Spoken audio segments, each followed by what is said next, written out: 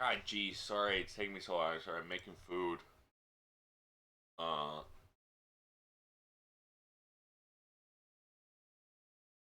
me a couple more minutes, but I am launching the game.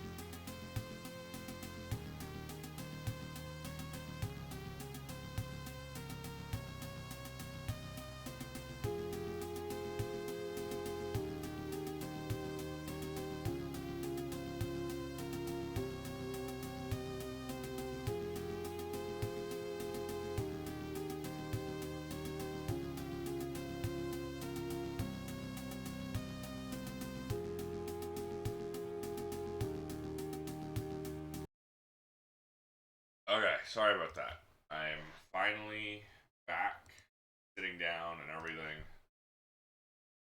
Um, I'm still a couple little things. Uh, uh,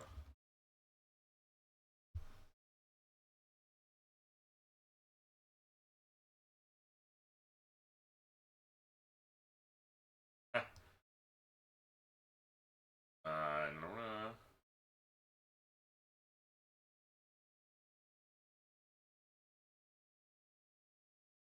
Okay.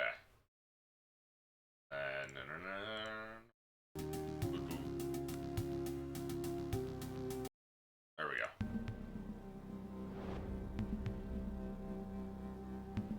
All right.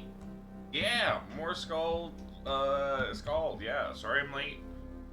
I woke up a little bit late because I was very eepy, and then while I was setting up, I was making a sandwich.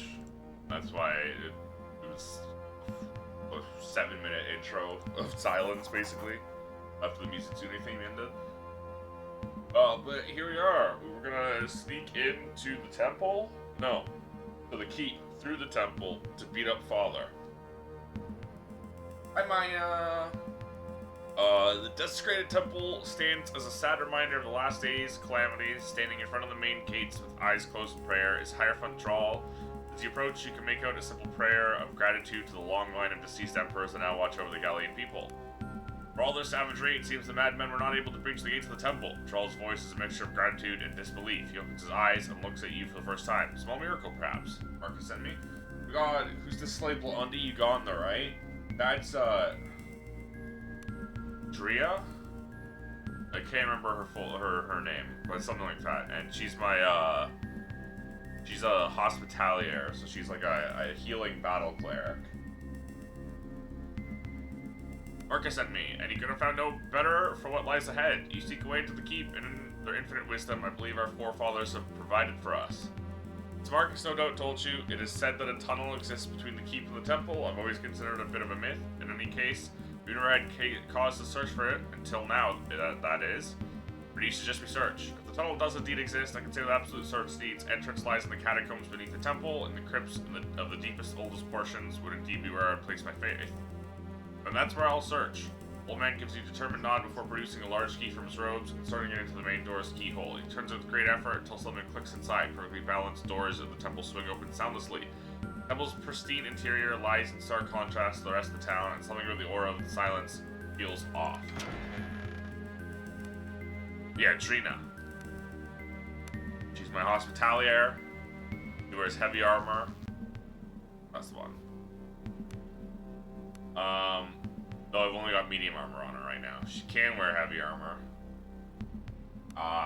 And wields a mace and a shield and heals.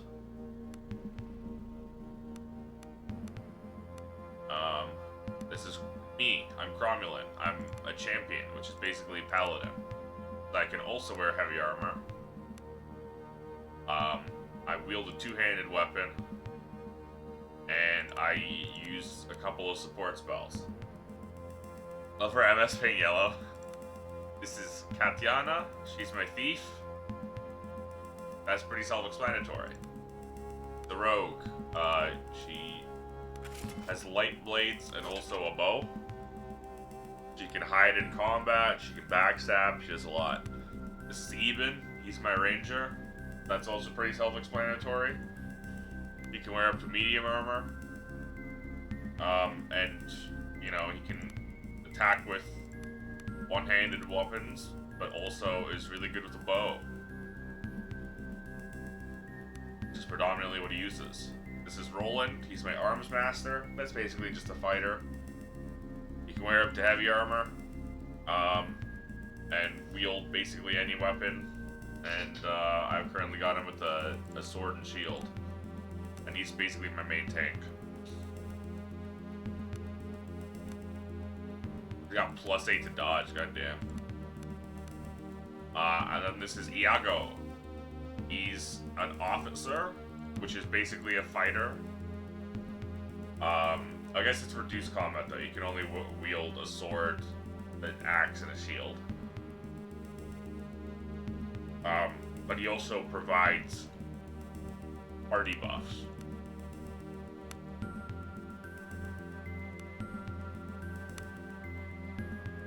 Like, you can unlock these maneuvers that increase party buffs.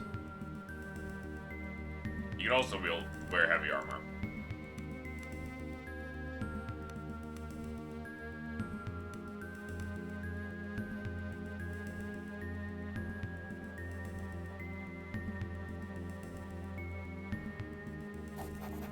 Elegant marble statue looms over you. Unblemished and pristine, in emaciated form, dressed in ragged robes, frozen mid-gesture while unmasking. Galleon, the first emperor, presides over the serene temple interior. Drina reverently presses her palms lightly against her face, then removes them in a gesture reminding you of the statue. Drina? It nurses me to stand in this hall and find its altar unmolested by the madness that has engulfed the island. Tenderly, she touches the base of the statue and offers a whispered prayer. You worship a corpse, madness. Why is he masked? Emperors don masks when they ascend to the throne, being amongst the oldest and most powerful of the Magi, already more than human. When they don the mask, it symbolizes they have risen beyond even their brethren. Never seen without it? No, the Emperor has never seen without their masks, save by the exhibitors of the Imperial Palace. Exhibitors are the personal guard of the Emperors, and the only humans to see them without their masks. Name literally means the ones out of bed, as it is said that they never sleep. Diplomacy versus 12. The silence hangs for a moment, there's something unsaid. Good thing I have really high diplomacy. I have +11 to diplomacy. I literally can't fail this. The emperors are very old, often several hundred years. They're also beyond powerful, one with the reticulum. One can only imagine the effect it has on their physical form. Perhaps it is best that the common folk never have to see the price of such power. For a moment, a shadow falls over the room, then it passes. Just be on your way. I wish to talk. Do you have anything for sale?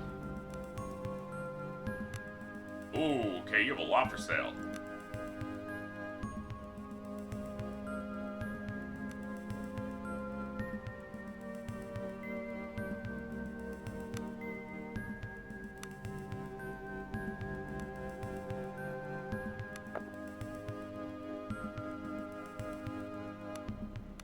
Well, Tatiana fucked up.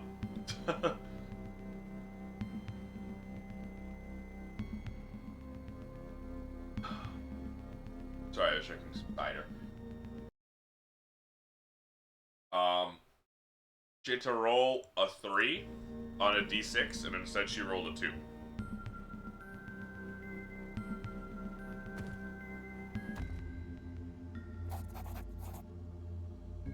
As you enter the dimly lit crypt, your senses are immediately assaulted by the scent of fresh carnage. The scent is still faint enough that you are sure whatever awaits you below is not pretend for long.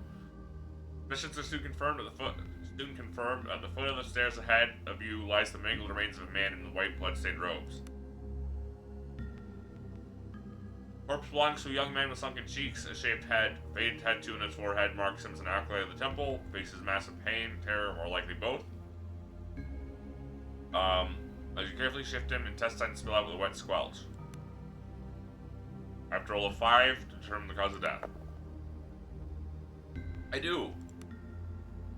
Examining the corpse, you're horrified to discover the youth's abdomen has been torn apart by claws or fingers.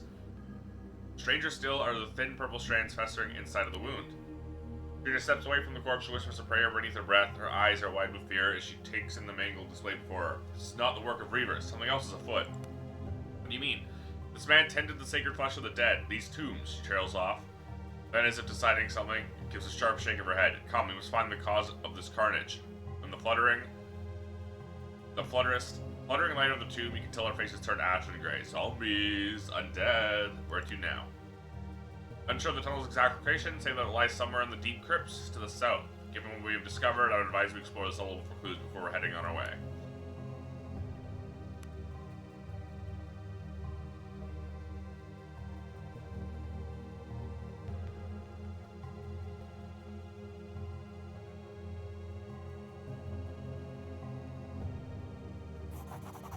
God damn it. I don't mind all the reading in this game, but I'm trying to eat. Something in this room, we were once terrified and awestruck by the alienness mixed with sanctity. A room not meant for common eyes, where the imperial priesthood lies its strange and sacred rituals. Junior begins searching through a pile of tomes on a nearby table. Her face still ashen gray, pales even further as attention turns to the corpse in the center of the room. What's this room? Embalming chamber. This is where our acolytes preserve the dead. Okay. For those touched by the reticulum, the veil between the living and the dead is thinner. The flesh may die, and echo persists. Not the time for theology, we must press on.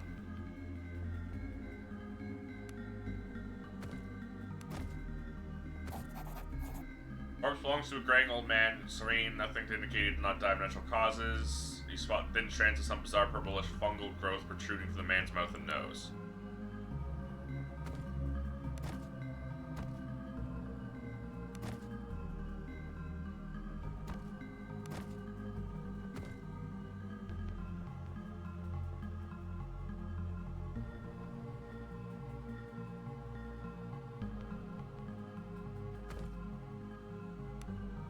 Not pickable.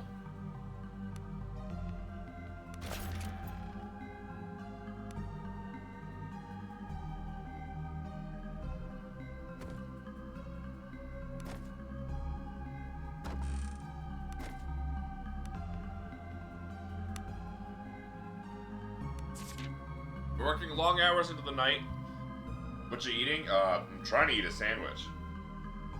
Smoked turkey sandwich. Working long hours of the night to deal with the recent influx of corpses, what compels people to act so cruelly. Yesterday we had the corpse of a young boy of no more than 12 years come in. You've been beaten to death by the looks of it. Take your dead, preserve me. We're not for the calling. I'm not sure I would have preserved. Or persevered. The glimmer of light. Brother Arun came running up from the crypt, so frightened he'd pissed his robes.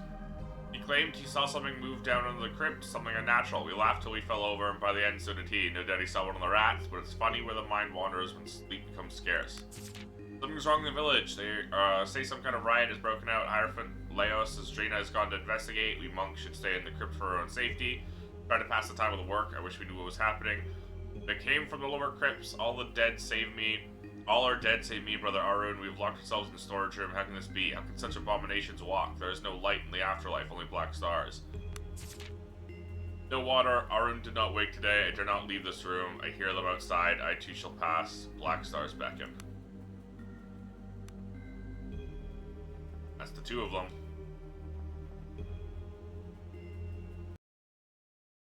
Sorry, I saw a Discord notification. Yeah.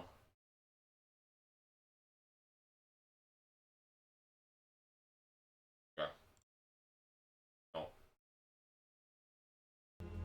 Yeah. I can expect some sort of monsters down in the crypts. Strange vines of some unknown purplish growth burst forth from the masonry. Vine strands reach greedily towards you. Your cruel and disgust decides best not to touch the growths. I accidentally right-clicked myself. And this is where we came from. Okay.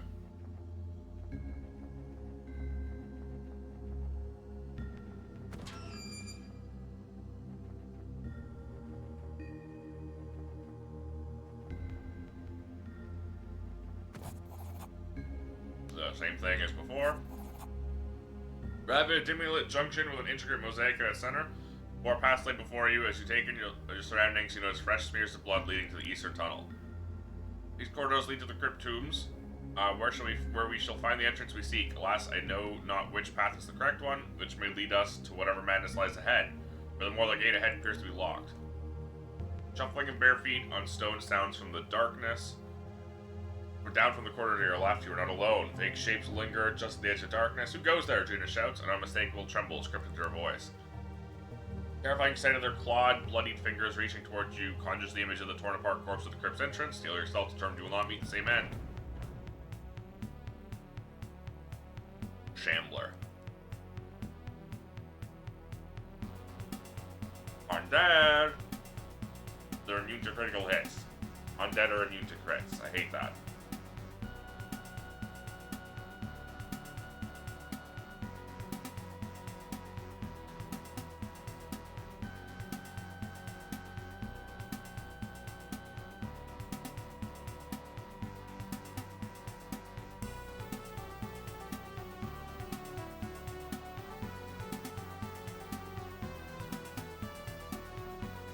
They have pincered us from the start.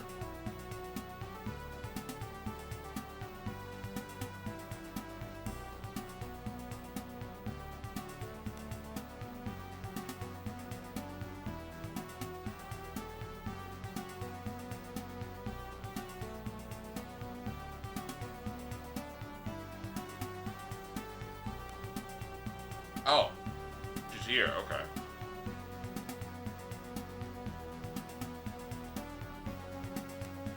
I forgot she's stealth. So yeah, you can choose. Like, you kind of have this like strategy game, party deployments, like turn-based strategy party deployment screen, which even shows you what's it called? Initiative. So you can decide how to place everyone at first.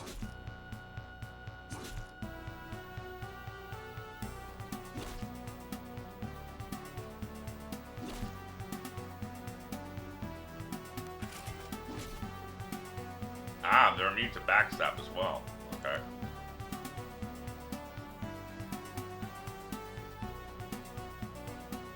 They are weak to sublime damage.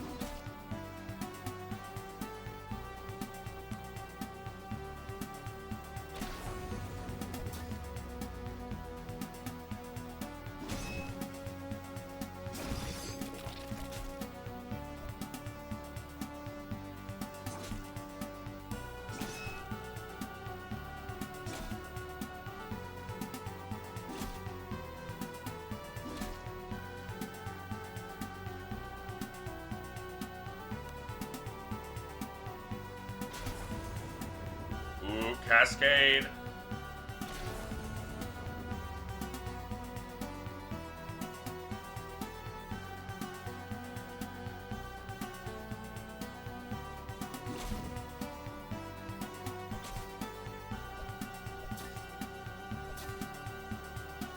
They barely do any damage.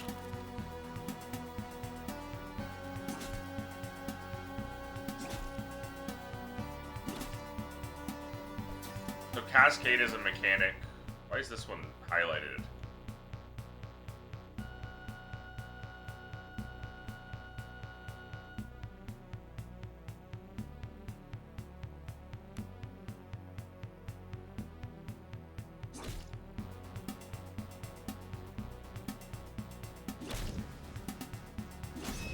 Cascade is a mechanic where if you cast a spell, you basically have a dice roll to see if you go again, letting you chain spells.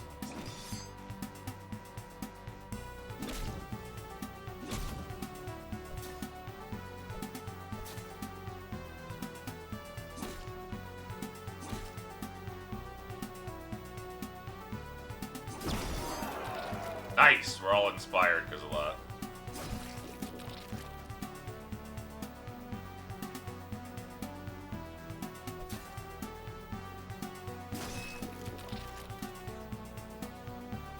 I should have cascaded that. Oh well. Not cascaded, I should have sublimed.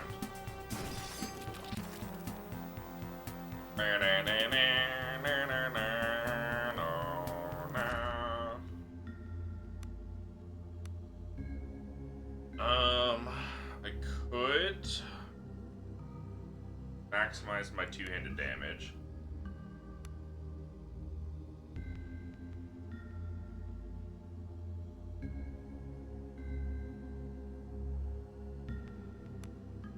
Or start putting points into this.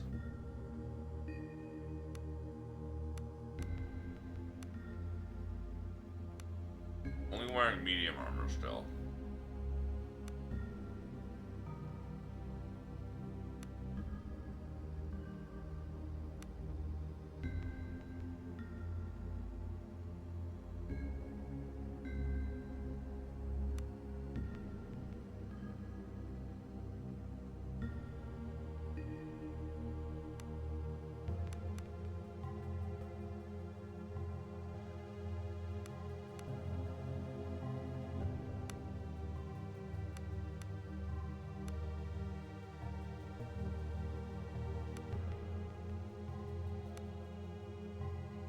Got fletching.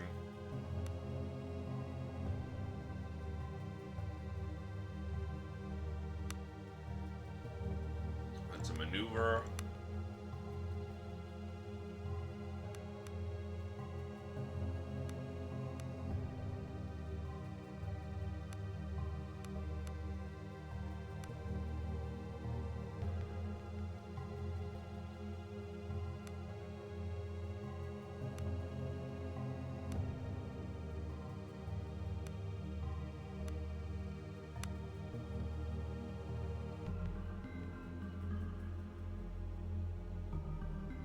Ooh.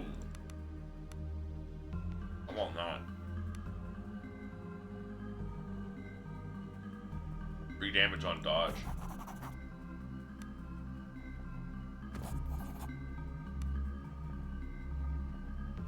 Locked.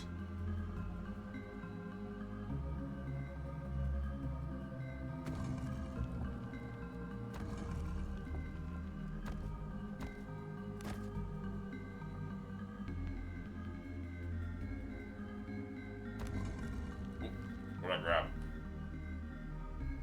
Popped up too quickly.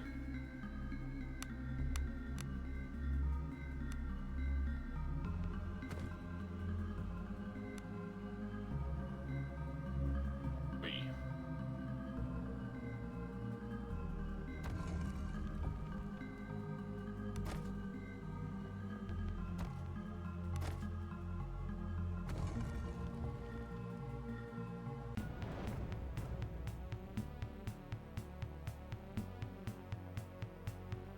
Carrion crawler.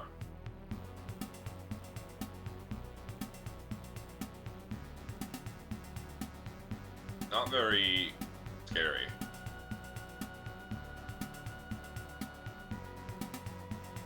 Do move, 1 attack.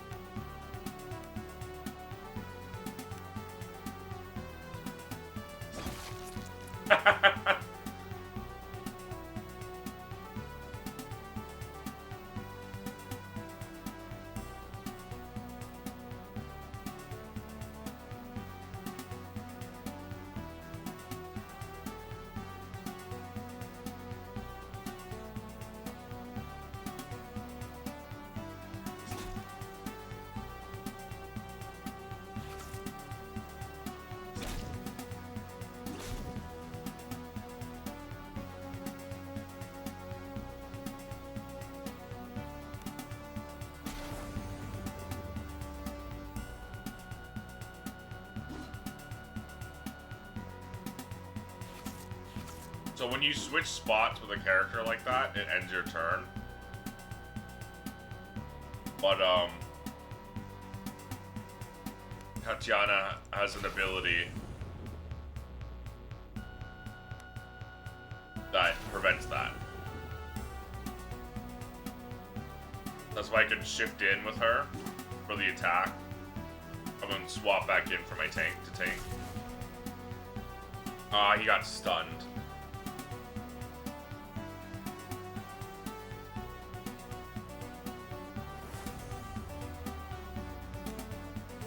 I accidentally attacked nothing for that sublime projection. Luckily I cascaded, but that sucked.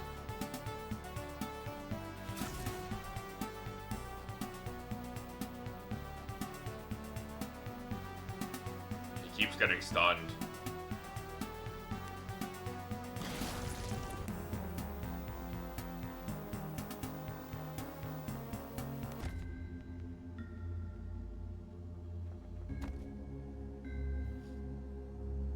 Fire Emblem pair up mechanic if it didn't suck. Yeah, I guess. So hi Kiana, how are you doing?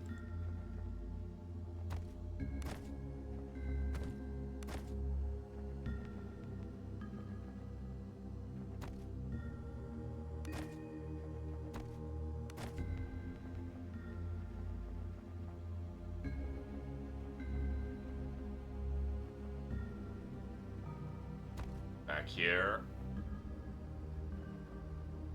Oh. That's a gunky room. A fine dust rolls up as you progress through the chamber, filling your eyes and nose with a burning sensation, sends you to an uncontrollable fit of sneezing, eventually retching. Sound booms in the echoing chamber, makes your ears ring as stars flash before your eyes. Wishing the week would just be over. I'm sorry. I mean, it is, because it is Friday, but I feel you. Sorry, it's such a rough week.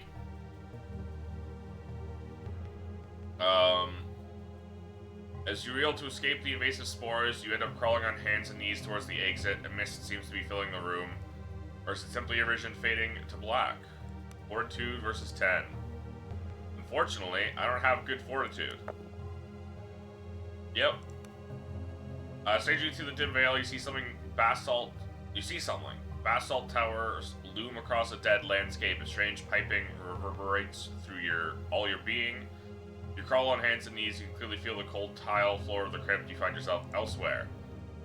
Now a wind blows across the blasted desolation. Standing just ahead of you, yet impossibly far away, is a tall figure dressed in flowing tattered robes. It raises its hand towards its face, and again the strange piping sounds. All is black. Ow! You awaken with a start. You are lying sprawled on the cold stone floor of the tomb. There's no telling how you've been there. Irritation in your eyes and lungs has subsided. Cat grabs your arms, wild-eyed and tears streaming. She tries to say something, then gives up. Get up. Scramble to your feet. You have a chance to take in the strange growths that fill the chamber for the first time. Examine the tentacles. Alien tentacle-like roots burst obscenely from the floor before branching off into a myriad of smaller partitions that seem to spread throughout the entire complex. Growths seem to writhe with peristaltic motion. And as you draw near, strands lift up and reach greedily towards you. You've seen this before, in the well near the farmhouse where you landed on Idra. Cromulent, let's be on our bloody way, yeah? Cat spits as she backs away towards the doors. Examine them more closely. Better with anticipation.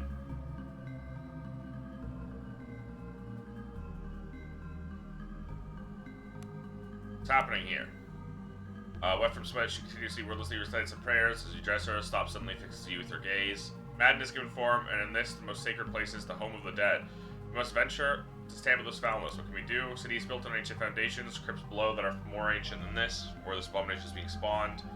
It's no coincidence whenever madness has befallen Idra, this is all part of the same curse. For now, there are still living that need our aid. We must press onwards through to the castle. All I ask is once we retake the city, we will come back here and restore the sanctity of this place. I'm with you.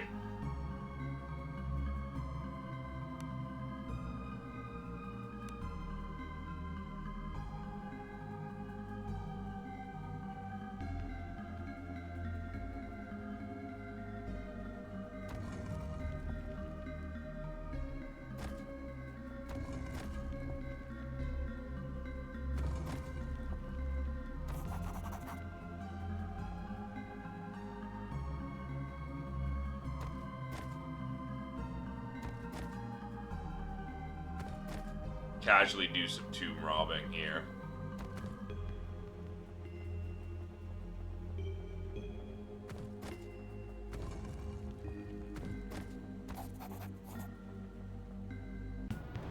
Shamblers. What the fuck is that? That's a ghoul.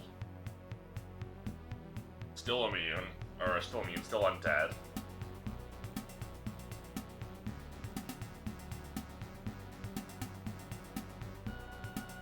I've been in Cat Yago.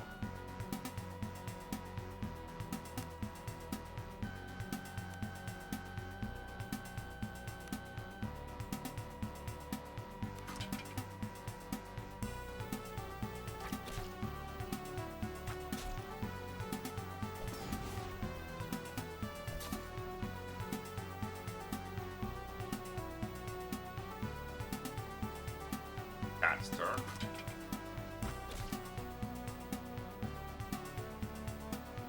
Ivan's turn.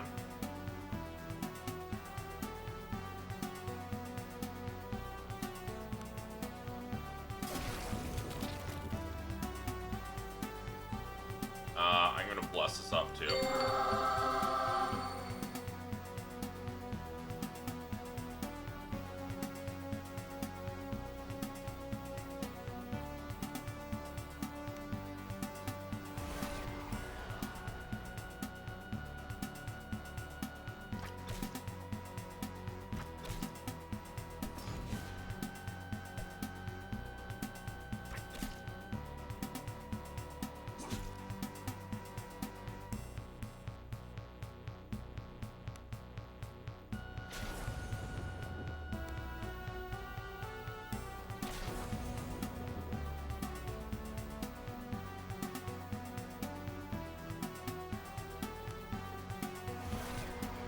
Both of our tanks regeneration.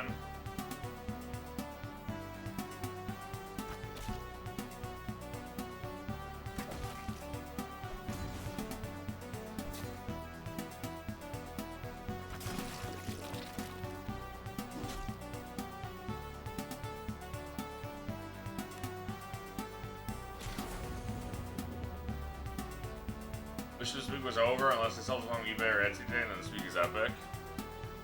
Fair. Also, high clay.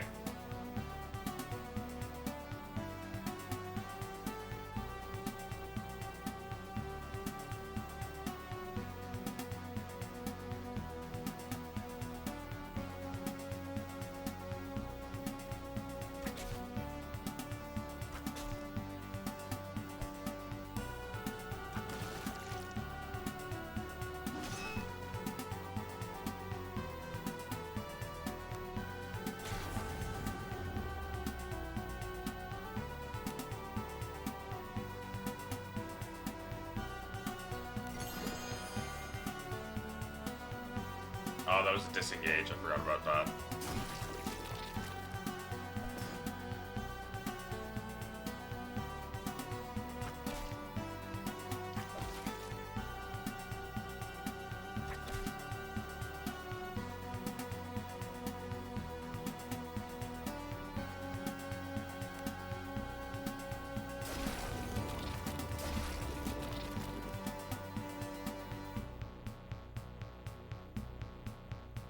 I accidentally went. That's fine.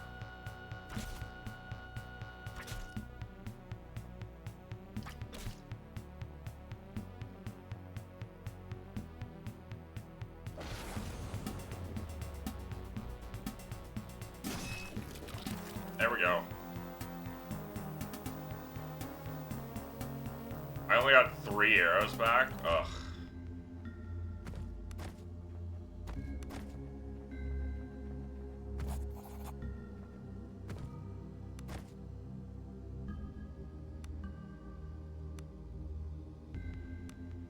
Got 60 arrows left. There are my attunements. Is that my only moderate attunement? That's bad. I didn't realize that.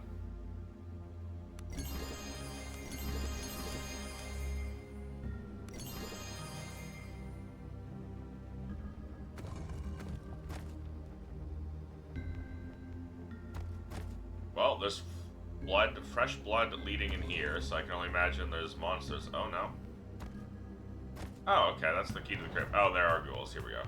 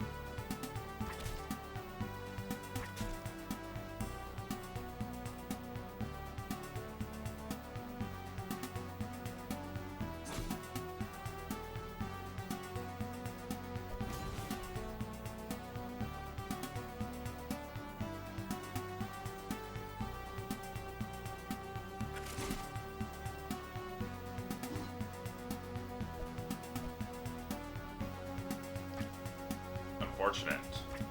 Double unfortunate.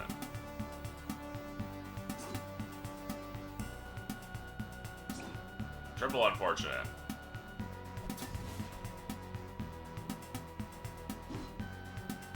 Wow. What? Hello?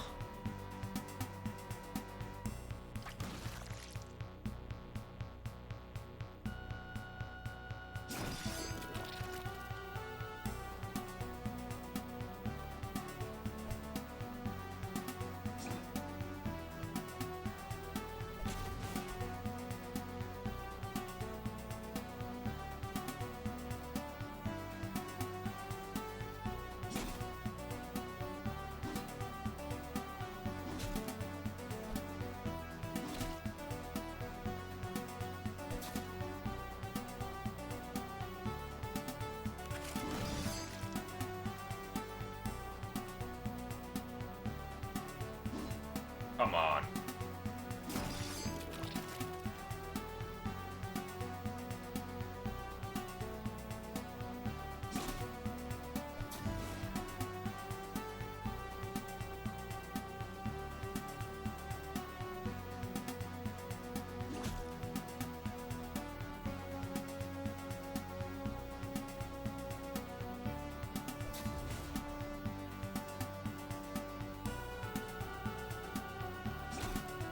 I did not have shifting.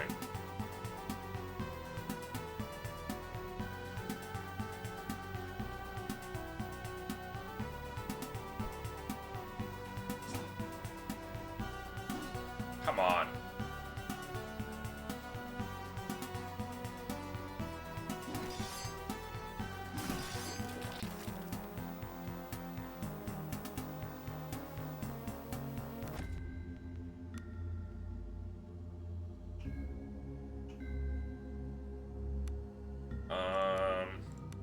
No, I guess he doesn't. I guess that's a thief skill.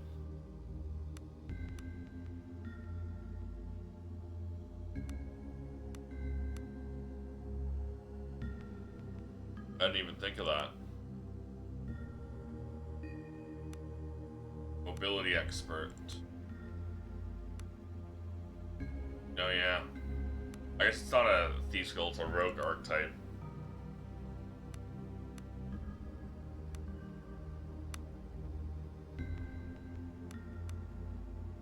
And everyone is either warrior, cleric, yeah.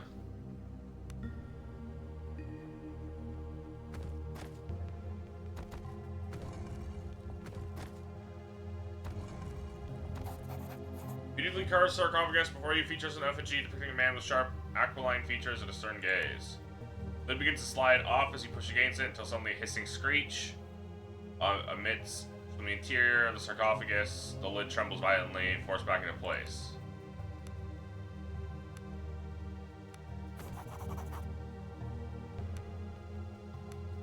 But with an unnatural resistance, almost as if something's holding the lid shut from within. Trained with all your might, you overpower the unknown force, stumble forward as the lid suddenly shifts, little time to catch your breath, something is emerging from the newly opened tomb.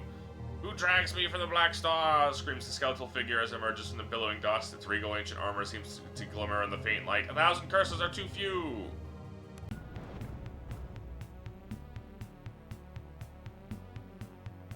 Joran the Usurper. Okay, this guy is tanky. And undead.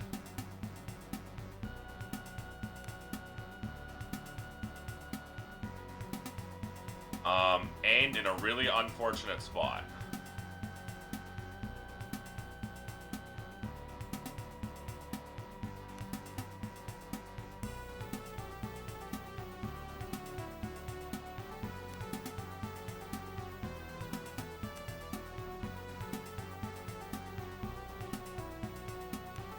Alright. Ivan.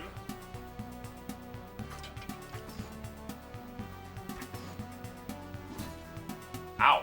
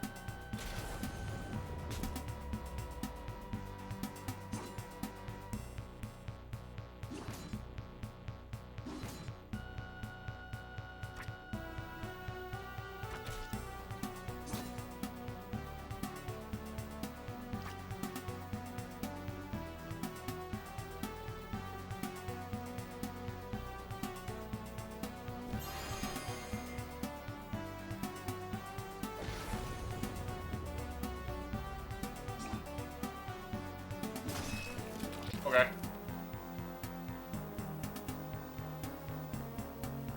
The Lake Blade. Medium blade, slashing magical. Stunningly wrought longsword of ancient design, bluish sheen of its metal never seems to lose its luster, giving it its name. I'm sure this is going to be much better than Matthias' sword. Oh yeah.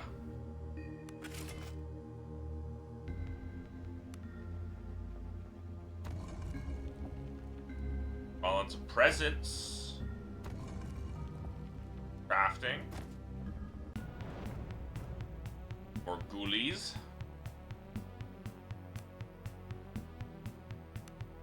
It's got her tanks in front. And our damage back here.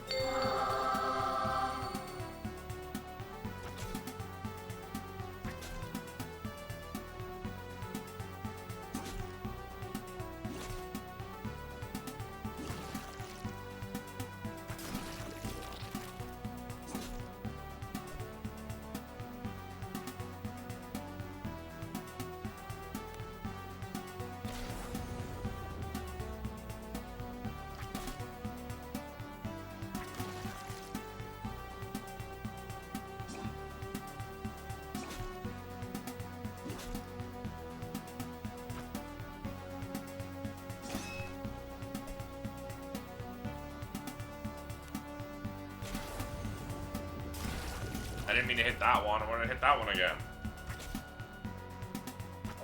Because I want him to get the kill for Inspire.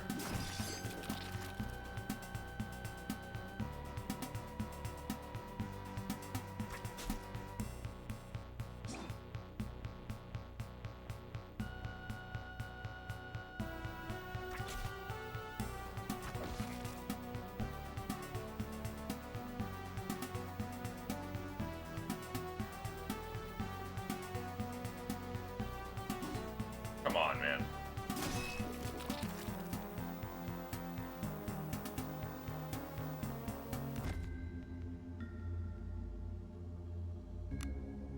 "41 hunting arrows. Ugh.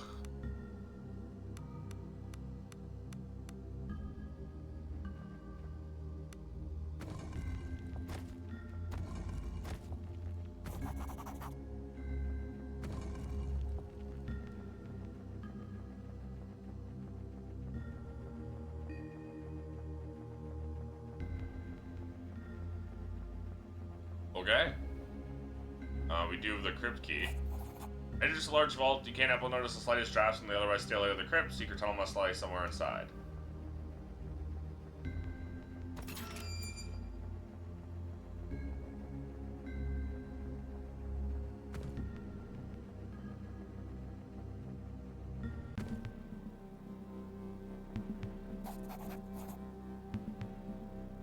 Right, I stole from him and failed immediately.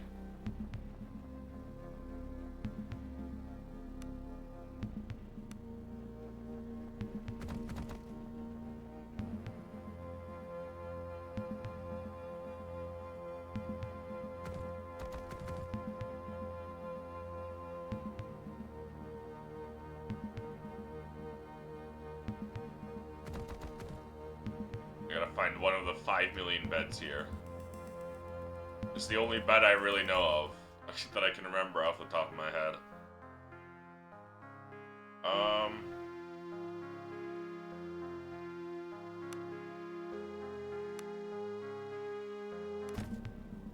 Hold on, I got diplomacy gloves. I'd rather put presents up.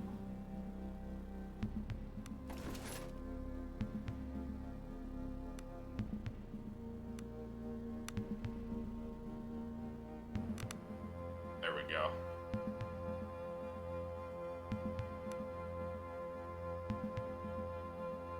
It should actually also increase my diplomacy because presents, yeah. 6 presents, let's go. 8 healing, 8 awareness, sheesh. 6 willpower.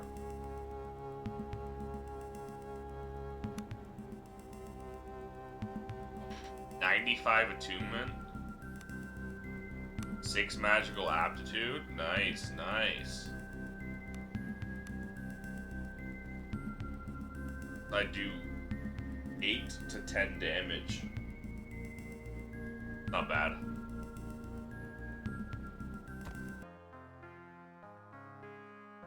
And then everyone on Fletch, basically.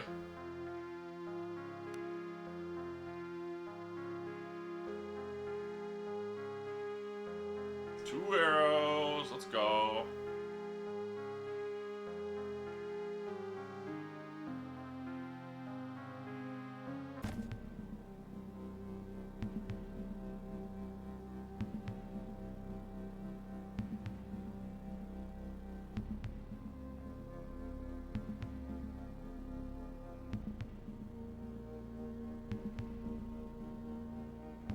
I don't know why it's not moving.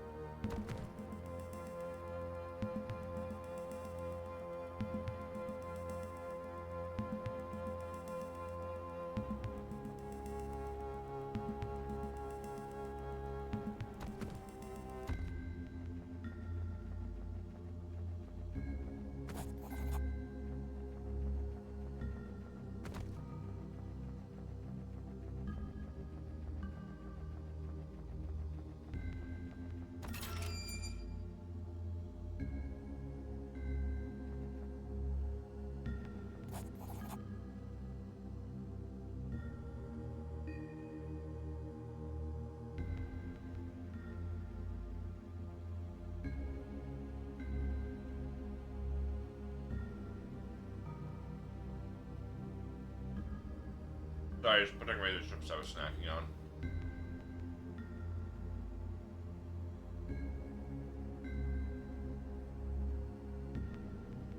And then washing them down with a drink. Standing atop the stone dais is the emaciated form of what appears to once been a king. Rust has long since destroyed much of its royal armor. What little flesh remains of its skeletal form is covered in the same crawling purple fungus that seems to infest these tombs. Who are you? You do not know? The White bellows, I am Enar All-King, Lord of Idra, wielder of the mighty Lake Blade, and why do you linger here? The White emits a pain moan as he reaches for the empty sheath in its waist. I shall not rest until I have reclaimed the blade Yoren the usurper stole from me. Die, abomination. He emits a roaring scream as one by one the lids of the surrounding sarcophagi fly open. 5 gaunt, yellow-fanged creatures emerge from the graves. I'm not giving him the Lake Blade. I'm killing his ass.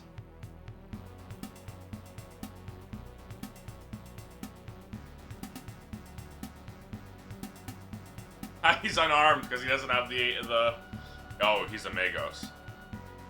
Magic Missile. Okay, so he's a bit scary.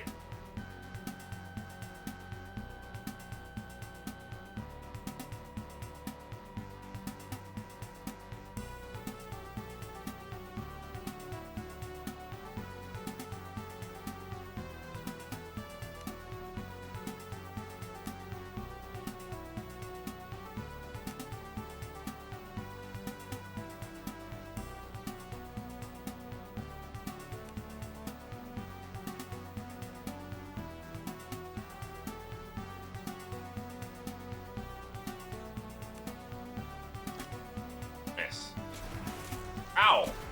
Ow!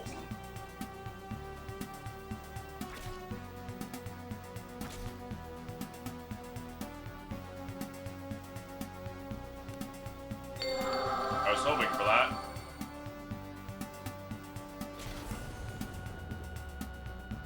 I hit back, asshole.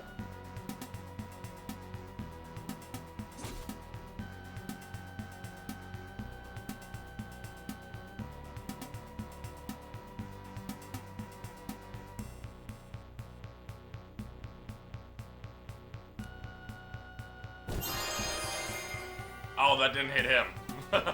The one person I wanted to actually heal.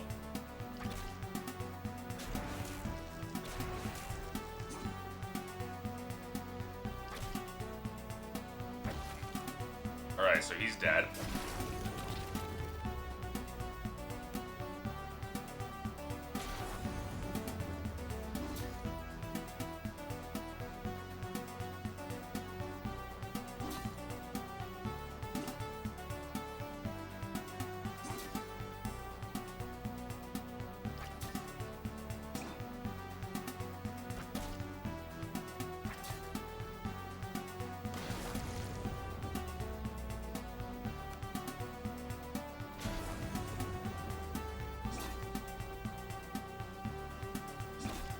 Sublime projection goes so fucking hard in this undead crypt.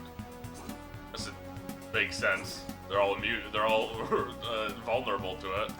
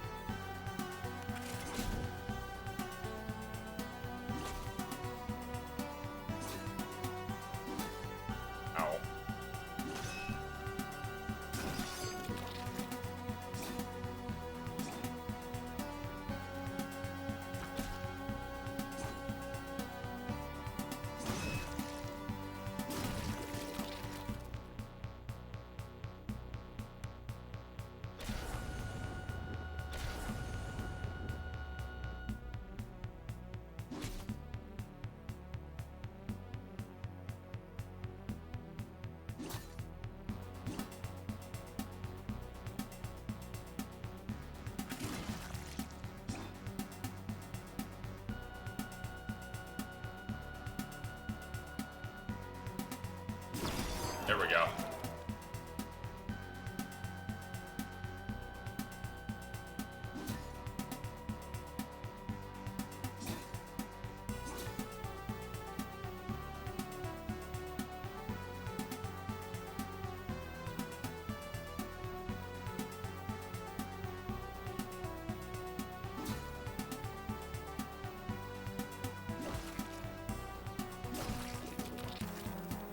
Easy.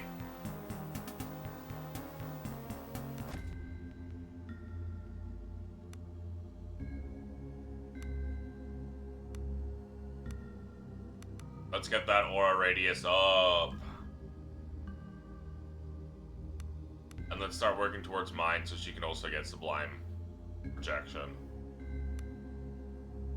She can do some damage to the back line. Alright. What are we even leveling for you at this point?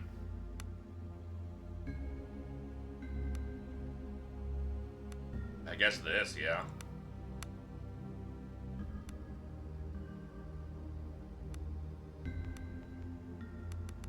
I should also get fletching on her. I'm using a lot more bow.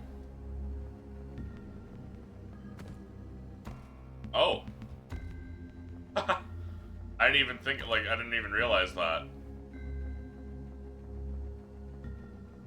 I am gonna go back to town and heal up, so I don't have to chug potions for him. Unfortunately, I can't camp here.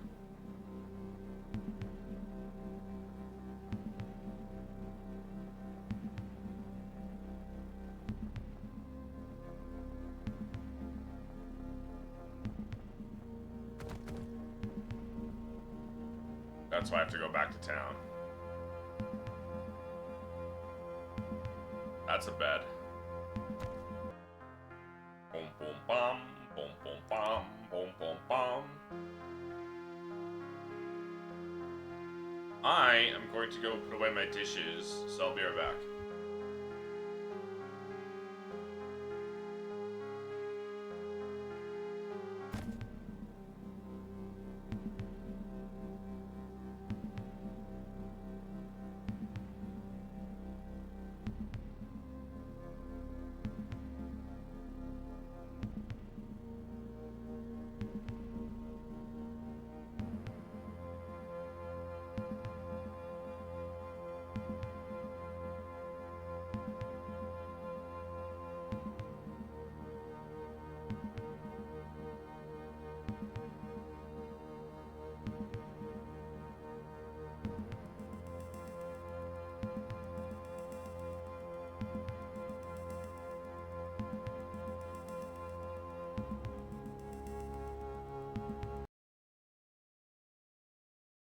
Sorry, I'm back. I keep forgetting this game doesn't play audio when I alt tab.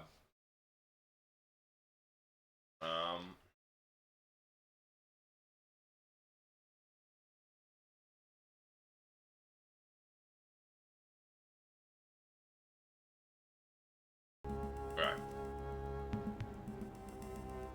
Oh, now it wants to move. Okay, fuck you.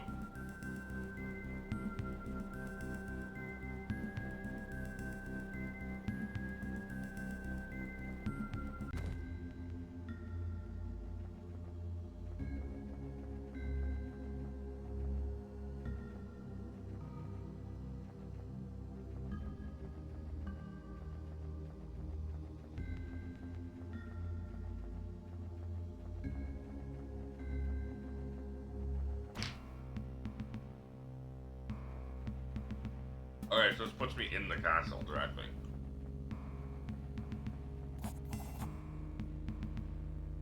Moans and soft sobs mixed with the stench of unwashed bodies and rotting corpses packed densely in the castle cells send rows and rows of men and women, no doubt those who were taken alive.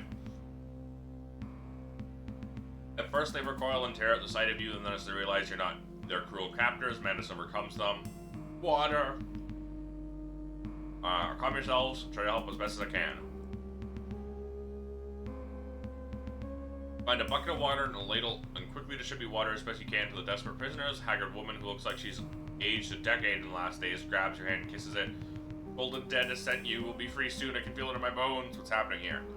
We were dragged from our homes when the Reavers went mad. They went from house to house, killing some, taking others. It was like they knew exactly who to take and who to kill. It was insanity, pure insanity. I'll never forget the screams and cries.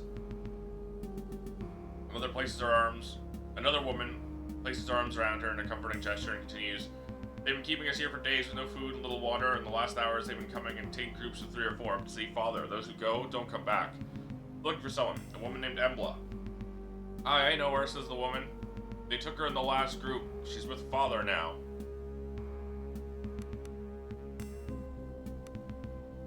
Okay.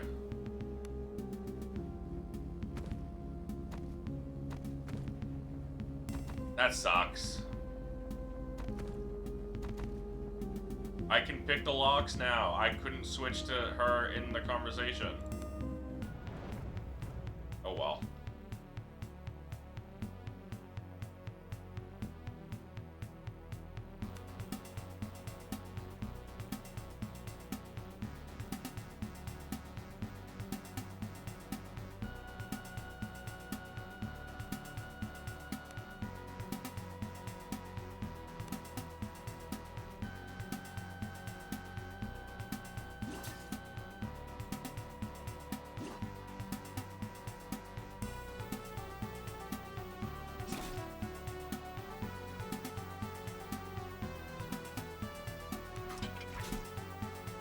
That's the biggest issue I have with this game. You can't... And in situations like that, you can't switch your thief character. Or your character with X skill, or whatever.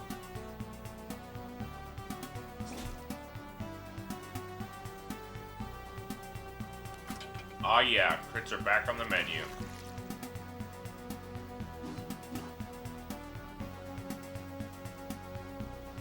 Oh my god.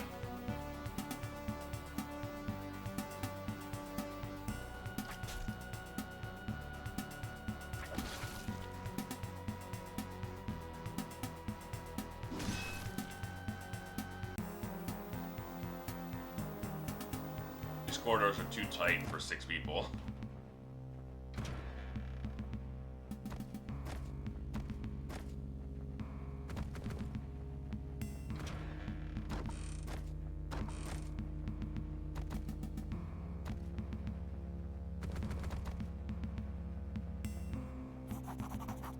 Small band of reavers stand swaying in the half-light of the dimly-lit room. They look pale and drawn, and their eyes distant. Strikes you that, in their fervor, likely neither eaten or slept in the last few days of chaos. The men are being driven beyond their limit. By what, you don't dare speculate. One of them blinks a few times as he notices you, and an oddly beatific smile falls over his face as the lethargy is replaced by the prowling aspect of some predator. Immediately recognize the man as leader of the first Reaver band you came across when you entered Horan. Ah, you came! His voice is hoarse and dry, and there is a genuine note of gratitude in it. He's waiting, you know. It's your turn now to go to Father. Come, let me take you. What are you doing to the prisoners? Prisoners? Oh, they're not prisoners. They are acolytes, chosen ones. Father will weigh them and the ones he finds worthy, they go on the ships. Such wonders they will see. Die, scum. We'll stand here again and again and again and just take my hand soon enough. You always do. Reavers of Idra, faction has turned hostile. What do you mean you always do?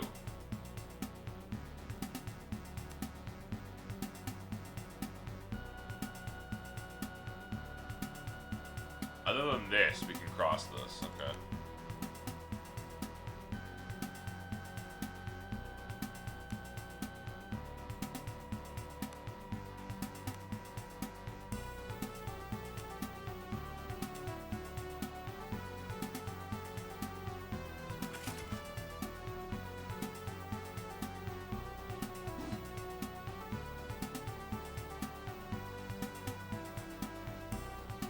I meant Roland to be here anyways.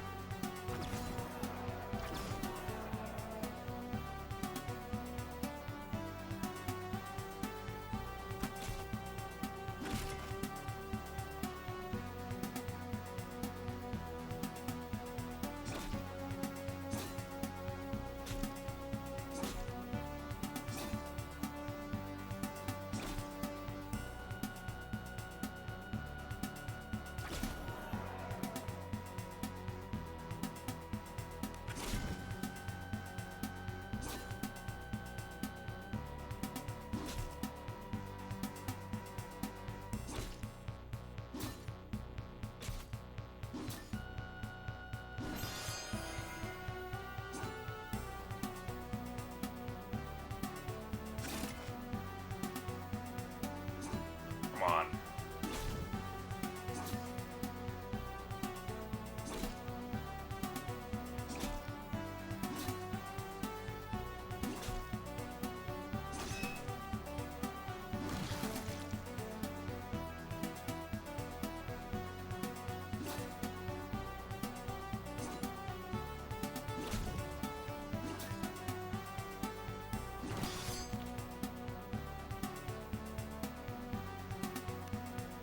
Die.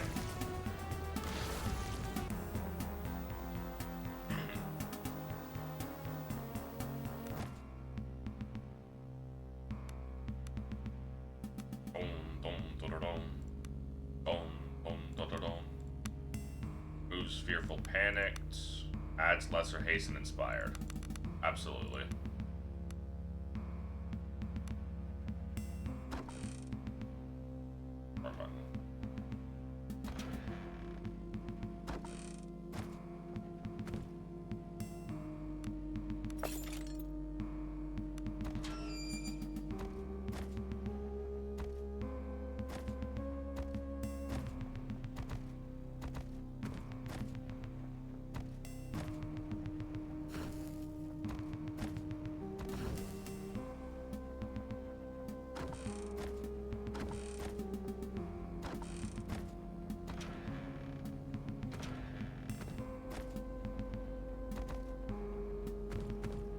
rest in these beds.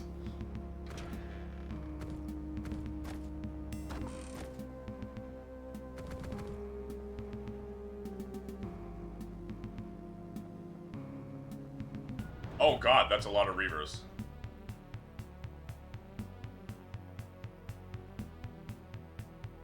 Mystic Lightning Strike. Any opponent. We got 2 Mystics, 2 Blackguards, and a Scout. 2 Scouts, so we got 2 of each.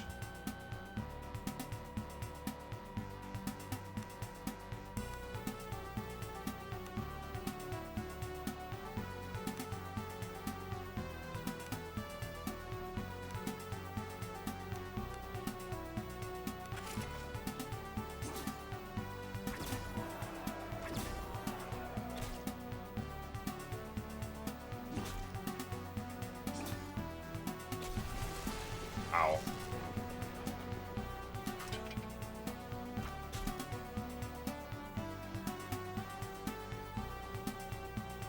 Drina didn't get a go.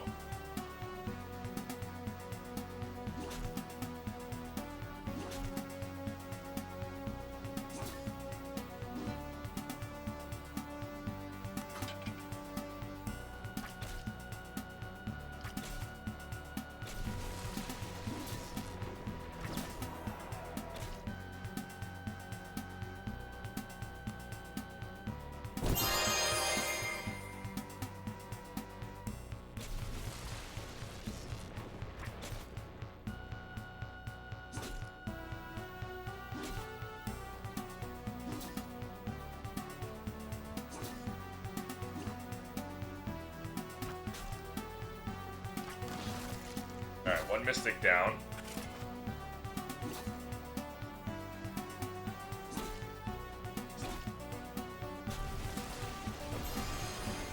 Ow.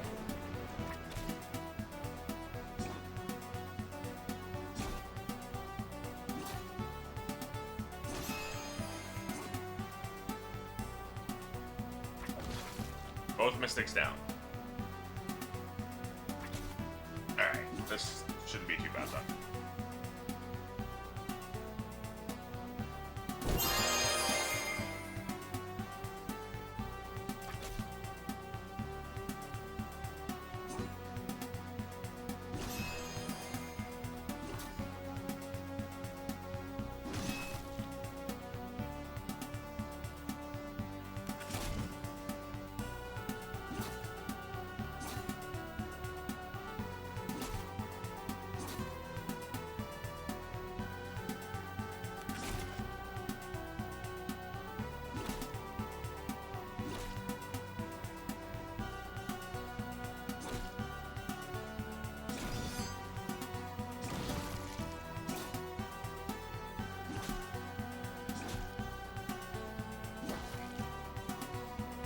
Oh, whatever.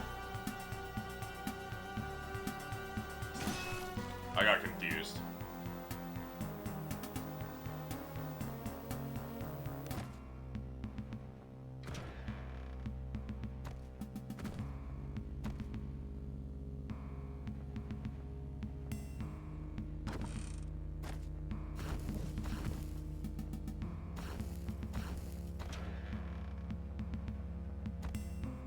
Mine early on hands, snooze.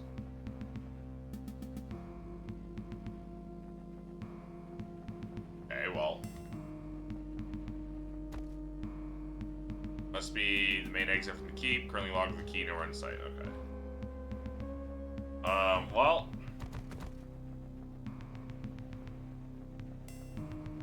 There's no bed in here, so we would have to go all the way back if we wanted to heal. But I do because Ivan got injured. Or Iago got injured. No, I don't want to. I'm gonna do this though.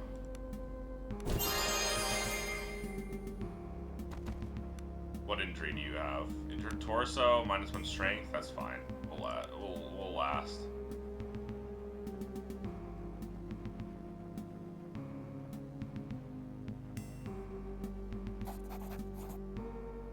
Ahead, 3 figures clad in tattered robes sit bound and kneeling. One is sobbing loudly, seconds is trembling in a puddle of his own piss. The third, however, face covered by a hood, seems more composed and familiar. Slowly, from the shadow, something emerges. Twice the size of a man, yet oddly graceful, the being is utterly alien in every fashion. You have no doubt you at last find yourself in the presence of Father. Father Beast stalks over to the first captive, all the while breathing heavily and wheezing as if not accustomed to breathing air. Slowly, its 4-fingered hand reaches out towards the man's head, grasping it as easily as a grown man would grasp an apple. It pulls the poor wretch close, and for a moment its horrible yellow eyes seem to peer into the man's mind. The creature emits a strange, trilling sound, and then with terrifying ease crushes the man's skull like an egg. Moves down the line, the process repeats. Once again it gazes deep into the eyes of the terrified prisoner, almost as if it's looking for something. Cry out. But again the wretch is found wanting. Fragments of brain and skull spray across the hall. Your attempt to cry out sticks in your throat. Father stalks down the line of the final victim. Beast lets out the strange, trilling sounds and fixes its gaze on the third person. Now, for the first time, you notice that unlike the others, she's not bound at the wrist. With steady hand, she pulls back her hood, and even with all the years past, you immediately recognize her, Embla. Though sensing your presence, she turns her head feeling slightly towards you. Even in the dim light, you get a feeling she's smiling. Creature looms over her. No! Creature's eyes go wide as it reaches towards her. If it was searching for something, it must have found it. Roaring in triumph, it lunges, but at the moment of impact, the room instead explodes with white light. Heavy metallic smell of ozone mixes with the stench of burnt flesh as the creature staggers backwards, clenching its eyes in pain.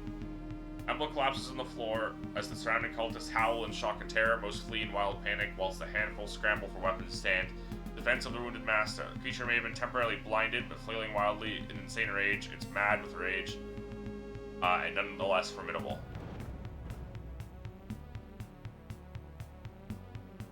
Cultists. Okay, so these are the fucking dinky little losers. 2 attacks, conditions lesser blindness. -1 agility, -6 awareness, toughness saving throw at the end of the turn to remove it. And it is a +12, so that's a guarantee. 154 vitality, +19 to hit, 1 to 32 damage. Oh, lordy. Luckily, he attacks last.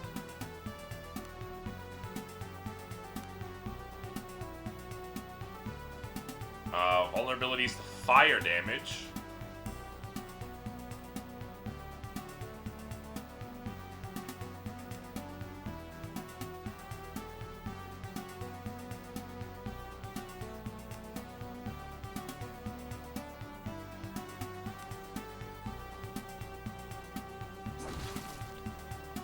Kill that guy immediately.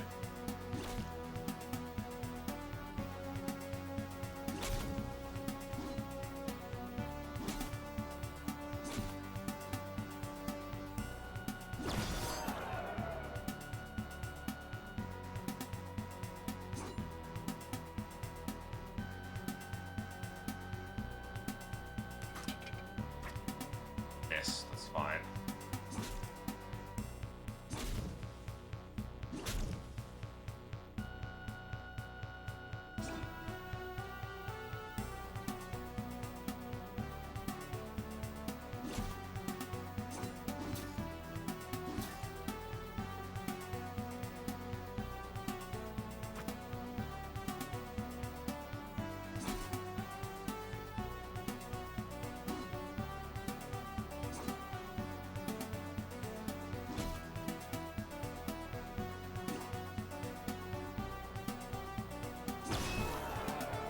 We gotta get in here and start healing.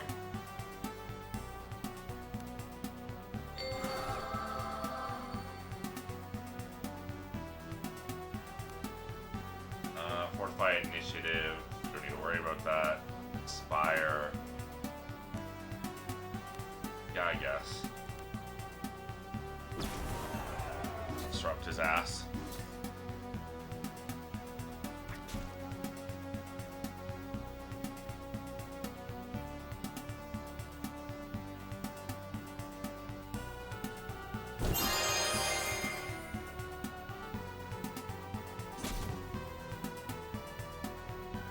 Okay, we got through his massive vitality, so we're winning. And we won. We won. No one even lost all the vitality. We fucking kicked his ass.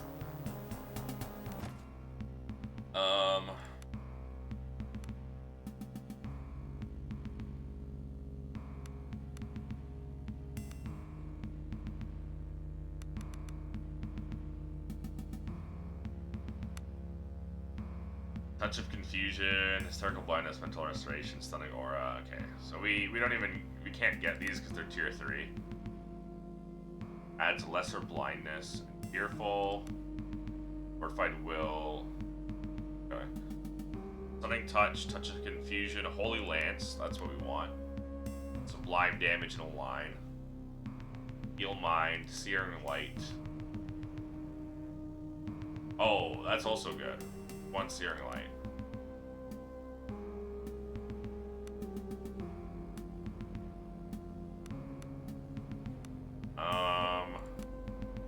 Punishing Takedown. Yes. Heal party on kill is huge. Because he does get a lot of kills.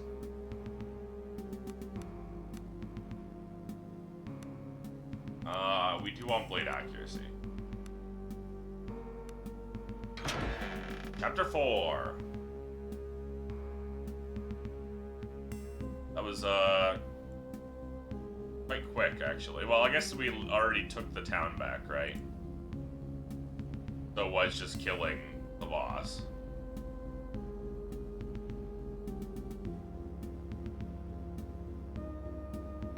Your head reels, your body aches. For the first time in a long while, you allow yourself to acknowledge how truly exhausted you are.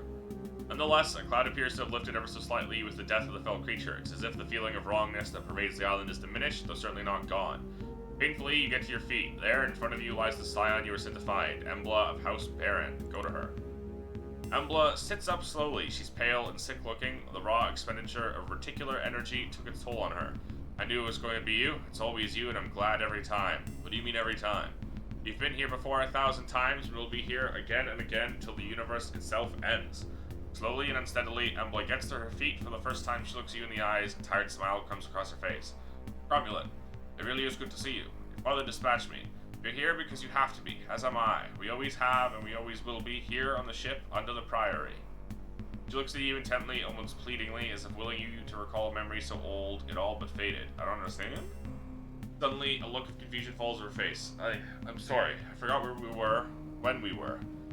Romulan, there's something so wrong here, and much worse than you realize. That thing, the father, the people and animals changing, even time is wrong. I don't fully understand it, but something is causing it. Drawing it here, drawing us here. It doesn't make sense. Embla draws a deep breath and closes her eyes. For a moment, she's quiet. Forgive me, I know. I'm only beginning to understand it myself. For now, I'll tell you what you... Suddenly, the heavy tramp of armored feet echoes throughout the keep as the beleaguered remnants of the Horan City Guard make their way to the main hall. Ineptly brandishing a sword, Marcus is bringing up the rear. The former Chamberlain and now de facto leader of Horan looks even more thin and drawn than when you first met him, but nonetheless, there's a small glimpse of triumph in his eye. Marcus, you've done it! He's cut short as his gaze falls upon the grotesque corpse of the father. By Galleon the Great, protect us all. How could such things exist? Where did it? He tries and fails to fight back the nausea, while Marcus retches in disgust. Embla meets your eyes. It's clear that she has much to say. Now is not the time or place. Wordlessly, you agree that both questions and answers will have to wait for now. Marcus, are you okay? Slumps down in the chair as he catches his breath, but it's hard to avoid looking at the corpse sprawled on the floor. Once more, we owe our fortunes to you. Sadly, the situation is dire. So many are taken by the Reavers, there are hardly any left. We found a few dozen survivors in the dungeons where there should be hundreds. Where have they all gone? I'm afraid I have the answer to that. There was a method to the Reaper's madness. Those they took were taken for a reason. The ones Father approved were gathered together and placed on ships. But why? For what purpose? Can't tell you for what purpose, but I think I know where they went at least. North to the island of Gradla. The northernmost island of the Outer Isles. Gradla is cold and barren. Sparsely settled, legend has it, it's the site of the ruined monastery known as the Black Priory. Ooh, it's the name of the game. The only main settlement on Gradla is Adler's Helm. Adler's Helm is a mining town and the main settlement on Gradla. No doubt there's much more to Embla's story than she's willing to share with Marcus. Marcus stammers as he searches for words. Let me check the achievements of the game again. Because I remember, finished the game, slayed the foul leader of Reavers on the in Idra. That's what we just did. Pilgrimage to the Five Shrines in the Outer Isles. Gradla. You've sailed north to Gradla to uncover the secrets that we found at the island's plateau. The Queen is dead. No, okay. I thought I saw something about Adler's Helm. But it was probably Gradla, the island. Yeah, okay. Orcus stammers, he searches for words, he gets up, calls for one of the guards, then changes his mind, turns around sharply, produces a piece of paper and a quill, ultimately fails to think of anything useful to do with it. Ultimately turns back to you and Embla with a mask of utter dejection on his face. Gradla. Embla looks at the corpse of the father for a moment, then back at Marcus. There's much I do not know yet, I will say this. Chaos engulfs the Outer Isles, and the force that drives it is rising. For whatever reason, Gradla lies at the center of this conjunction. The Empire will not come for us, and though we cannot escape the Outer Isles, I believe a fast ship and a skilled captain can make it to the shores of Gradla. If we can force a landing, we may have a chance at stopping the conjuncture before the Outer Isles are lost forever. Yes, rescue the lost souls of Horn, at the same time, deal with this conjuncture. Embla says nothing. But if no help is coming from the mainland, we have no one to turn to you but you. Truly, we cannot ask this of you. There's neither men nor much equipment to offer. There's no doubt you speak the truth, Embla. Let's do it. Then it is settled. We make for Gradla, and whatever fate awaits us there. As for ship and captain, vessels here in Horn are ruined, and surely there is not a captain alive that will brave the seas at this time. Iago? Lady, I, Iago Zadrama, shall answer your call for aid. You can never ask for a better ship and crew to carry us all to our dooms than my weather maiden. If indeed this is to be, there is much work to be done. If you will allow it, I shall return to my crew and begin preparations. And where was that again? The Sea Cave. I already know that. Iago shakes her hand, nods to Embla, and makes haste to rejoin the ship and crew. We'll meet again soon. Embla has joined the party. Then it is decided it is not long for the people. Aid is not long for the people of Horin. Before you go, be sure to visit the armory in the western part of the keep. If there's any material aid we can offer you, you shall have it. Oh, I already looted the shit out of it. Iago rejoins his crew.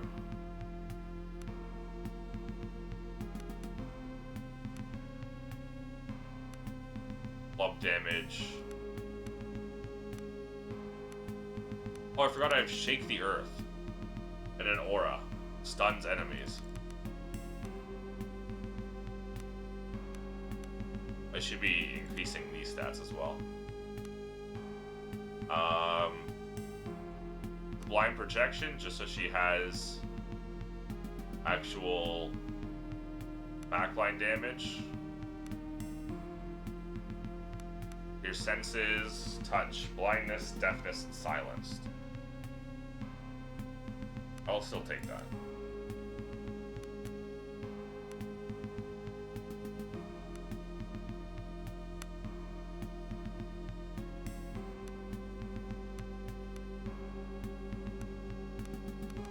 I'm going to take fletching.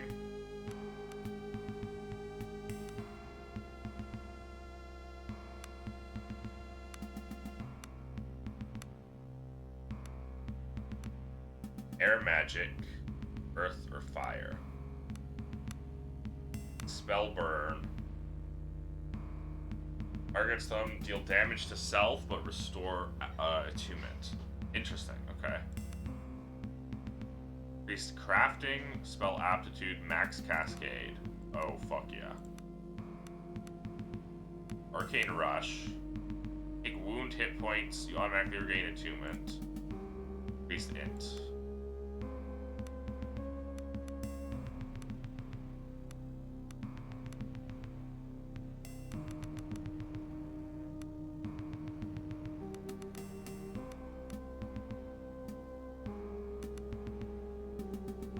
Air magic.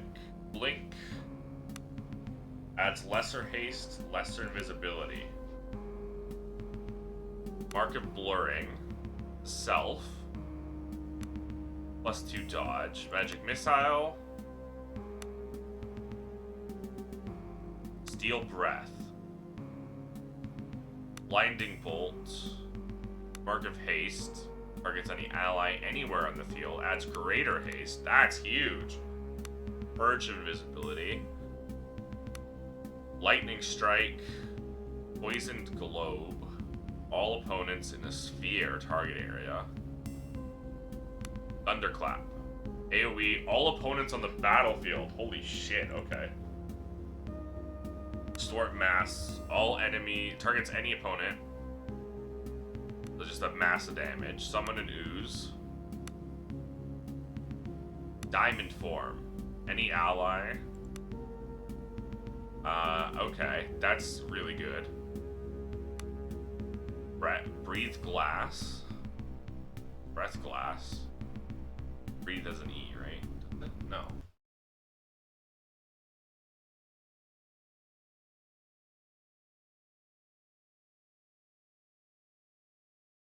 Yes, whatever, I don't care. That's a cone. Targets all allies too, though. Cone attack. Stone skin. Adds slow to enemies in a sphere. All enemies in a line add stun. Any enemy, they get fucking eaten by gnats. Breath of the Ancients. Own all enemies and allies. Inferno targets all opponents and allies in the battlefield. That's crazy. All allies. Fortified Will and Lesser Frenzy is pretty nice, actually. Searing Lash.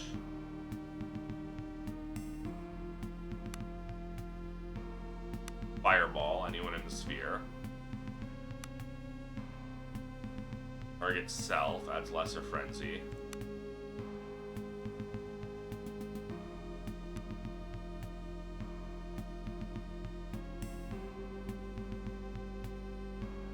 I'm not gonna lie, the air one sounded really good. But so did Distort Mass.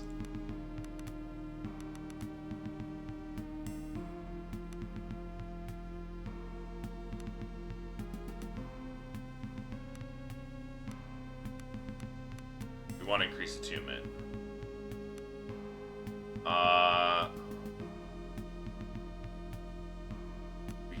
I feel like we wanted Fire Frenzy.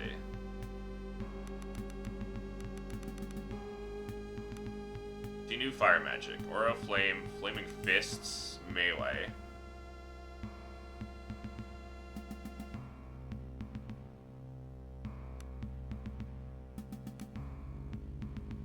Illuminated.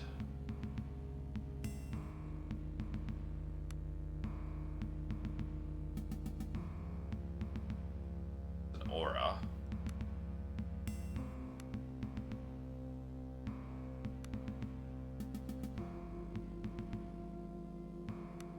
It's a line.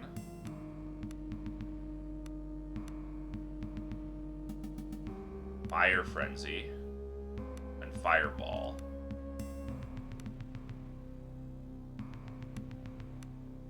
Earth Magic. Mark of Lethargy. Arcane Shockwave. That's specifically enemies. And then Swarm of Gnats. Air Magic. Magic Missile. Mark of Blurring.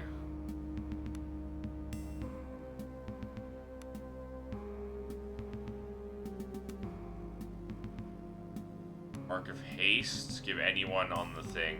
Yeah, absolutely. Blind anyone I want.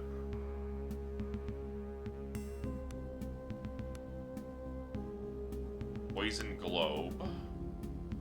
Lightning Strike for sure.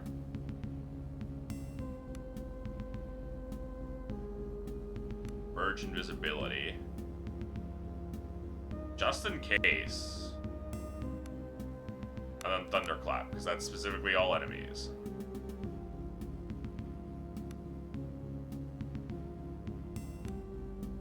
Oh, I have to pick another one. Poison Globe.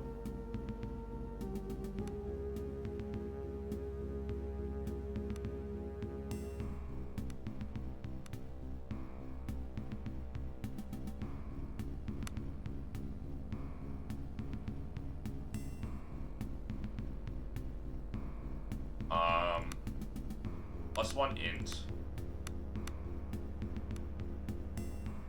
Oh, she's big into crafting, because crafting is int. Okay.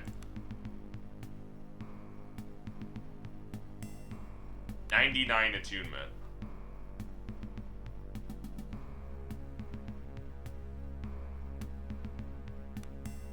Which she'll need.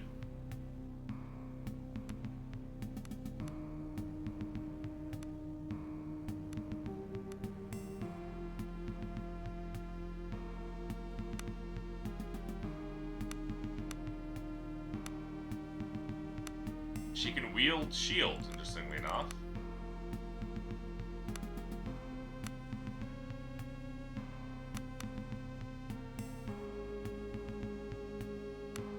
She can't wear light armor.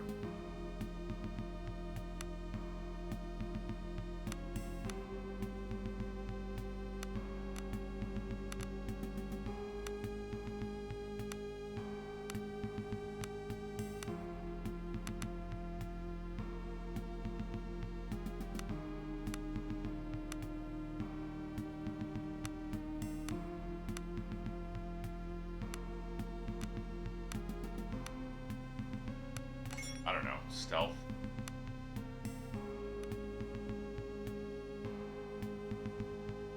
She can't wear light armor, but she can wield a shield.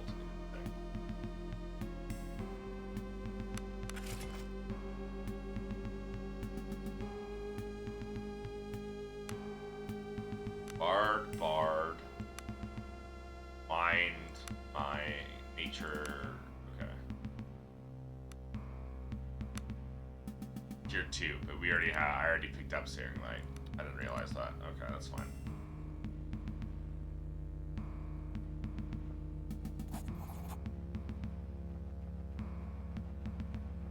Not by the armory.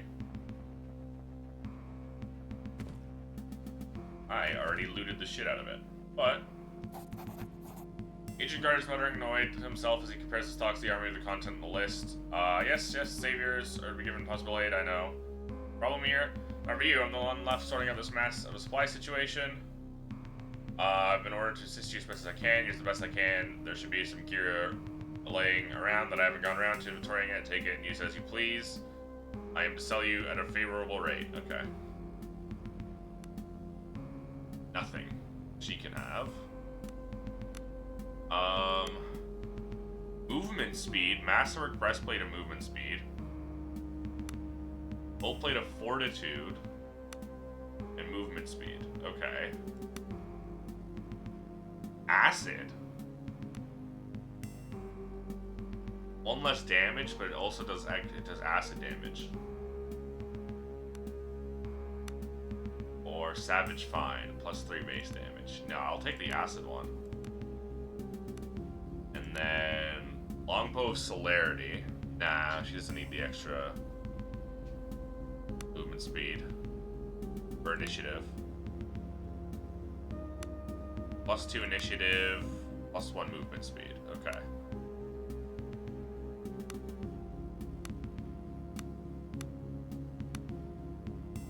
So I'll buy the shields.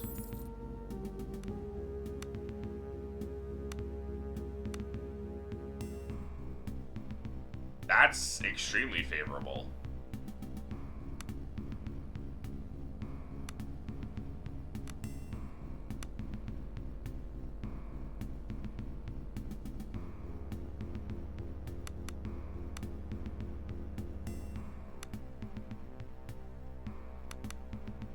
And then you steal the acid bow.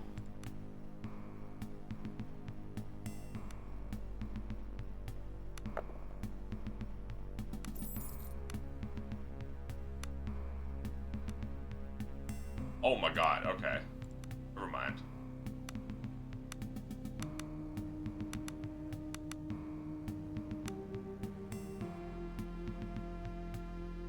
This merchant will not buy stolen goods. Wait. You know what goods are and aren't stolen? No!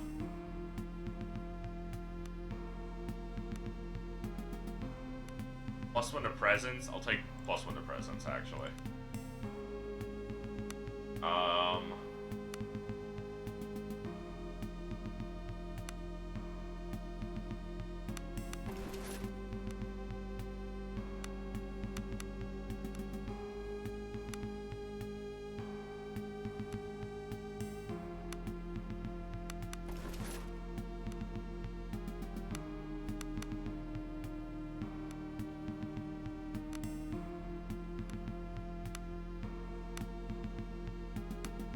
let's do to initiative. She doesn't need movement speed because she's going to be casting.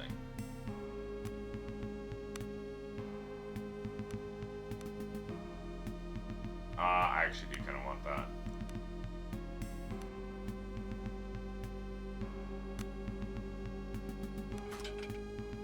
Oh, this is just keen masterwork, okay. No, yeah, I'll take acid.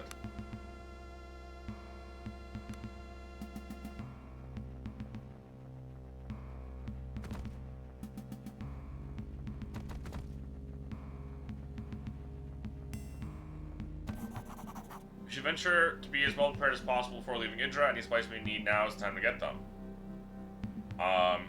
Zara thought crosses your mind. It's like she's an actor playing out the scene.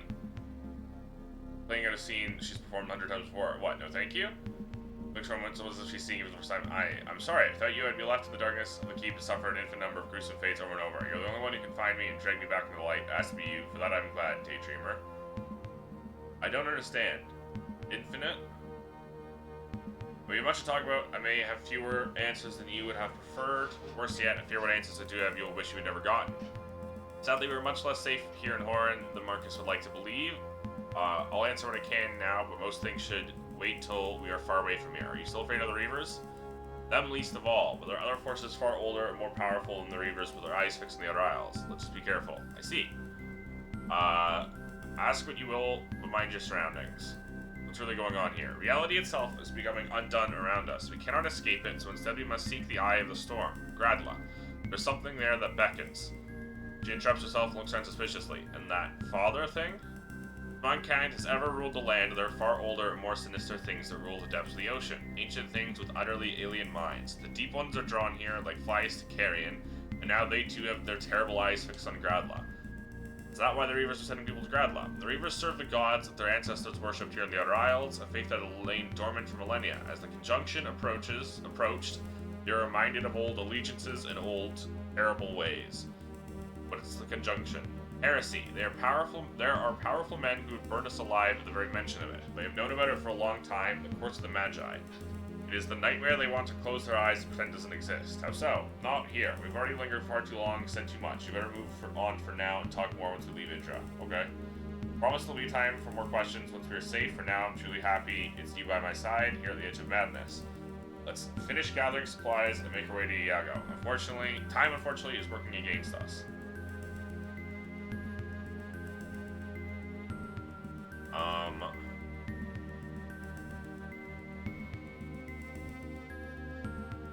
Just gonna quickly check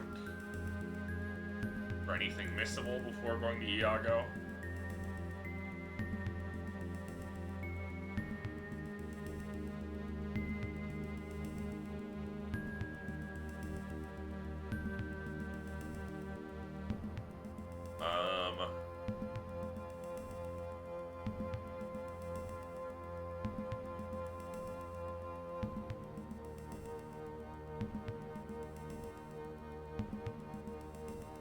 Okay.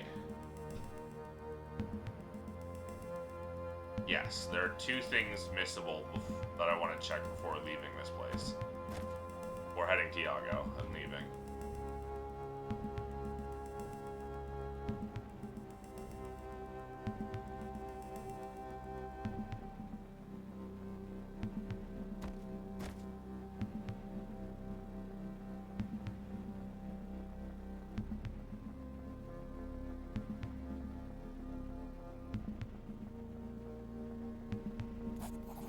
Lively boys, the savior of Horan graces our halls. Tall woman dressed in plate mail with a great sword on her back offers a short bow. You're unsure if she's being sarcastic or not. I didn't see you out there fighting. Shame to say, me and a handful of my lads ended up captured by Reavers. Started killing us off one by one, real slow, while the rest were forced to watch. Or even, her eyes grow glassy, she shakes her head defiantly. Then the madmen suddenly started infighting like bloody animals. But at least we managed to flee. Who are you? Name's Vivian Larudo, newly minted captain of the city guard. It appeared the city's stock of officers running low indeed. Don't sound too sure of yourself. Put me on the street to wrestle with thugs and drunkards any day, but this, being captain, is a bit of a change of pace for me. A lot more responsibilities, you can probably guess. Especially now with the city in ruins, people streaming back in to pick up a piece of their lives. I can imagine. The more people streaming in, you'll find the streets a bit more busy. Even more businesses are open as well now, and I recommend you spend some time looking around before you continue your travels. At least be sure to get a hot meal and warm bed. Questions? Did you say you survived? We managed to flee to where? Hid under the docks like bloody rats. For days we hunkered down, ate limpets, and drank salt water. Had no weapons, my men were all exhausted or hurt, so we just stayed there. Suppose surviving doesn't make you a hero, but here we are and I intend to make the most of it, okay? Everything's going. People are streaming back to this town, a lot more people than were at the refugee. It's not a good thing.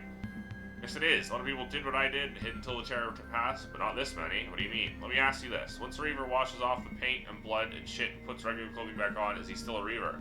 You see, saying Reavers are hiding amongst regular people. That's the thing, isn't it? The Reavers were regular people. Friends and neighbors, family even. Most of them lie dead now or fled Horn, but not all. I think some of them just took off their rags and just went right back to being ordinary people. Food for thought.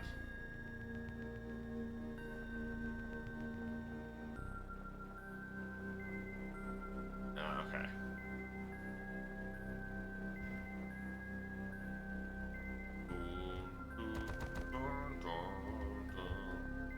I used to be an adventurer like you.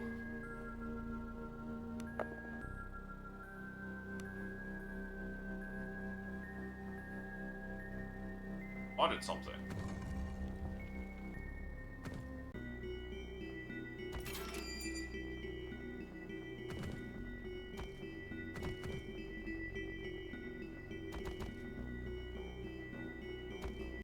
Interesting. No. Albert the vendor.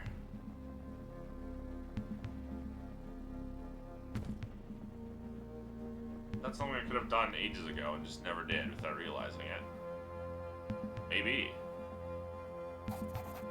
Margaret is glad to be back. Do you want to play a game? Alright. Oh yeah, this. Left, left. Both, right, both, skip. I can't believe I remembered it.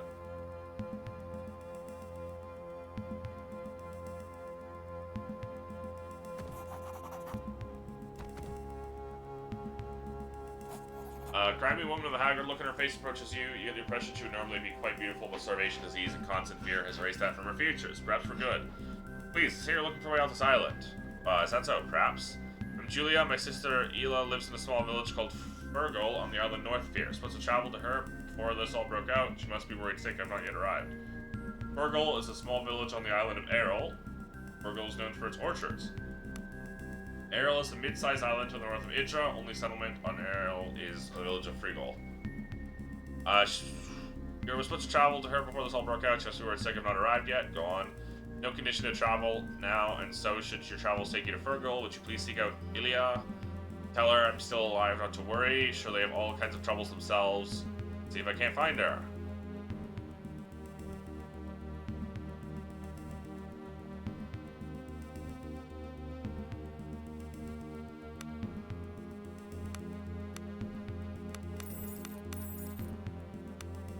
Necklace of willpower.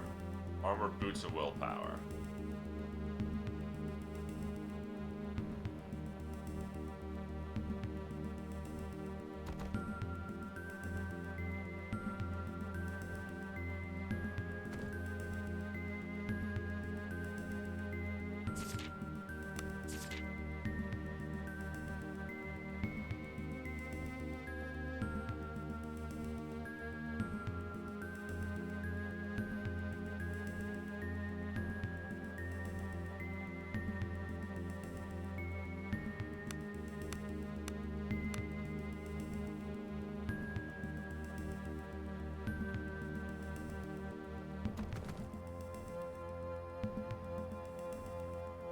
I'm looking for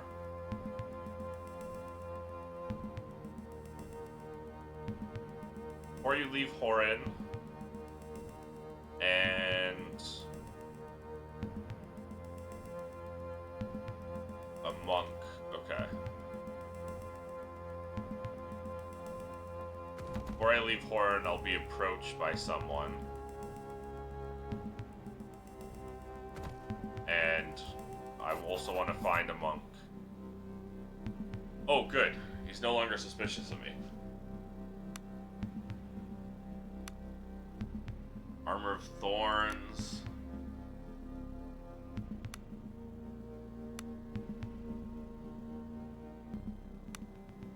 Stunning Aura. Mind, no, get tier 3 mind.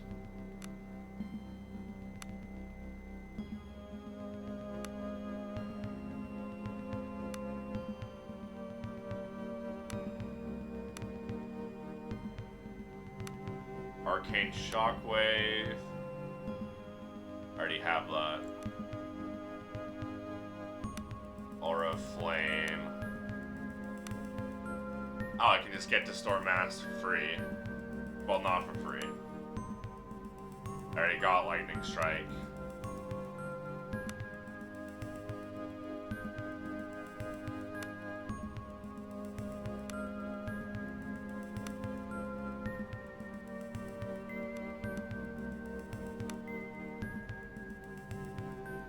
Ironically, I already have all of these ones. The only one I don't have is Distort Mass, but I can't really think of any Earth Magic School spells other than that I would even go for. I think Armor of Thorns would be the only one. But actually, I think I already picked that up, didn't I? Okay.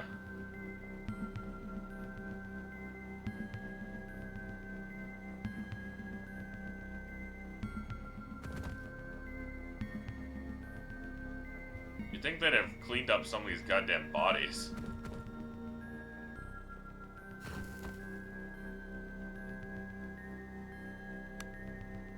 Stealth, movement speed, intellect, agility, toughness, presence, healing.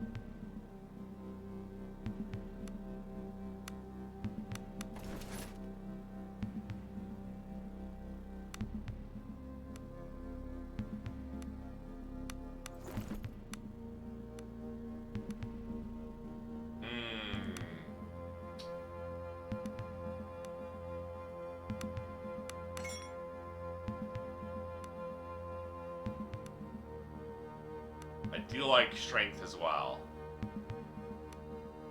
because I do a lot of meleeing as well.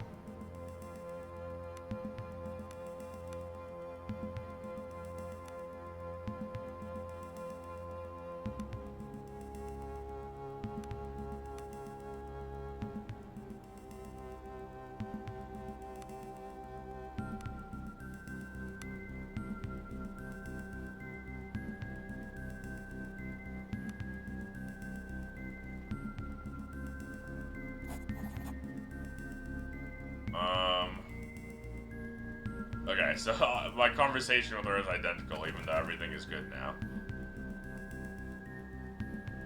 Hey, don't mind me, folks. I'm just gonna use your bed. Now, I could have her train with her high lore. Or I could have her fletch with her high crafting.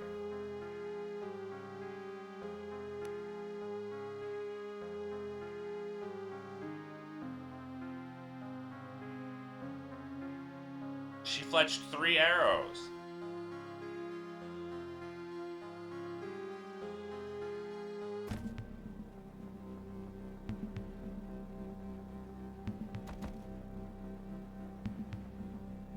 For a bed. So you got to offer baked crab. Group of weather-beaten travelers clad in ragged robes occupy the innermost beds of the flop house. One of them smiles dejectedly at you. Hello, brother, I'm Thomas. I lead this little troop on our pilgrimage to the Outer Isles. That is, until all this madness started. Pilgrimage? Indeed, we came by boat from the mainland to see the 5 shrines of the other isles. The lesser-known route and takes you far from any inn. That's perhaps why I feel it can be such a powerful experience. To complete the route requires true devotion. Not that it matters now, it seems my comrades and I are stuck in Horan. You have seen one of the pilgrim shrines. You may have. One of the shrines is right here in Intra. Oh, I was really hoping to see them all again. What's more, I had hoped to be able to bring my companions there as well. What do you plan to do now? Isn't much to do. They say no ships are coming or going. In any case, the region seems far too dangerous for us to venture into for now. It seems we're stuck here. That's a shame. You look for a mercenary about you. Perhaps you'd be interested in taking on the pilgrimage. Would fortify both your mind and body. Perhaps. Nothing to offer you as compensation, as for the fulfilling the pilgrimage will be worth it, if you have the stamina to see it through. Okay. 5 shrines. You must visit each of them, spend no less than 8 hours at each site in deep meditation while you recite the prayer. Teach you the prayer before you go, note down the general directions, each of the shrines. You should consult it before setting out. You can complete the pilgrimage in any order. I'll do my best. There's nothing more for me to say if the will to complete the pilgrimage lies within you. Okay. That's the missable achievement.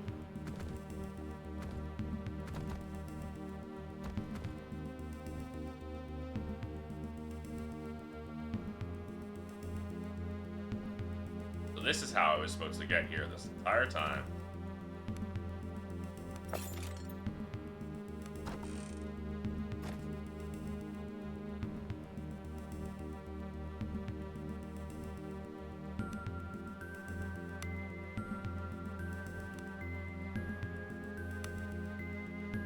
Shrine of Agility, small islands in the archipelago.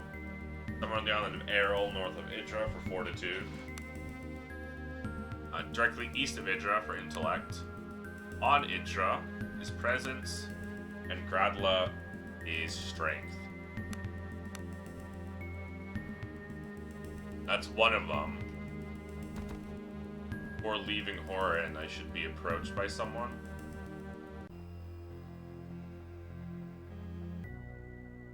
I was not approached by someone.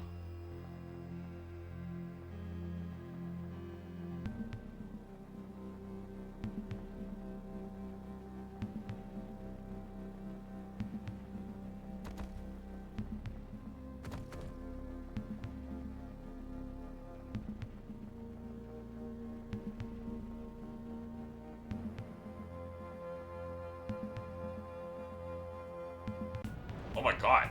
What? They're just evil crabs here. No, Embla in the back.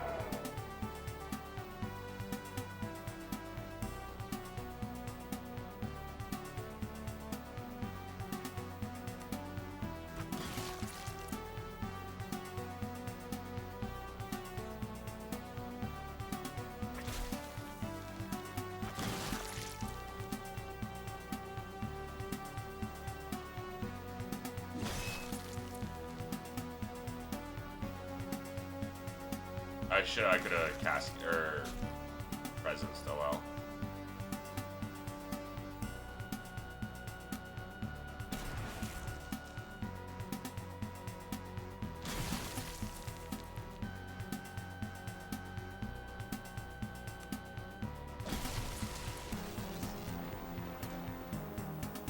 So she's really good. She's really good at 1 turn burst, because now she has nothing. They used all of her attunement.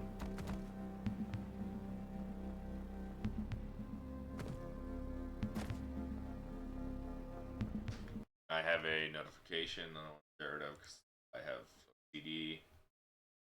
Actually, don't know if I have OCD. Say that.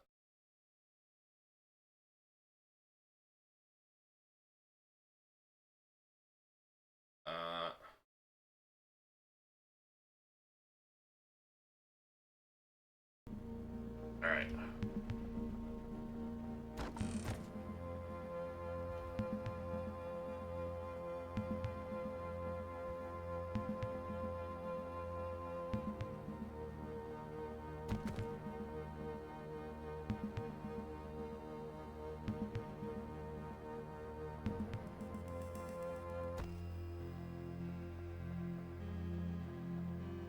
I'm not been approached by anyone. I do want to re-heal, though. Because, how much EXP do I get if she trains me? But I spent all of my attunement.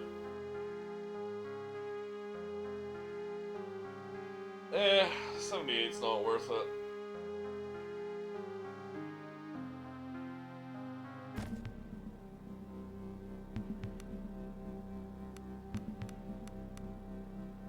I'd rather get more arrows.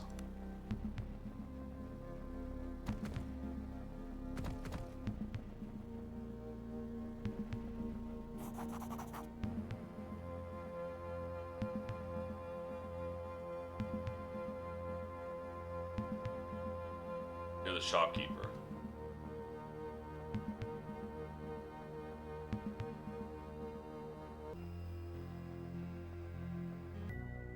Yeah, I don't know. Maybe... Oh, okay. Traveling north along the coast, you notice a young man standing on the side of the road. His hetero's bald head and unhealthy pallor reminds you of Magos, though this boy is surely too young. All as you're passing, with the idiotic smile draped over his round, bland face. Can I help you? You have come, he stops for a long moment and thinks, to beg for aid. Our master is missing down below. We are not allowed to enter and search for him. Please, something's wrong. We know it. A note of agitation, bordering on panic, creeps into his voice. Suddenly he stops, coughs slightly, then smiles again. Bloody drool runs down his chin, along with one of the man's teeth. Are you alright? Yes, well, I've never felt better. He seems taken aback by the question. Please, as my master needs your help. Trina's eyes narrow as she grabs one of his hands with a skilled touch of a healer. No, you're not well at all, she mumbles to herself. Heal his ass. From his skin and nails to his jaundiced eyes and missing teeth, the young man's condition is perplexing. Some of these symptoms are similar to those suffered by Magi upon exposure to strong magics over time. This is far too severe, especially considering the man's young age. It is quite literally falling apart in front of your eyes. Strangest of all, it appears the man is oblivious to this condition. So what is this about your master, then? Beseech you, travel to Errol, seek out the Tower of Ash. Find us there and learn of our master's fate. Please, time is of the essence. For each second you tarry, hope fades. Okay, so that's for our goal again, yeah. So we have three quests if we include the Pilgrim Shrine there. Words flows of rehearse, and then as he speaks the last words, he lets out a deep sigh and sits down on the ground. Errol, Tower of Ash. We beseech you, travel to Errol, seek out the Tower of Ash, find us there. Fool's mind is gone. He'll be food for crows come nightfall and will be a mercy. He's gonna sit there. Man rolls over on his side, eyes staring stiffly ahead. Though he still appears to be alive, no prodding or prompting raises any kind of response from him. There appears to be nothing more than you can do for this lost soul, save consider his request. Okay. Scent of the Reticulum is about this, Embla strokes her chin. I would rage her much that this master he speaks of is a sorcerer of the sorts, a Magos even. The time is against us, and the Magos could be a powerful ally, and our path to Gradla takes us past Errol in any case. We should at least investigate this. Okay. We wanted to check out, I forgot, now that we've saved Horin. Rena wanted to check out the catacombs again. Did she not? No, I explored everything, so whatever secret it might hold, I should have already found it, no?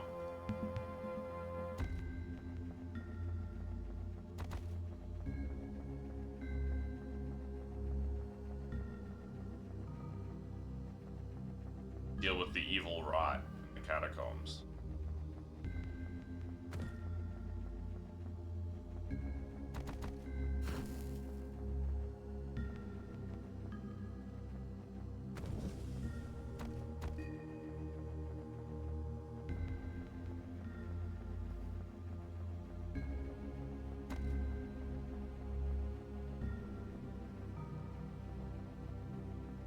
Where's the room that made me pass out? This one?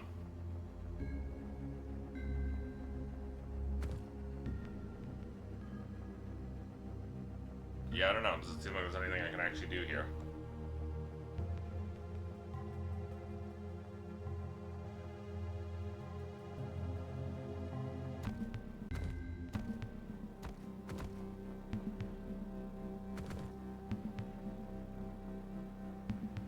Never mind then.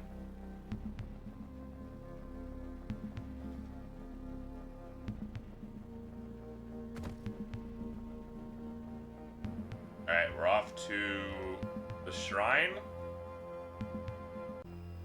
the north, and then off to Iago.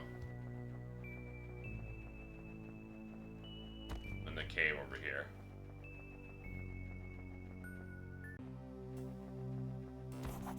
Right in the shrine.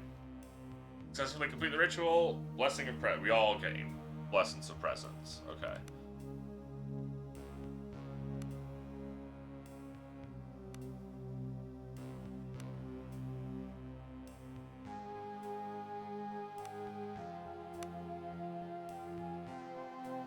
So we all just gain +1 presence. That's nice. Okay. So they're literally just free stats, so they're absolutely worth it. An human scream cuts through the forest. The foul abomination that fled from Mother Katak's cottage. The creature still lives.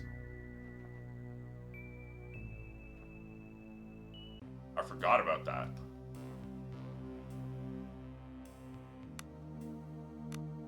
Survival, willpower, healing, survival. Nah.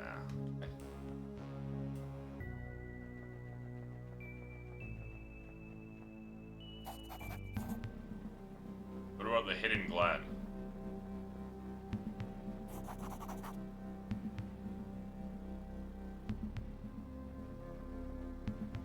Can't you come home now that the refugees have left the farm?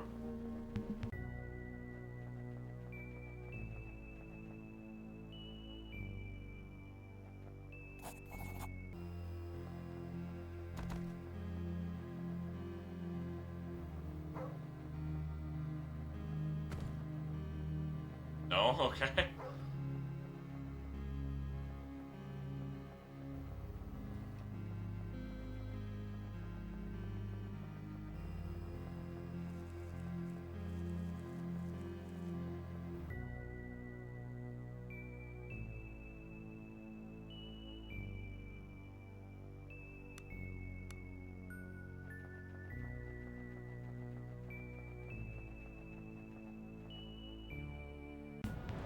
Insects.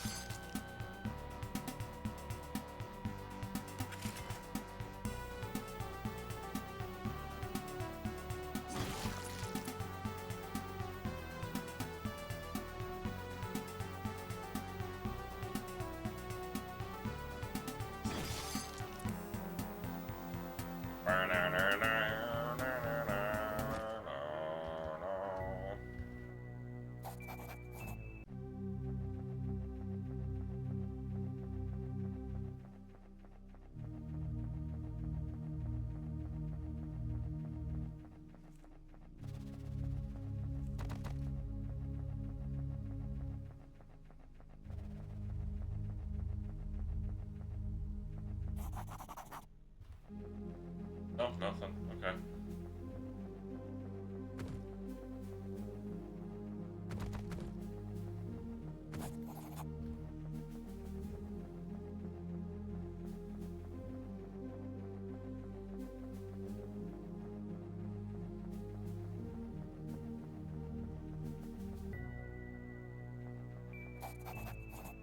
Shadow in the corner of your eyes. It's gone. A unmistakable piping sound. Still stalking me. Okay.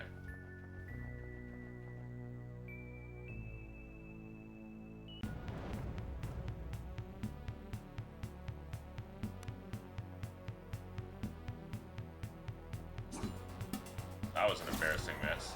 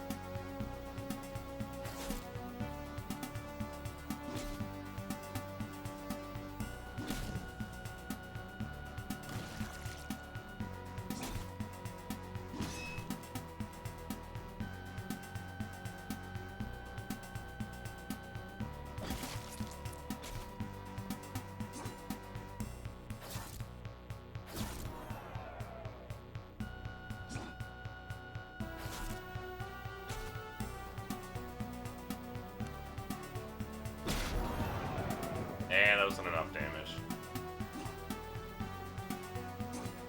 Oh my gosh.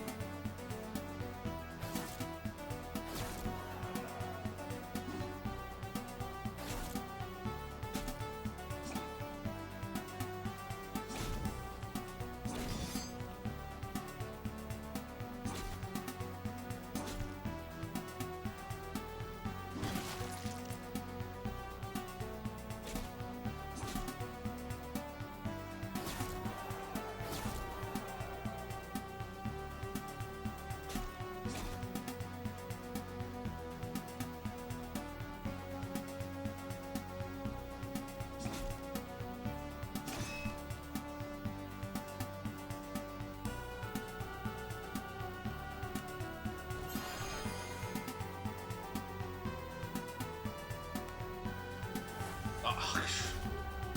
Damn you, that's not what I wanted to click.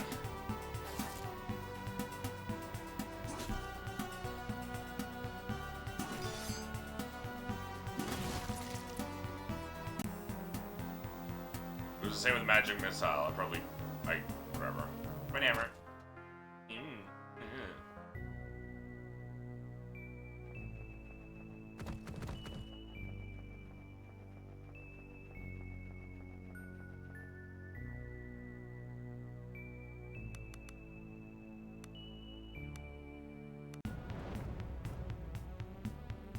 I want to deal with fucking other contacts. Fucked up. Fuck.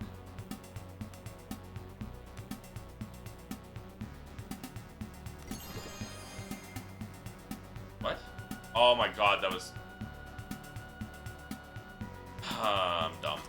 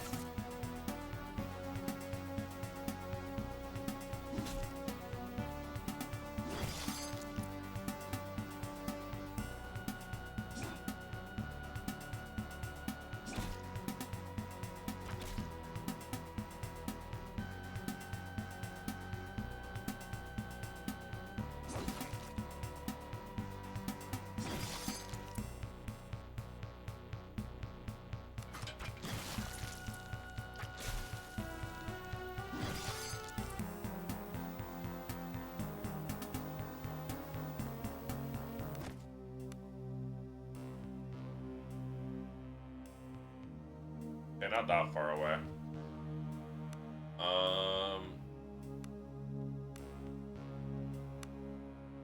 Magnificent Takedown, that's what it's called.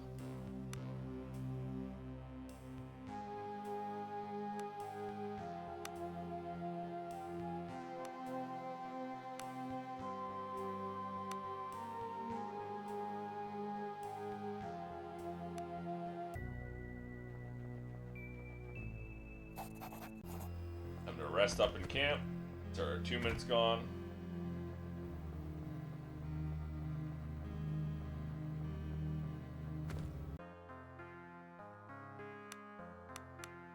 We'll have our Fletch. I have a ping. Don't want a ping.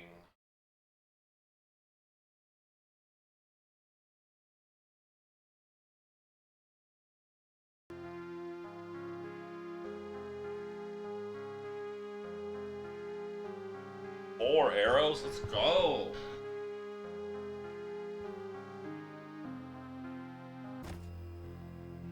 Alright, I'm just gonna head to Iago now and leave the island. I'm not gonna worry about whatever's stalking me. Seems to be a random encounter anyways.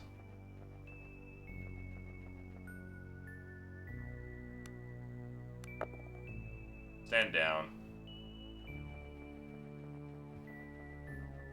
Oh, no, I can't get there. Okay.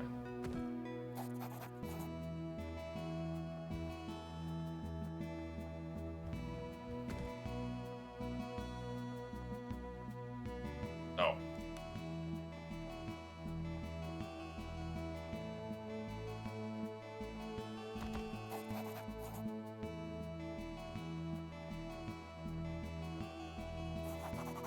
Iago's thoughtfully pacing the deck of the Weather Maiden, securing cargo, tightening knots. The banality of the task appears contrary to his flamboyant personality, speaks for a deep love for this vessel. Romulan, you look grand. The Maiden is shipshape, and we are ready to sail at your command. Let's talk for a bit. Let's set sail. Music to my ears. Be ready when you are. Just know that you must finish your business here in the sea caves before we go. Leave no belonging behind or errand undone. My men and I will block the land entrance to hide the sanctuary from would-be intruders and Imperial scum. Something we need to do first.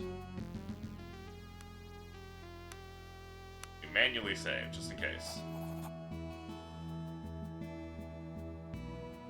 I'll give the order. My crew and I will maneuver the Maiden out into open waters. Await you there. Board when you are ready. And though we may be sailing towards our doom, we are certainly sailing towards great adventure. Mother Maiden is expertly guided out of the sea cave, now lies at an anchor awaiting your arrival. Oh, I see. While sailing on the overland, the make camp button changes. Click it to explore the ship you're currently on. Possible to rest, reorganize, cook, craft, and even do some limited bartering. Maybe characters to talk to. Done interacting. Interact with the ship's helm. Go back to the overland map. That's awesome. Ship is alive with nervous energies. The crew scuttles back like pieces of some well-crafted machinery. Your journey is meant to be fraught with danger. There's little doubt that being back at sea has done the crew well. True to his idiom, Iago swings in on a rope in dramatic fashion, landing elegantly next to you. It is good to feel the wind on our faces. No, we are about to leave the fjord, and from there we may set our course north towards Gradla. Good to hear. Leviathan no doubt stalks us, so we must be careful from now on. We must keep to the coastal waters, pray to the maidens, that our speed will keep us safe. Nonetheless, we must take every precaution. For now, I have posted double lookouts, and I'll be manning the helm myself. Just we are in the best of hands. Indeed you are, Cromulent. Come see me in quarters below later if you wish to talk further. He bows and leaves. It is out there. I feel it. Turn to Embla, standing behind you. The Leviathan. It hungers. What is it? I suspect the Deep Ones called it here, though who is the master and who is the servant I cannot tell. It is certainly older than them. No me answers, Embla. Idra is behind us, and I need to know why we're risking our lives on this fool's errand. I do, and now is as good a time as any. Embla takes you below deck, and you find a small corner in the hold that is as close to privacy as can be found on the cramped vessel. She takes a deep breath, as if she's about to plunge into freezing water and begins talking. 2 years ago, I was, let's say, put on the trail of a rumor that an expedition had been mounted to the Outer Isles, more accurately to an island north of Idra by the name of Gradla. It's a cold and barren place. It is allegedly the location of an ancient monastery referred to as the Black Priory. Black Priory? If you've never heard the name before, it echoes in your mind as if stirring old memories. The site was built a full age into the past, and for millennia... Sorry about that. For millennia, it stayed unnoticed and far removed from the affairs of the Empire, so much so, in fact, it virtually passed out of the historical records centuries ago.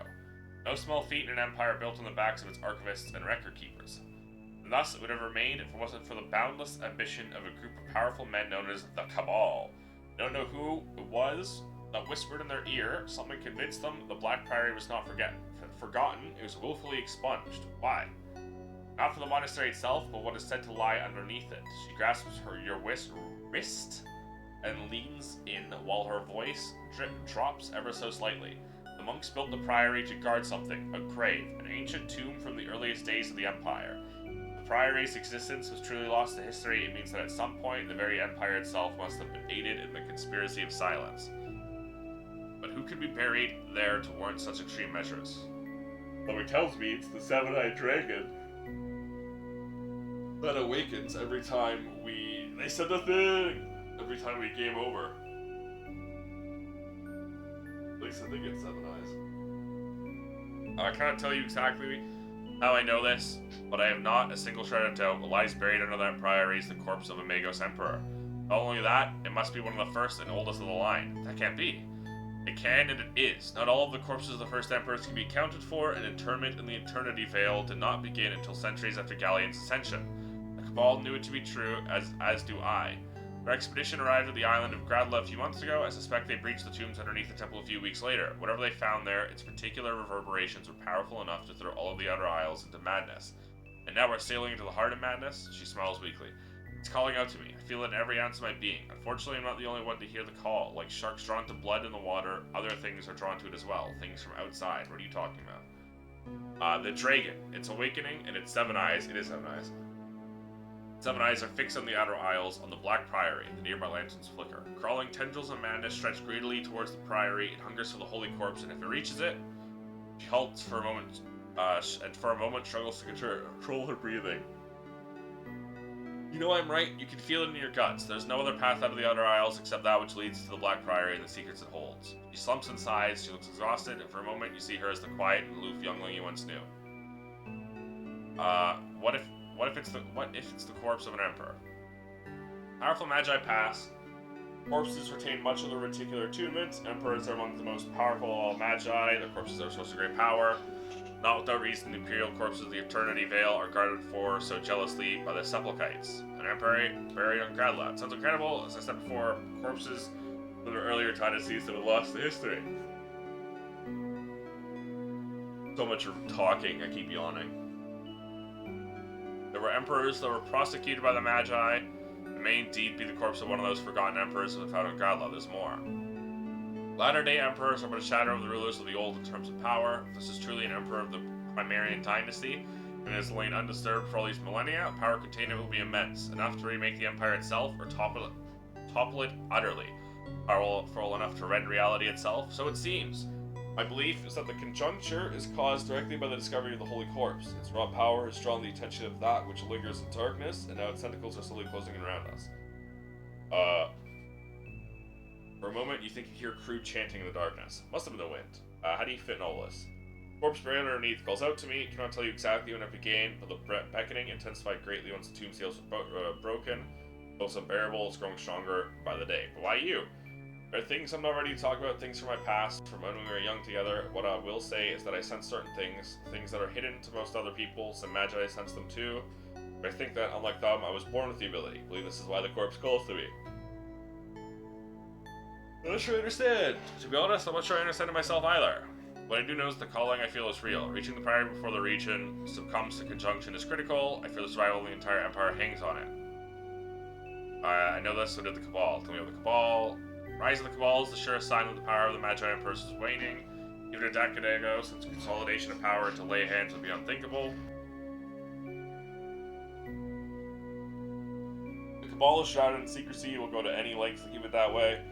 Few rumors I have heard claim that certain lay nobles and Freelanders Guilds, League of Independent Banks upon edge. Right, I remember reading this last time.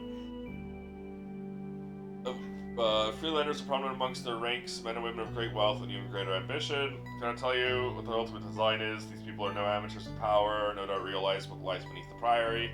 Impact its recovery will have on the course of the Empire. I believe that if they were to achieve their end goal, it would spell disaster for us all. You stand a chance of rescuing the people who were taken from Orin? No, I suspect they're already dead or worse. You lied to Marcus? I'd rather I was as blunt to him as I am to you, but they have a sliver of hope. There are still trials ahead. Marcus and the Horror Knights. It would do them no good to face it with a broken heart.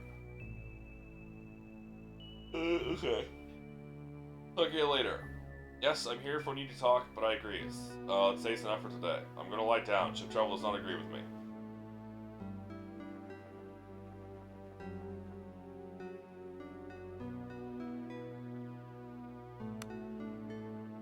Archipelago, fund one of the small islands. North of Idra, east of Idra, Gradla.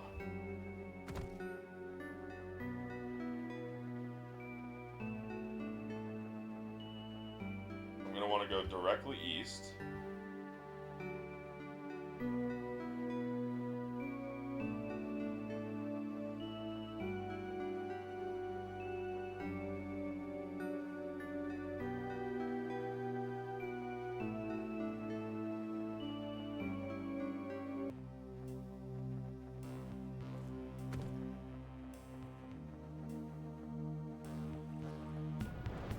Oh, crabs in the water.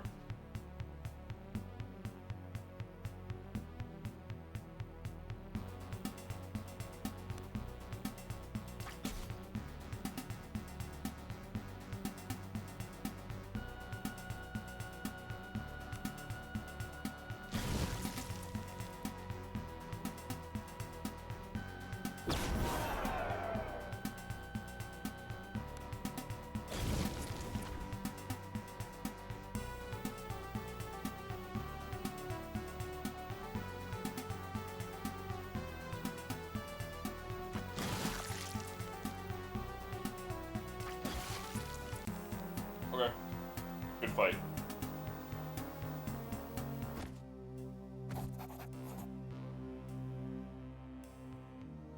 Everyone gets +1 int.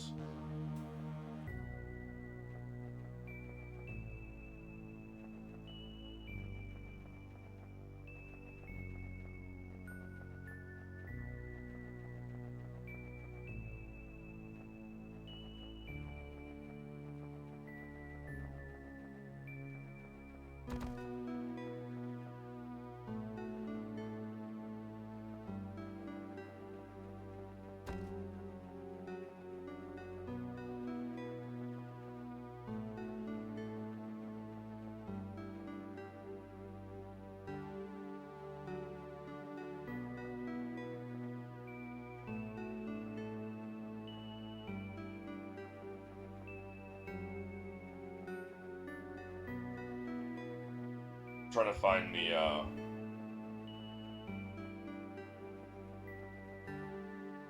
I'm just exploring everywhere I can.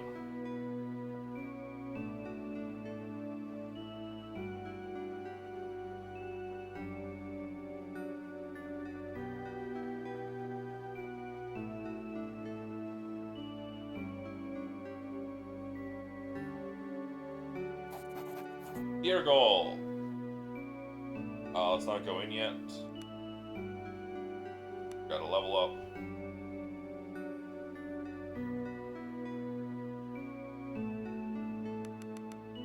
Maybe weapon damage. As you approach the small cluster of quaint houses, you can't help but be struck by a feeling of calm and peace you've not felt in a long time. By the grace of the Golden Dead, it would appear a small sliver of life as it once was in the Outer Isles has survived, Gina says with a sad smile. Look around. Head on your right lies a tavern, looks exactly like the kind of tavern where the meals are hearty and the ale cooled just right. Your stomach growls at the thought. Cat stares, mouth agape, first of the tavern at you pleadingly. We're stopping by there, whether you want to or not.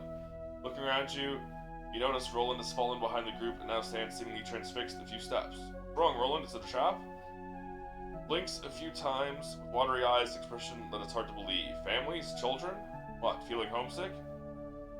He looks down for a moment, you could have sworn he looks ashamed. Let's just get some bloody ale. His voice breaks in a way that's uncharacteristic for the laconic brute.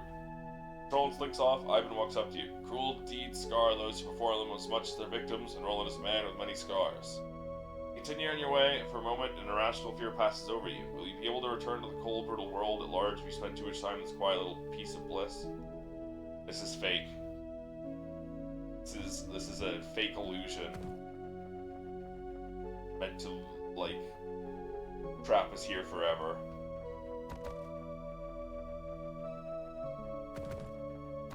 It's like it's actually a ruined ghost town.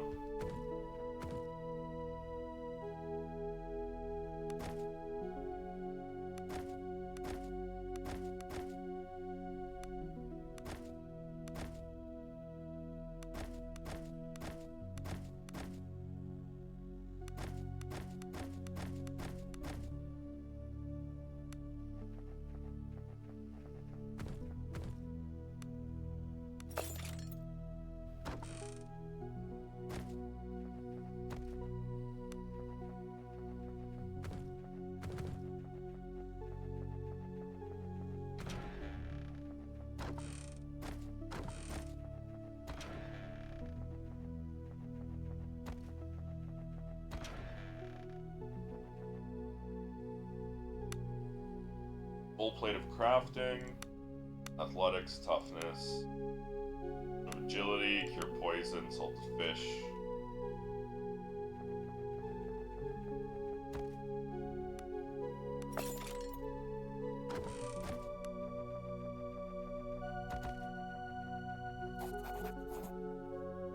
Lad with the chalky yellow hair calls out to you. Greeting, traveler. Can interest in some fine Fergal cider?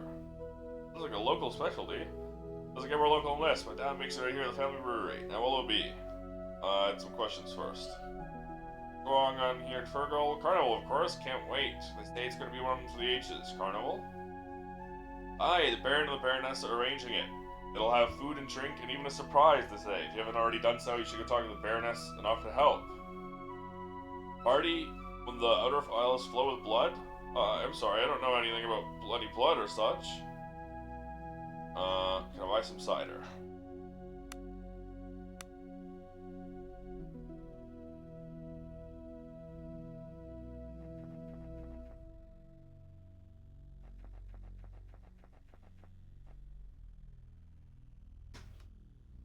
Oh, I keep hitting W because I'm trying to hit S and I fat finger W, so I keep re-interacting with her, with the merchant.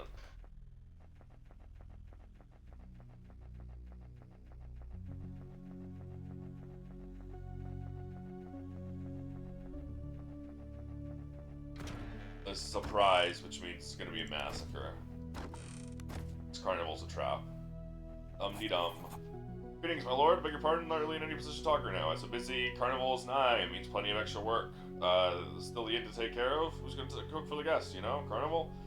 Time to feast and drink and dance. Baron and Baroness have shown their love for us. Baron and Baroness. Lion has ruled over Fergal for a long time. Live in the villa northwest of the village. Just across the stream. I'd appreciate if she called upon her. Eccentric, she means well. A few recipes? Okay. Browse recipes.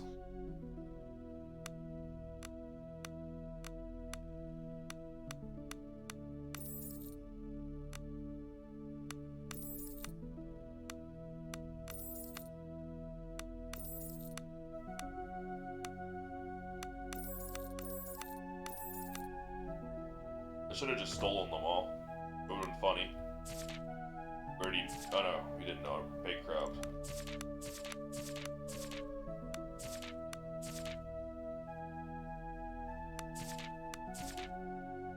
I think we actually did know all of those. Oh well. Some questions. We heard of something called the Tower of Ash. Lies north here on the other side of the bay. Strange old hermit lives there. It's been quiet, that's why we like it, no unrest here. Didn't have Mary's goat run off, knock over that pail of milk last week. Carnival, old tradition goes back as far as I can remember. Bites all his common folk up to the manor to feast. If you go up there and ask around a bit, I'm sure you could come too. Offer to lend a hand. The manor lies northwest of the village, just across the river.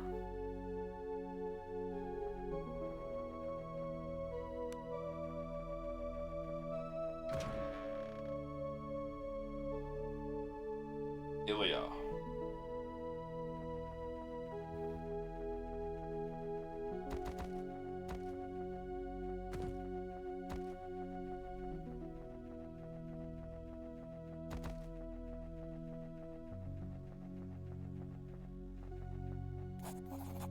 Something wrong? I'm sorry if I seem rude, others be left alone.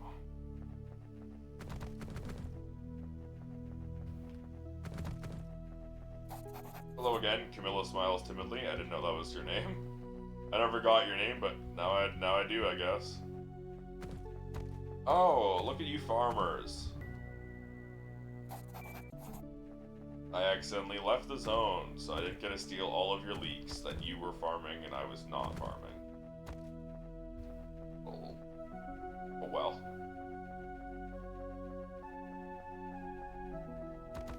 Hello there. Looking for something? Are you Ilya? Do you have a sister in Horn? Why, yes, that's me. My sister, you say? You must be Julia. I'm expecting her to visit any day now. She apologizes for being late. She's still alive. Are you sure you're not mistaken? Julia's not late at all. She's still not due until a day or two. What's sister saying about Horn? We've had no news of any calamities. Sure I'm not mistaken. Well, I'm not sure what to say about this. I suppose that's good my sister's safe. If we are indeed talking about the same person, very well. Thank you in any case. The one goes about her chores meet Emma's eyes. The woman was late for her arrival 2 days before she was even supposed to set out. Misunderstanding, perhaps, though I fear this is just another expression of the madness that grips these isles. Let's just be on our way. I'm telling you.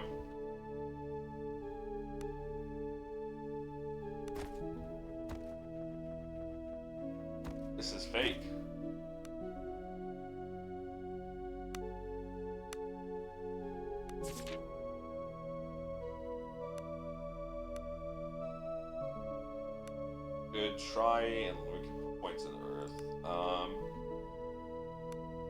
Increase spell aptitude is probably the best bet.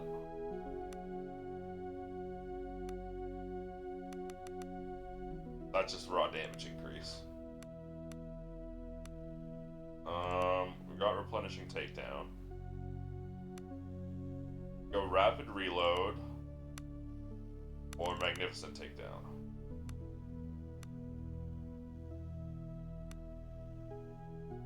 Point blank shot is kind of worthless because enemies don't go after them anymore now that I have 6 people.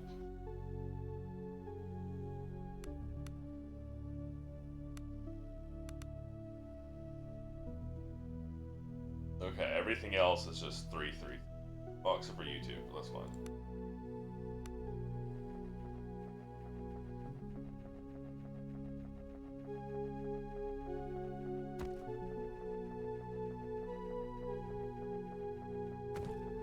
Oh, look at these lovely fields. You guys, you farmers, you did such a good job. Imagine just being like a farmer in this village, and some random adventurers walk up and start just taking your crops.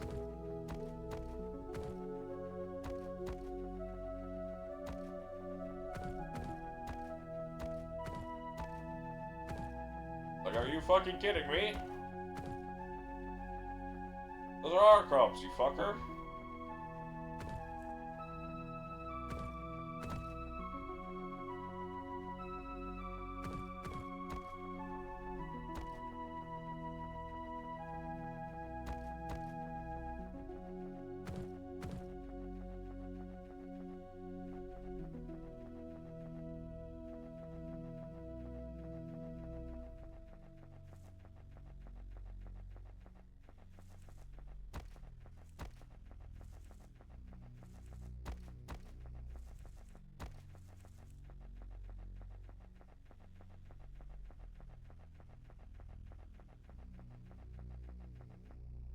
Well now, greetings.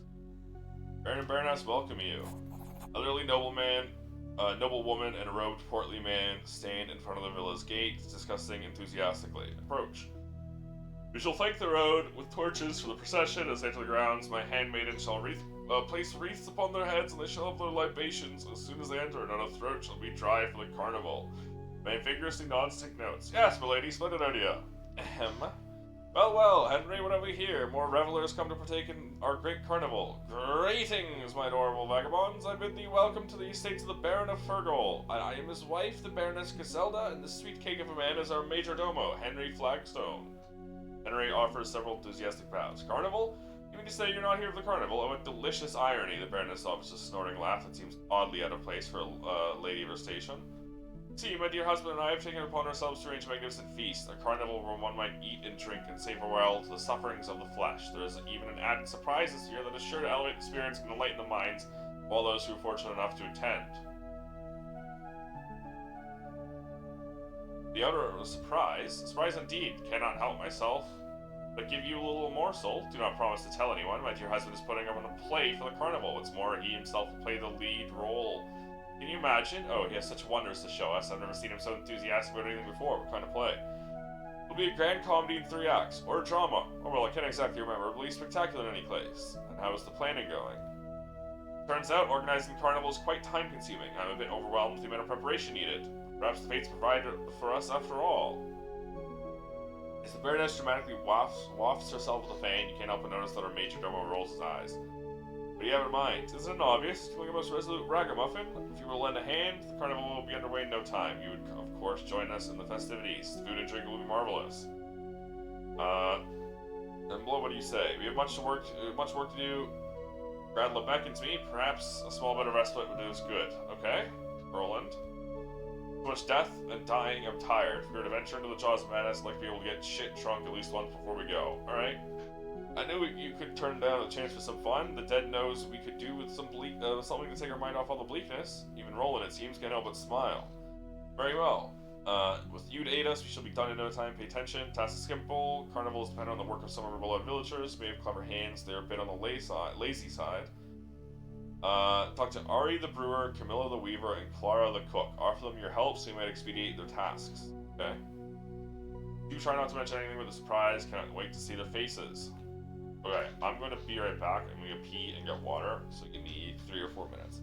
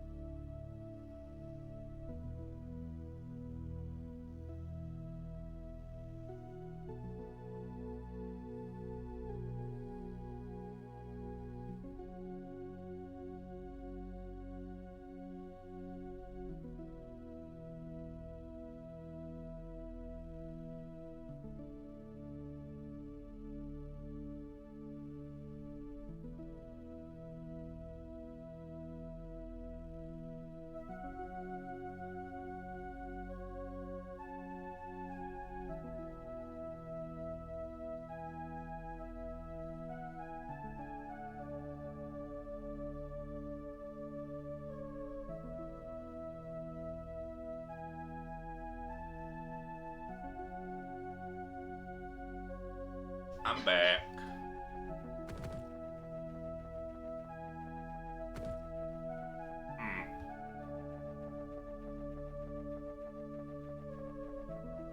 There's gonna be some twist. That much is obvious.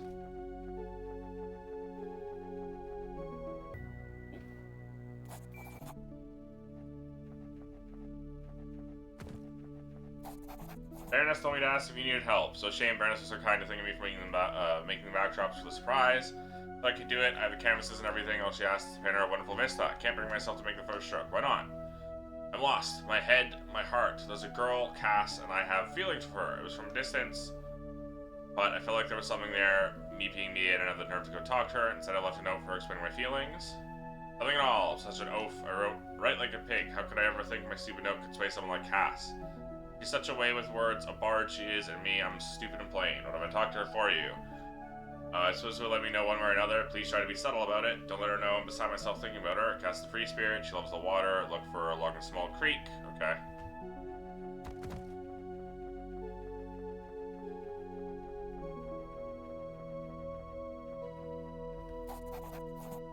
Baroness told me to ask if you need help. Actually, something you can help me with. Baroness asked me to prepare something special for the children of the feast, famed honey cakes. I'm still waiting on the honey. Run over to the beehives, fetch it from me. Honey from our own hives. Where do I find these beehives? To the west of the village. Cross the bridge, continue straight ahead, you'll see them left-handed eventually. The left-hand side eventually. See if you can find Perk the beekeeper, how to avoid getting stung. Wriggle bees don't sting. Okay.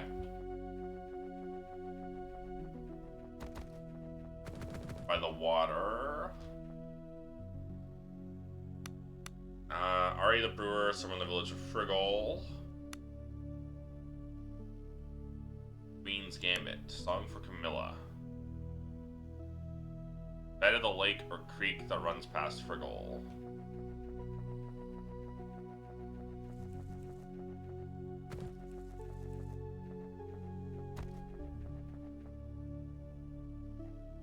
Young woman dressed in the manner of a wandering minstrel stands alone.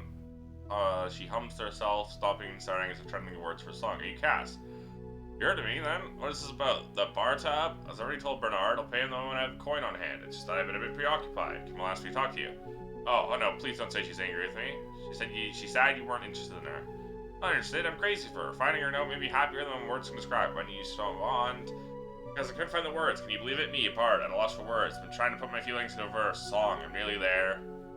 Okay. What do you got so far?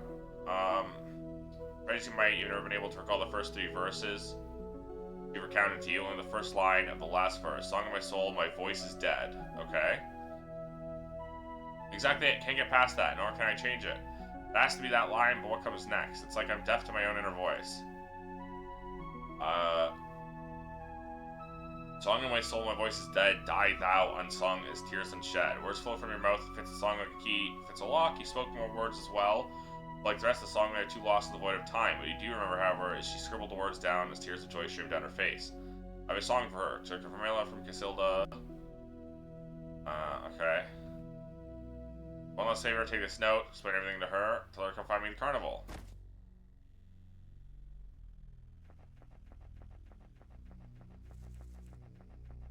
Damn, I'm good, apparently.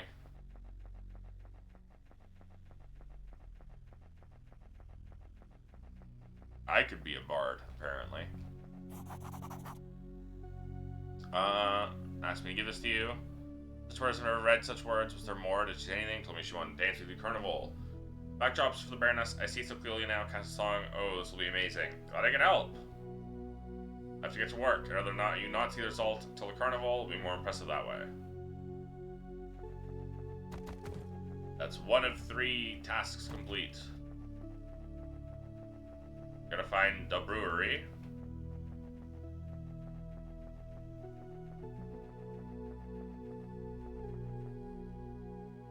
That's Jeb the vendor. This guy said, this kid said that the brewery was like right there.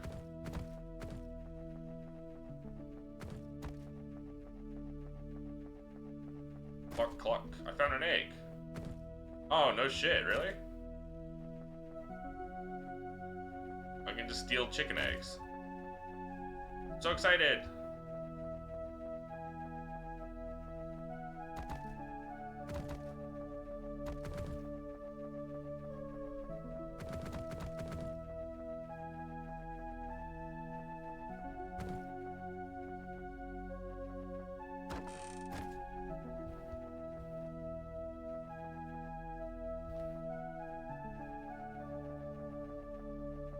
Yuck.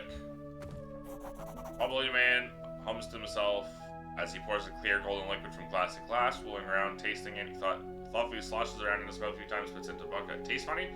Oh my no, this cider's my best batch yet. Only problem is my wife gets a bit on the sour side if I come home red-cheeked after tasting the words all day. I see. I'm alright, we're the local brewery. I wager you'd find no finer cider in all the Northern Empire, certainly not in the other isles.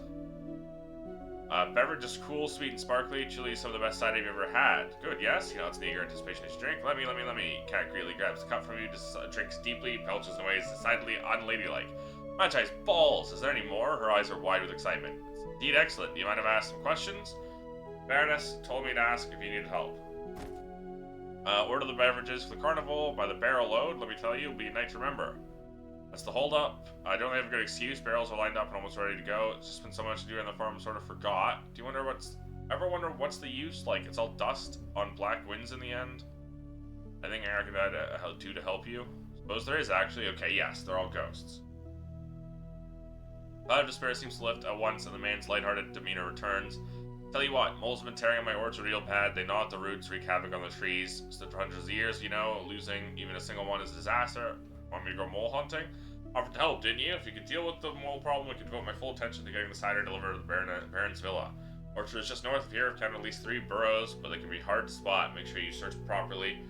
Find them, dig those little bastards out, and return to me when you're done. Ari, hand 2 shovels, slaps you in the back. You can't help but feel that a bit of spring has returned to his step.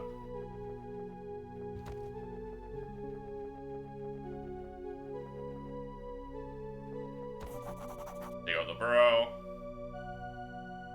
Dig the shovel into the soft soil, easy claps the burrow. After a few strokes, however, the shovel head comes up coated in dark blood. Roots through soil, to your disgust, find numerous small, hairless blobs of flesh that have been hacked to death by the shovel's action. Can't probably identify the strange things, nor do you want to, and quickly cover up the gruesome scene with dirt before moving along.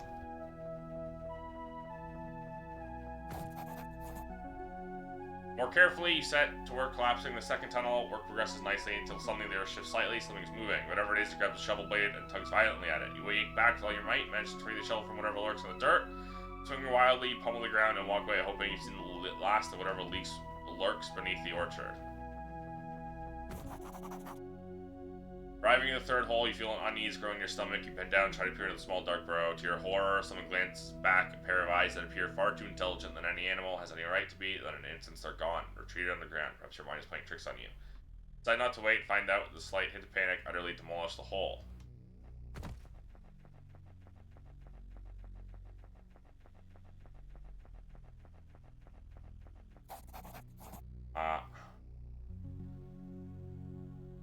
Cleared out the moles. Strange moons, you did it. I can't tell how good it is to see my trees all nice and secure, not much to give you. We can spare some coins, a few bottles of cider that fell off the wagon. Winks at you, throws you a small sack of coins. Barrels of cider are loaded on carts. He watches the brewer and his helper set off for the Baron's villa, the Barnose villa. No doubt the drink will flow soon enough. There's the odd typo in this game, but that doesn't surprise me with the amount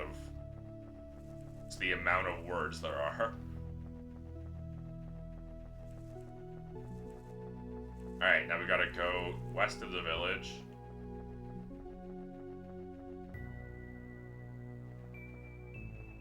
To the bees.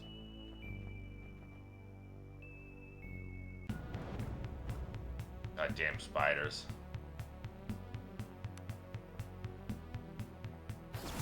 Ha! You couldn't see because they were hiding, but you actually disengaged from combat, you fool!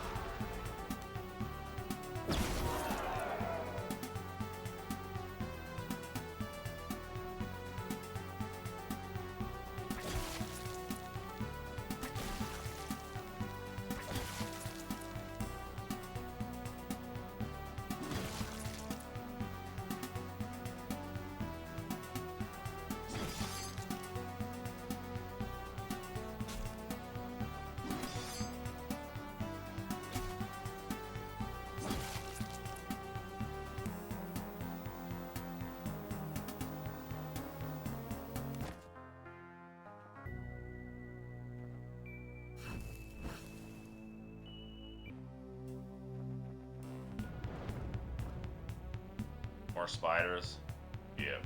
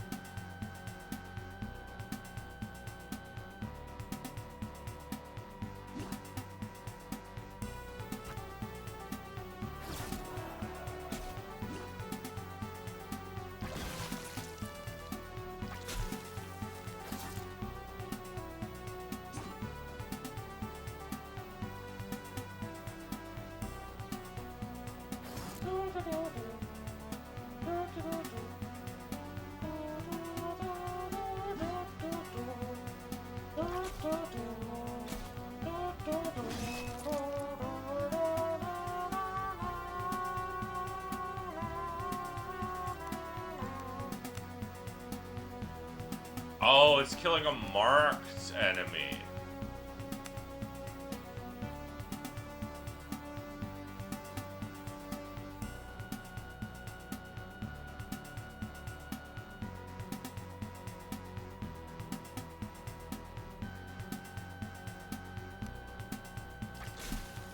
I accidentally clicked above it.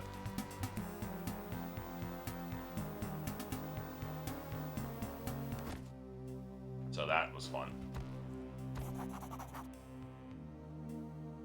Trying to fortitude. Everyone's tankier.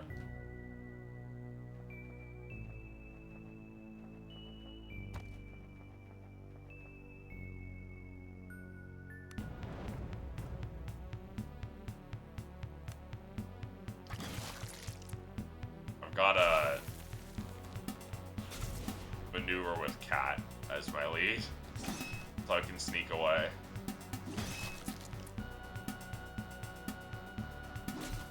On the world map.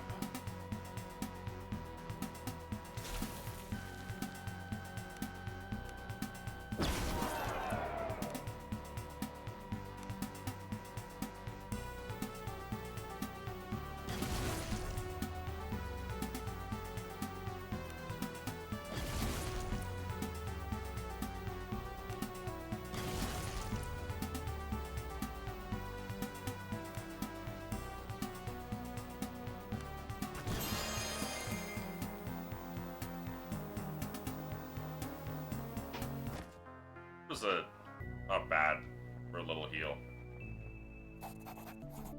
Okay, so it wasn't actually out of the village.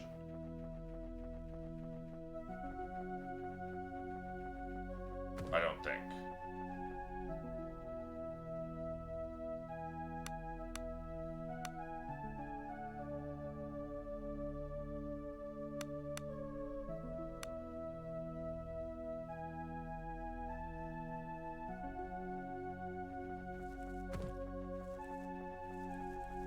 It's the same map.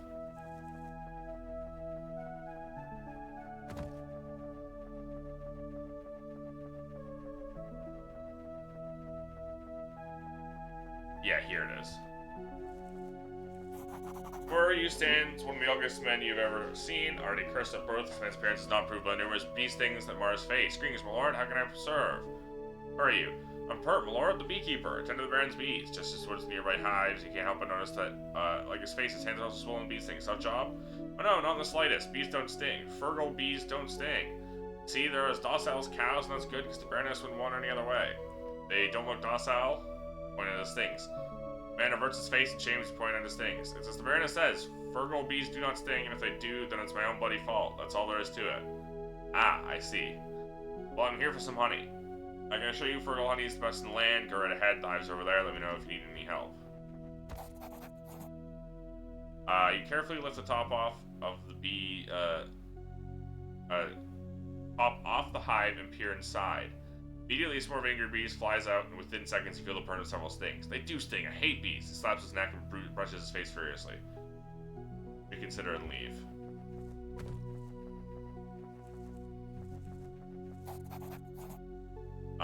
You need to tell me how I'm going to avoid getting stung.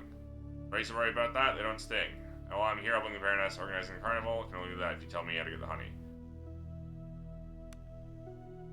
Suppose you're right, you promised to tell anyone I helped you, I promise. Bee smoker, mix kindling with some grass, light a fire, not too hot, mind you, you only want a bit of smoke. Open the hive carefully, let the smoke settle inside, bees will go all drowsy. Don't tell anyone to use the bee smoker, Fergal bees don't sting. Don't be doing this. I have to go. Good luck.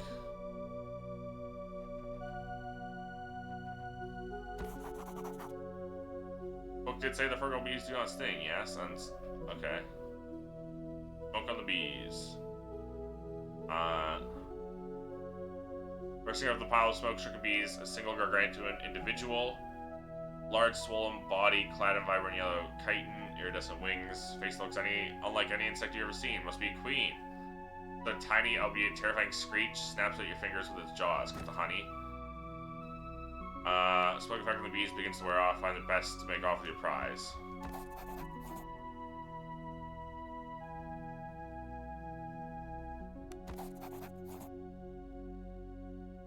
plenty of bees, seem slow and lethargic. There's no honey in sight. Same with the bees. Find several dead bees, some clearly belong to the hive in question. A handful of others look foreign, larger with a vibrant yellow color. If you were to guess, these have been fighting bees from another hive.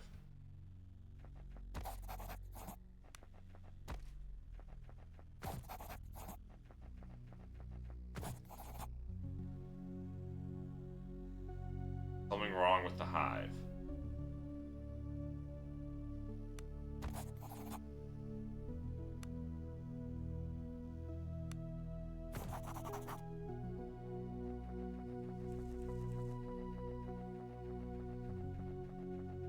But I have squashed the bee, the queen.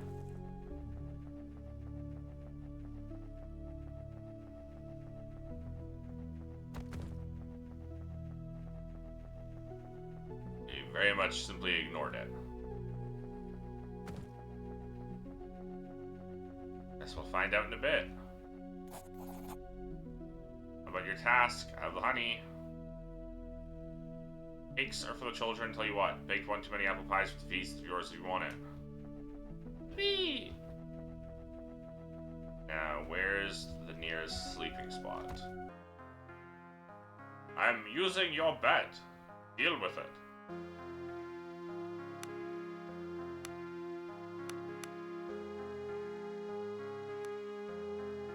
I could probably re-enable food now that I have a lot of food, but too lazy to at this point.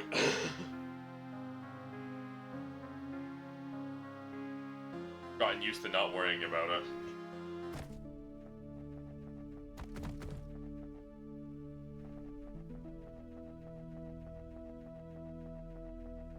Well, it's carnival time.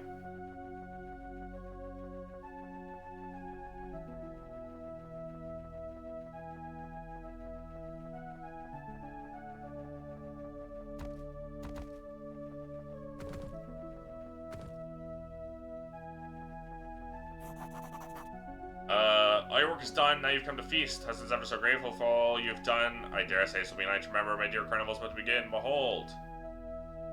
Coming up the road is a procession of villagers clad in their finest, and with beautiful wreaths of flowers on their head. The simple folk of Fergal gasp and awe as they pass under the flowered arch of the manor's gate. Tastes like no other, sights like no other, flesh like no other. What wonder we shall show you tonight. Baroness has moved much closer. You feel her breath on your ear. Raising her voice again, she exclaims in official tone, "I declare carnival's begun. Eat, drink, and revel. I shall retire momentarily, make my final preparations, as a lady must." Baroness and her handmaidens return to the manor. You are left, head spinning, as the sense of fine food and sound of merriment begin to fill the air. Pain and toil of last week's begin to fade. All that is left is the carnival.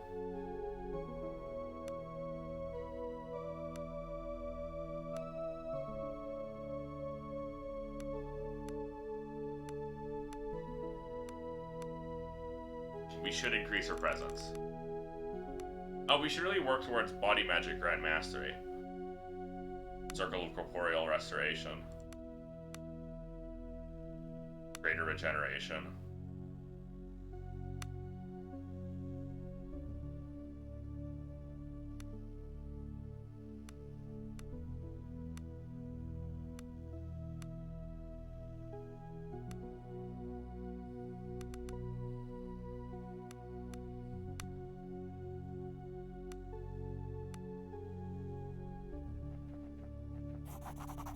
Sounds like no one's watching.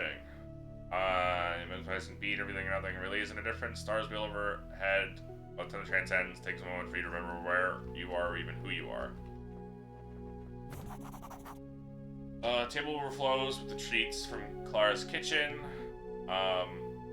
You stand momentarily paralyzed by the abundance of choice. The urge to partake is almost primal. A sublime stuffed pastry, vibrant platonic ideal, almost beckoning you, wolf it down.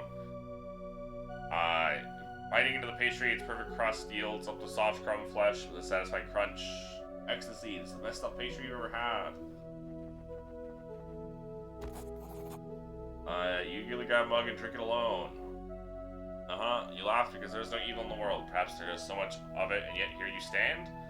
Music dies down, beloved guest. The second act is upon us. My beloved husband asks you to take a place in front of the stage. Time has come for the evening surprise.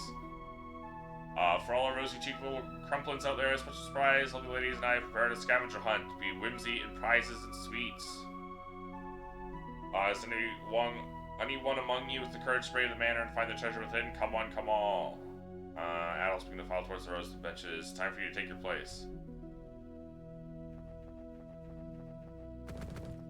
No, I want to go inside. They sealed the door.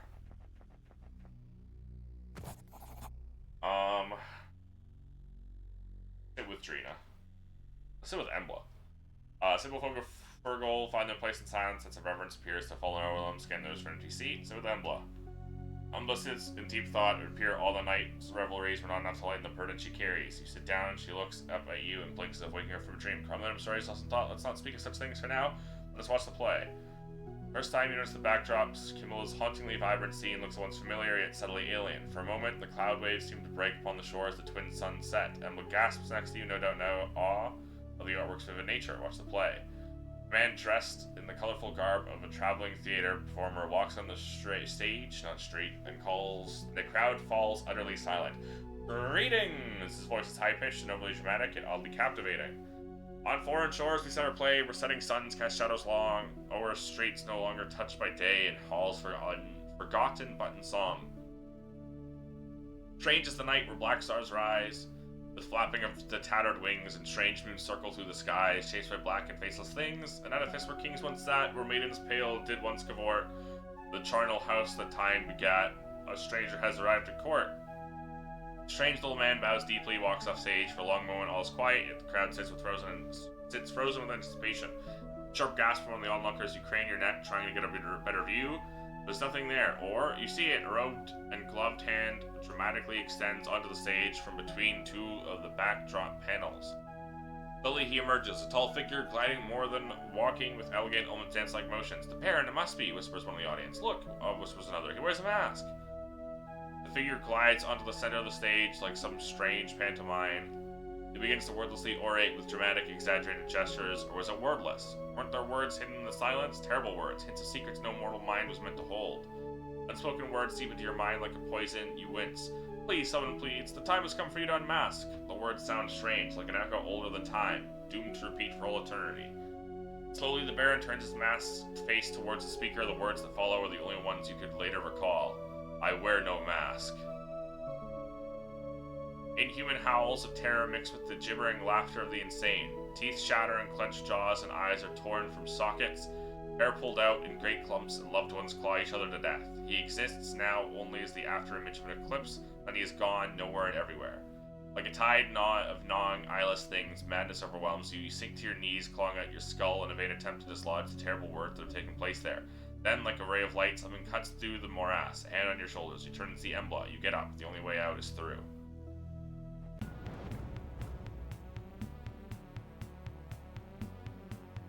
Jester. I actually did not mean to do that, but play now.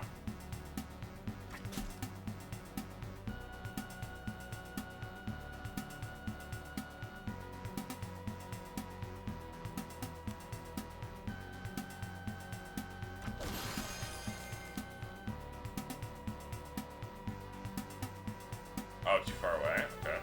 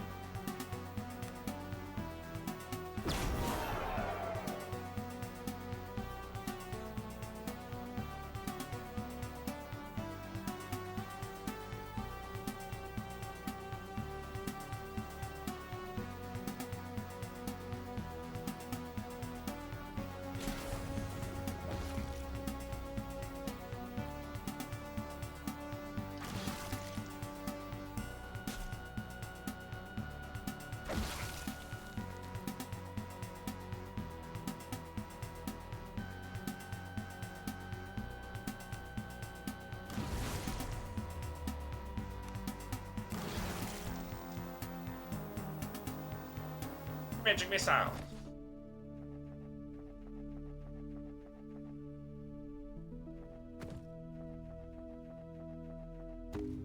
The manor. That's a circle of dead children. Okay. Even before you use one of utter insanity, the Baroness presides over it with a look of exhausted contentment on her face. So glad to see you. The great work is nearly done. Could have done it without you. It's only fitting you should be here at the finale. She produces a long dagger from her sleeve. Put down the dagger. Beyond hope and reason, you see the children are still alive, albeit paralyzed in some kind of trance. The Baroness begins laughing. Sad morphs into a wailing cry of sorrow and anger. They're mine now. Why shouldn't I have one? Why shouldn't I have one as well? Every fucking cow with a cunt in the village can squeeze one out, so why can't I? Jesus, okay. Jesus Christ. She screams and lunges for the nearest child. Handmaid, Major Domo, Baroness. Handmaid, start, hidden.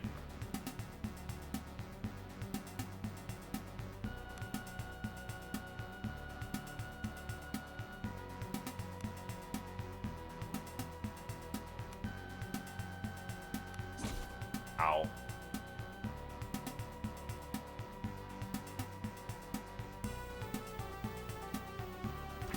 Okay, I can't attack you because you're invisible. However, I can do this to you.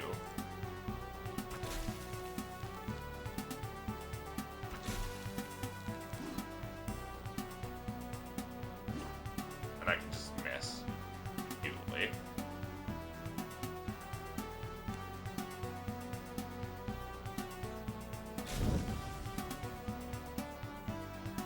I can't thunderclap.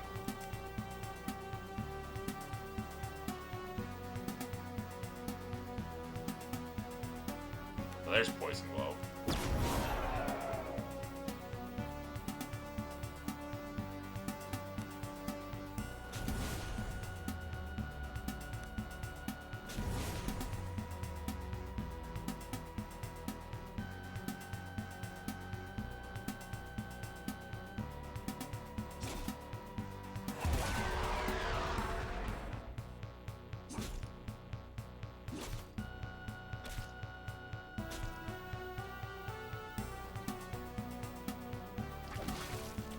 Okay, good. We got one of them down.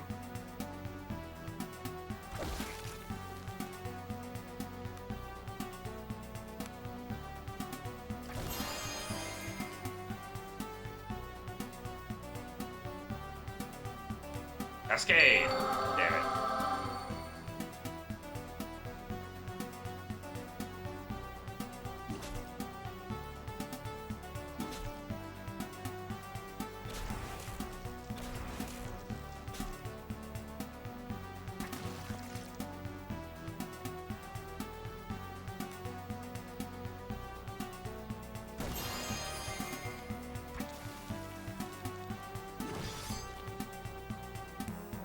Cleaved in twain. How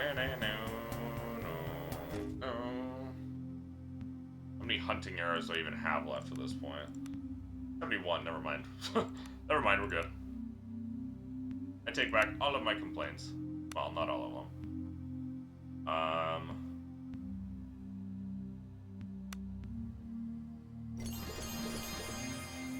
We need to make more lesser tonics of attunement.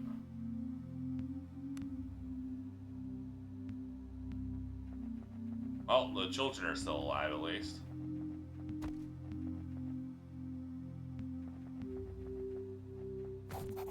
Sitting in silent majesty upon the throne is the desiccated corpse of what must have been the Baron of Fergal. Tattered yellow robes hang loosely from the body, and around the head a thin crown of ivy is grown, king out of time.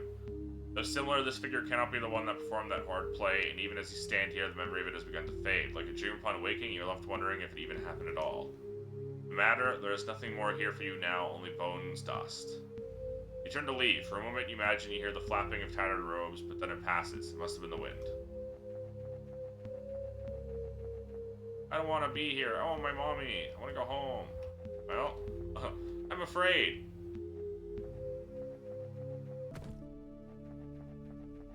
Well, kids, I got bad news for you. As you leave the grounds of the accursed manor, your head spins and nausea overcomes you. The things you've seen linger in your mind, like the after images of some alien sun burn in your eyes. Try as you might, you will neither be able to exercise the memories, nor ever make sense of them. Emma puts her hand on your shoulders. Are you alright? Somewhere Cat Altrain's been crying and retching. I don't think I'll ever be alright ever again. I suspect none of us ever will. The dragon spreads its poison onto all things it touches. There is nowhere safe, not even this tiny little village. Now more than ever, I'm certain that the only way forward is to the very heart of darkness, to Gradla and the Black Priory. Umbla helps you back up. Indeed, it would seem there is no going back. Oh no, some of these people are fine. What happened? You saved us. I feel sick. My head hurts.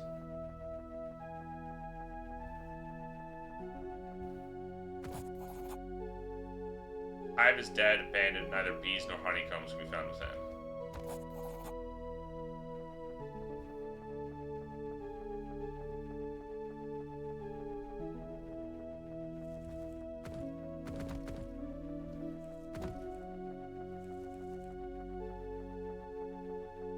My head hurts.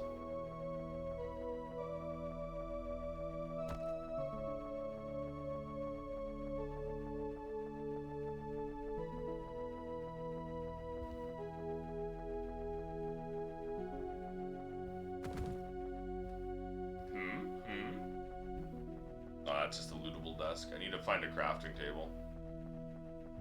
I need to find a potion making table, specifically. Right here.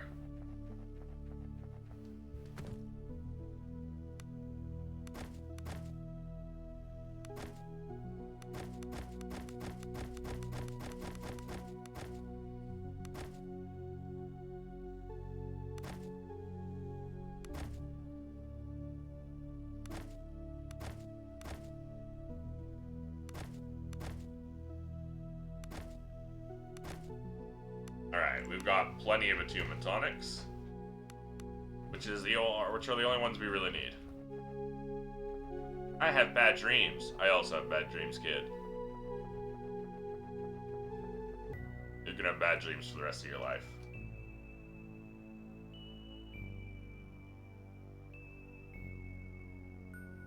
Alright. Tower of Ash is also here on Errol. On the other end of the island. I gotta remember to beat Cat on the world map to deal with this shit.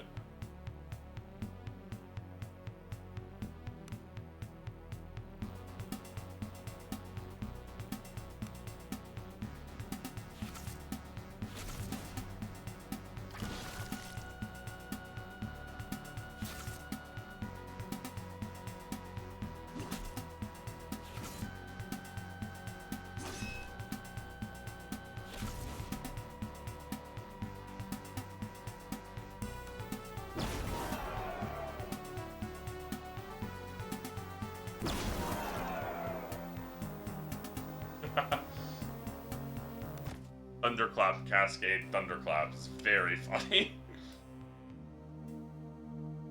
And hey, one or two more of these will be leveled up and have full attunement again. I meant to do sneak away.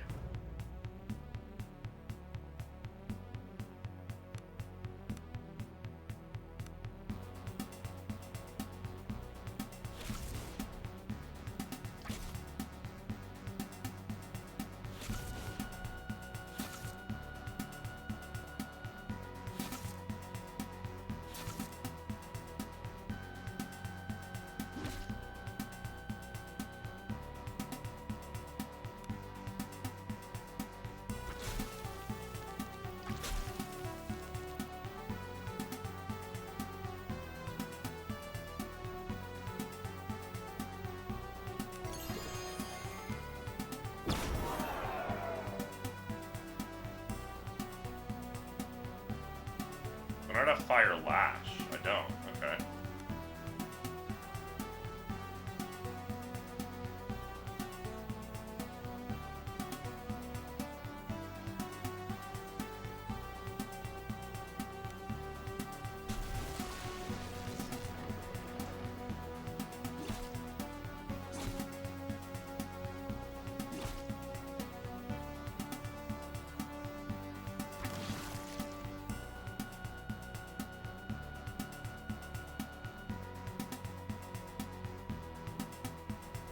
Thunderclap is actually just crazy good.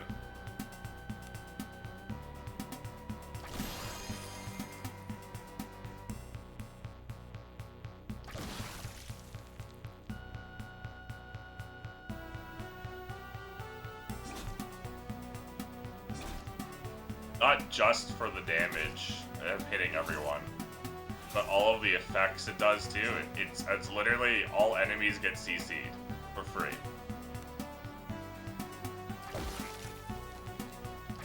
Well, I guess it's not for free. It is a lot of attunement, but still. Attunement's not really an issue anymore.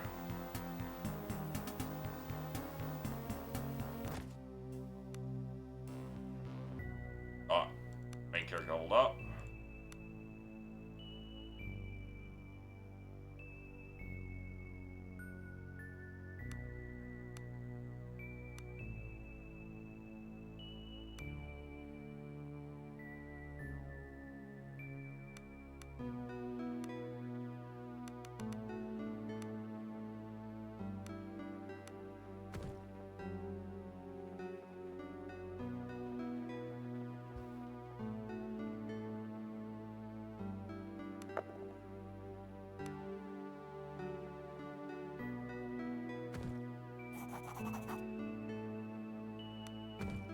The lone tower pierces the skies as it rises above you. From some unseen aperture in the cliffs upon which it stands, the wind carries a cloud of fine gray ash. Bitter and unwelcome, the residue sticks in your mouth and eyes. Tower of Ash.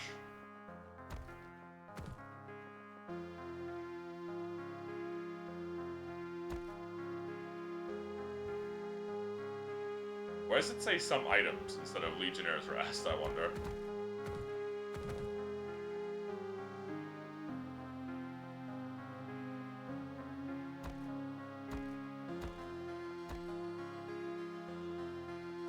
Is it like too many letters?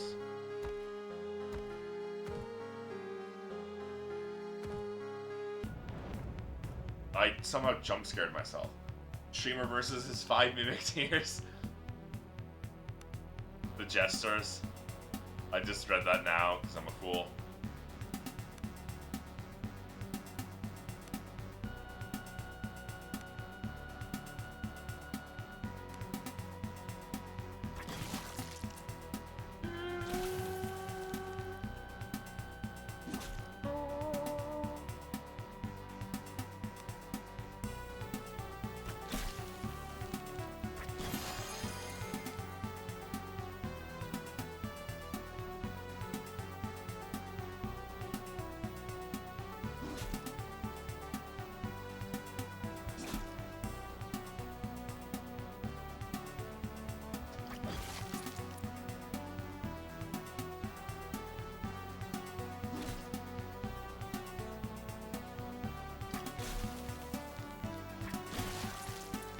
Nice hit.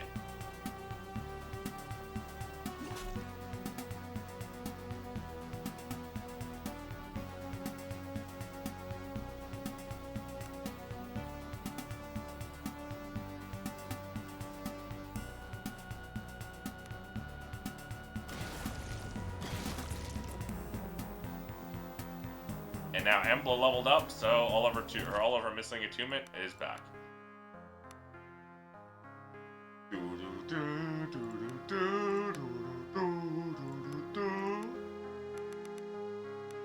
We want that intellect up. Take wound damage, automatically regain. Increase attunement. Want all of that. Eben's like, I don't remember his name, because I barely remember any of the Pathfinder character names except for Knock Knock. He's like my ranger in Pathfinder Kingmaker. Where I really just fucking obliterated everything with him.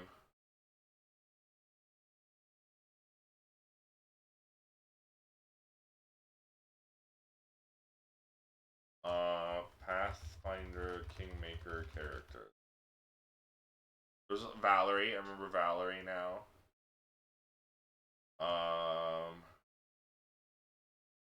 Kundeo. Kundeo, my beloved.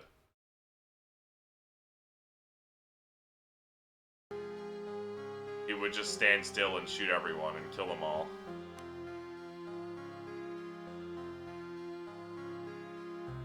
I would get more bow damage.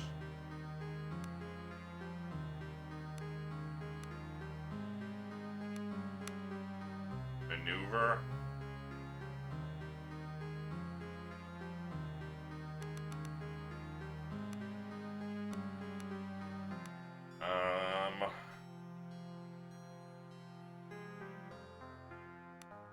Vendali Shield Rush.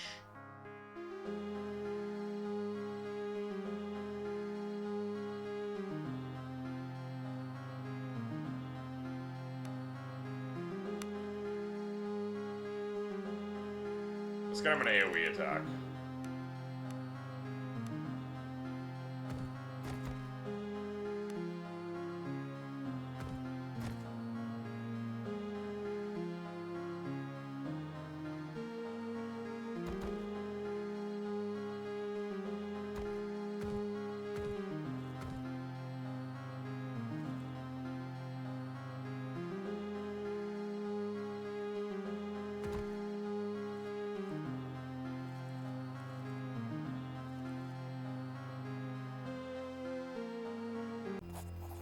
Mind reels as you look around the lush interior of the tower. Colorful, fragrant flowers abound, exotic songbirds sing in every bush. Stranger still, the tower's interior is somehow much larger than its exterior seems to allow.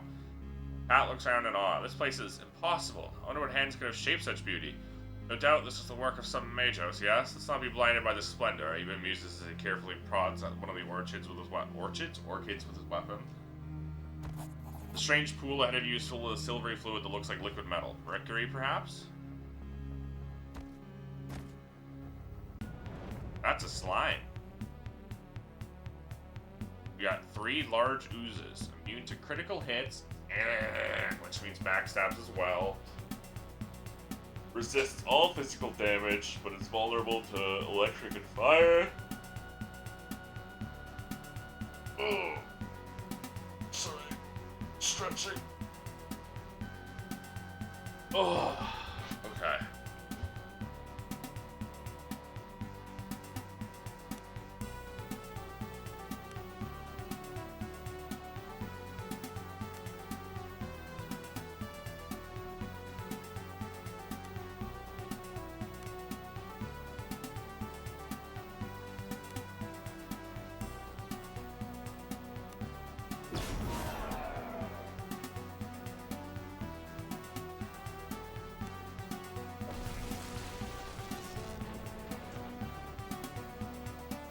Oh, no cascade.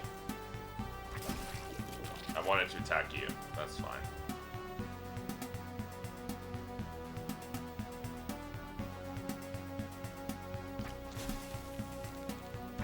Oh, I forgot you do pierce acid damage.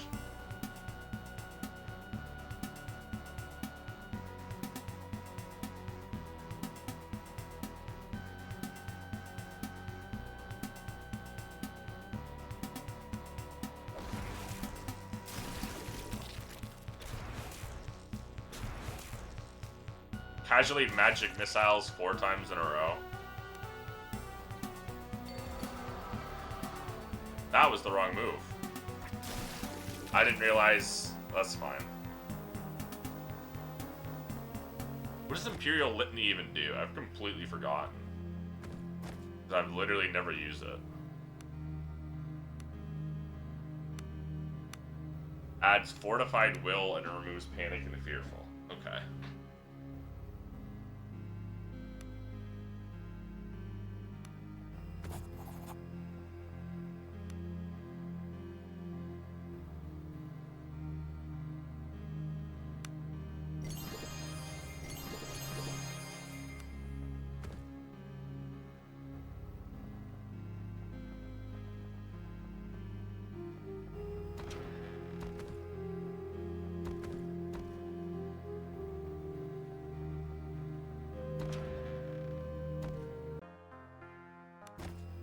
Okay, so we got a big ass bed to rest in.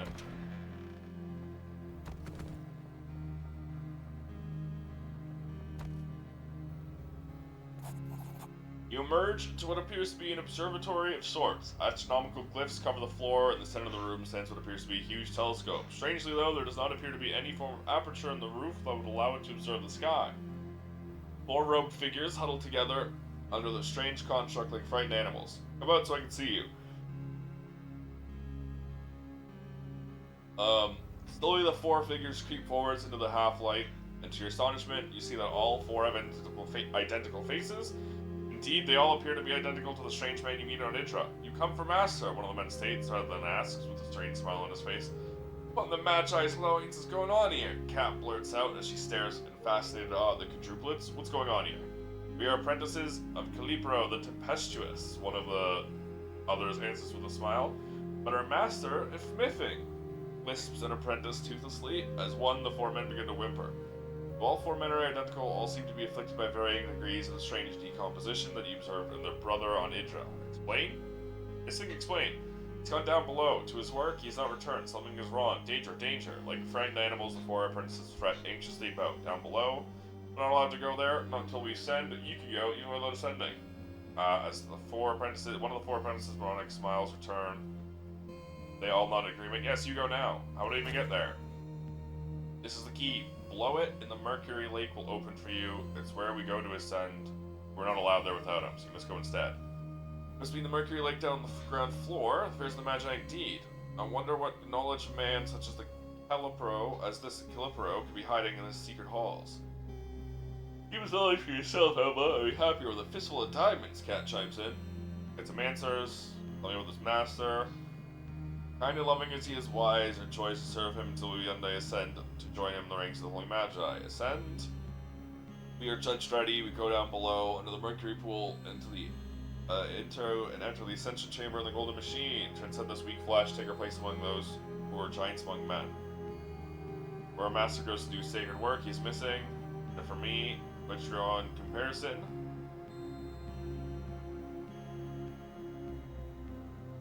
How can we all look so similar?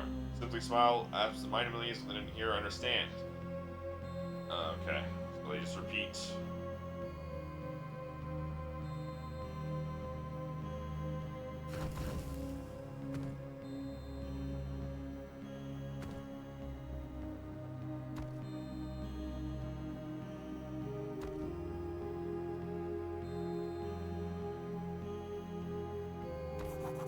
Lay in a silver flute. A single clear note rings out for a moment. The chirping of exotic birds dies down. Somewhere metallic clang sounds. Nearby Mercury begins to circle some unseen train. Slowly but surely steps come into view. Final gurgle, last liquid is drained away, and at the end of the descending stairways, a door can now be seen. The down below awaits. Tower Dungeon.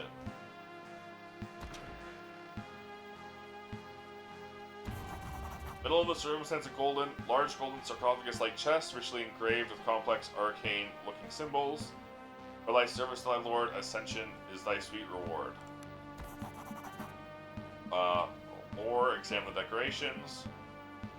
First glance, symbols carved on the sarcophagus appear to be magical in nature. There's only first glance. Further examination reveals they are nothing but purely decorative patterns of no arcane significance. In fact, you feel certain the gold leaf covering the structure is fake as well. The sarcophagus slides open, surprising ease, the interior molded to the form of a human form. All along the interior walls, more of the strange sigils are carved, giving the sarcophagus the appearance of some sort of machine. Examine it more closely. Pressing down, the bottom of the interior appears to give ever so slightly, almost as if it was hinged in some way. Taking a step back, you scan the area around the sarcophagus, spot a stone tile, polished, almost smooth by years of wear, and no doubt this is a switch of some sort. Carefully pressing down the switch with your foot, the effect is immediate. False part of the sarcophagus swings to one side, opening to a shaft below. As soon as it does, scorching jets of flame roar up the shaft. Had someone been laying in the sarcophagus, they would have been totally and utterly incinerated, and reduced to ashes in an instant. Drina's eyes go wide with shock. Is this how those apprentices are repaid for their servitude? He uses them and then disposes of them like leprous corpses when they can serve no more? What monster could do such a thing?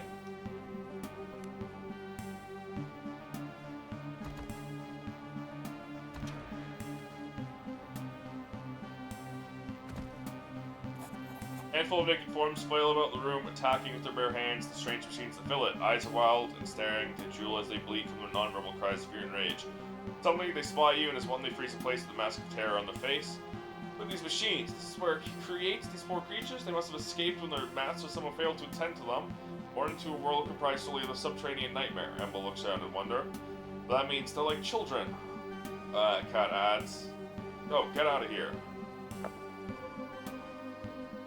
While I confuse the pathetic creatures first hesitate, then a sudden burst of mad energy bolt towards the exit of the overworld. Bah, what chance do they stand over there? Better we put them to the sword and save them of their misery.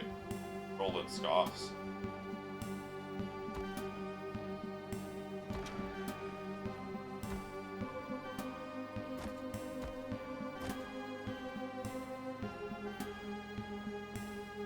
So he creates homunculi, use them until they're decaying, then incinerates them like garbage. As you walk past the statue in the corridor, a voice suddenly rings out from it, sharp and terrible, like two metal bars being clanged together. It seems to resonate your very bones. Interloper! You stand at the heads of Calipro the Tempestuous. Serve me well, and I shall forgive you your transgression. Are you inside the statue? Fool, I'm no statue. You're talking to none other than Calipro the Tempestuous. Once the court master to the High, Wizard of Framework. Where are you talking me from? Pass my voice into your mind from my summoning chamber. Deep beneath your feet, I become detained. There, and it shall be your privilege to render your assistance to free me. How'd you end up so detained?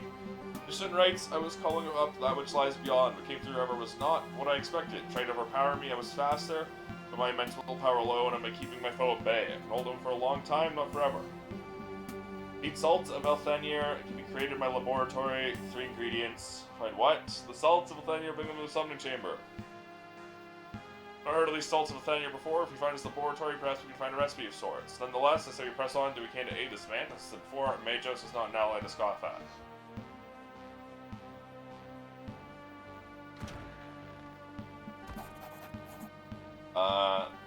Find the entry for the salts of Elthanier. Read the recipe. Something forth that which dwells is one of the most dangerous tasks.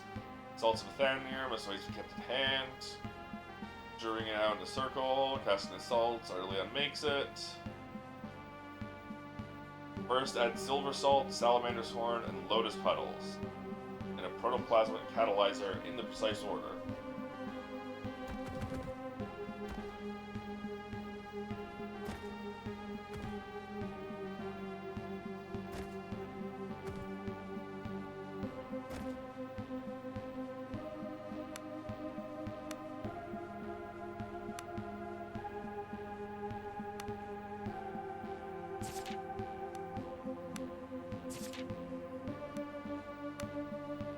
You've already got all of the other ones, that's funny.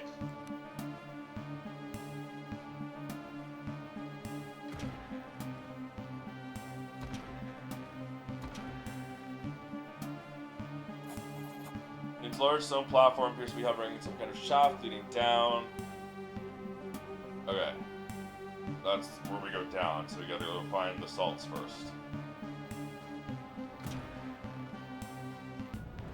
The hell? Shade. I knew it. I knew it was going to be immune to critical hits. Oh, but vulnerable to Sublime.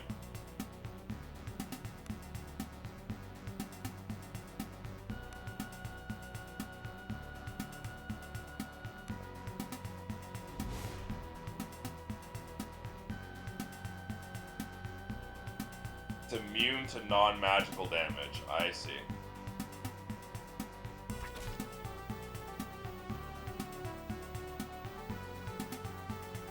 That counts as magic. Is it? Oh, hold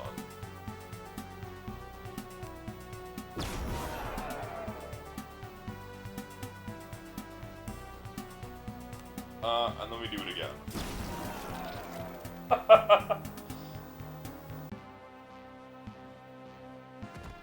There's the lotus petals.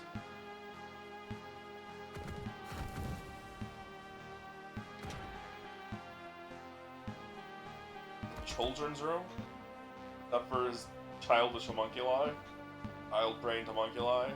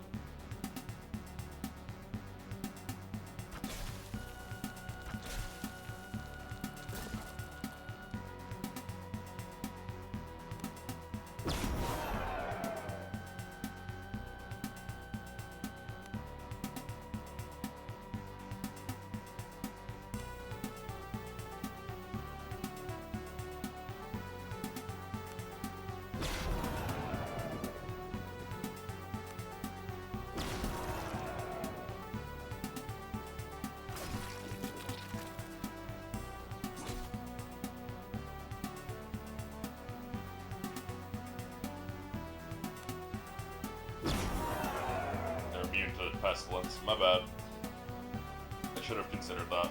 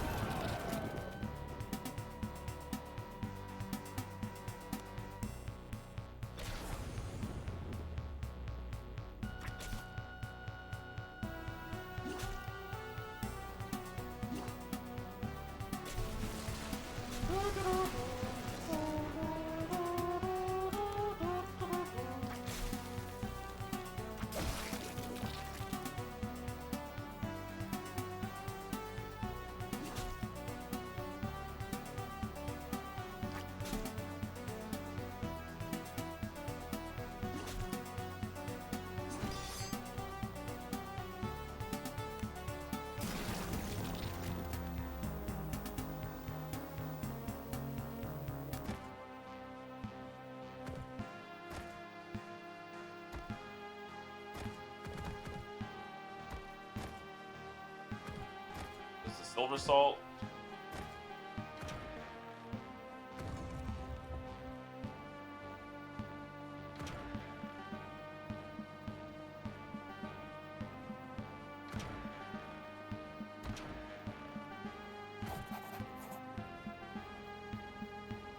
Silver salt, salamander horn, lotus petal. Silver salt, lotus petal. We don't have salamander horn yet.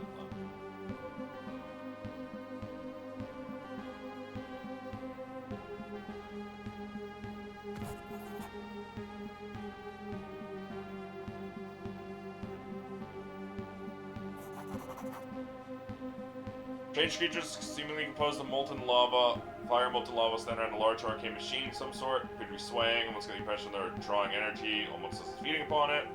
Creature suddenly notices you, trying to face you, protected with their food source. Magma ooze. Resistant to everything, vulnerable to cold damage. Fortunately, I don't have any cold damage.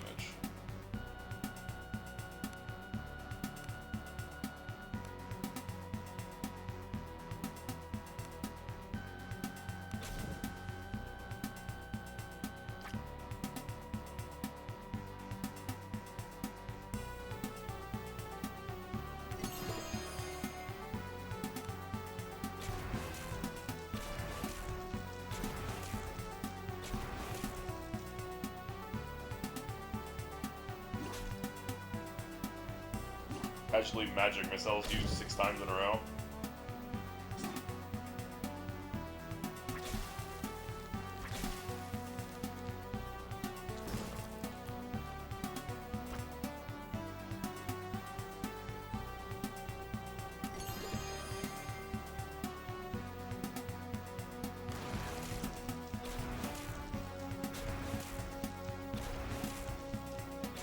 But you attack him and said whatever.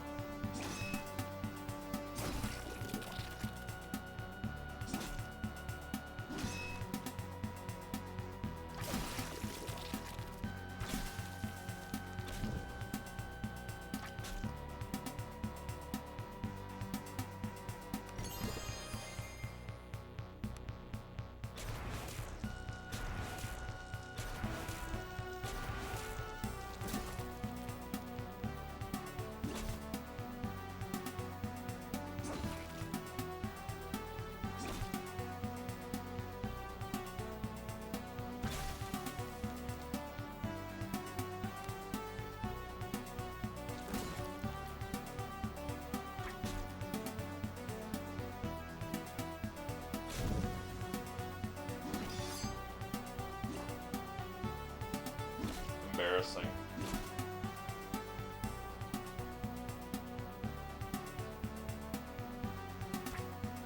Embarrassing.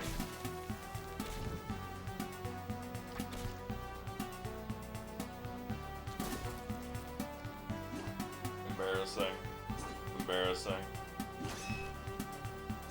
Embarrassing.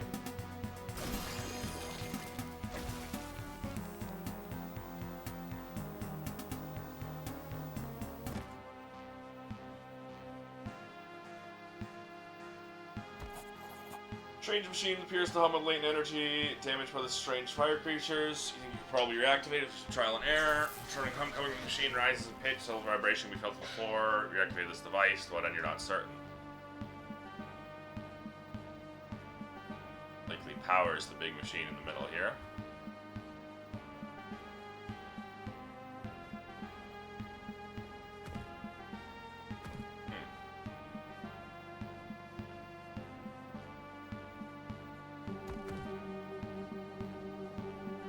Still need salamander horn.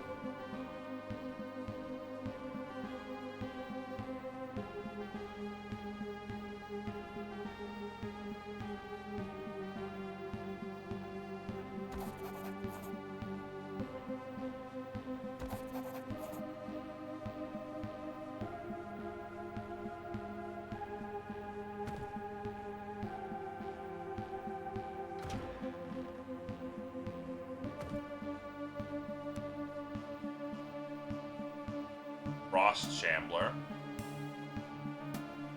Ice Salamander,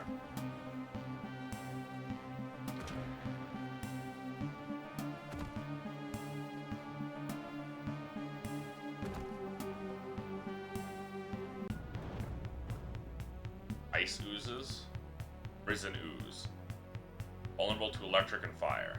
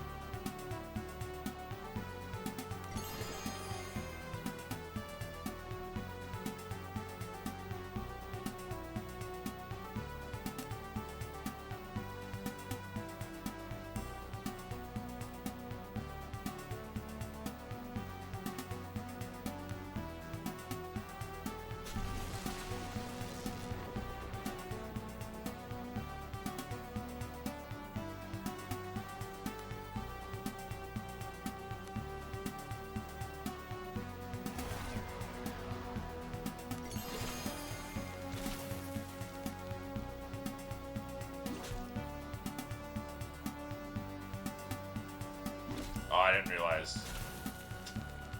I would have gone for him then.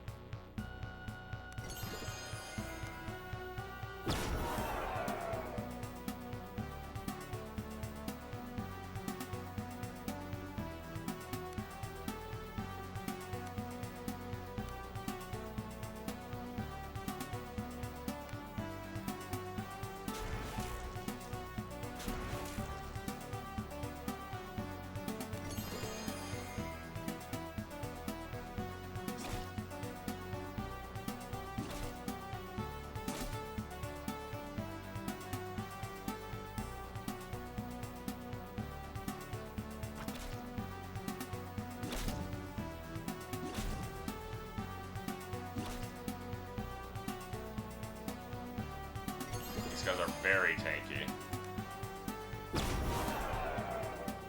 Thunderclap does kinetic, not electric. Oh.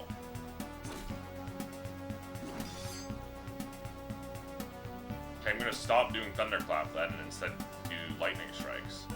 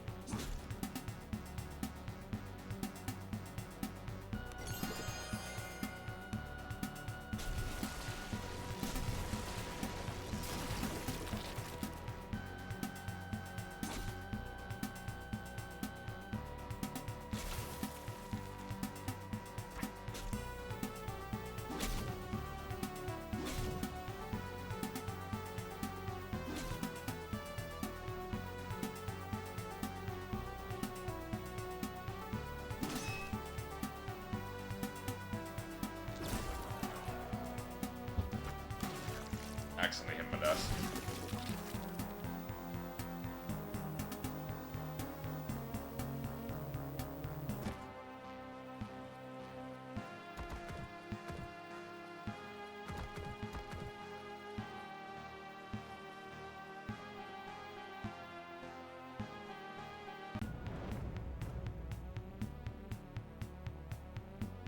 Flesh ooze. Vulnerable to acid.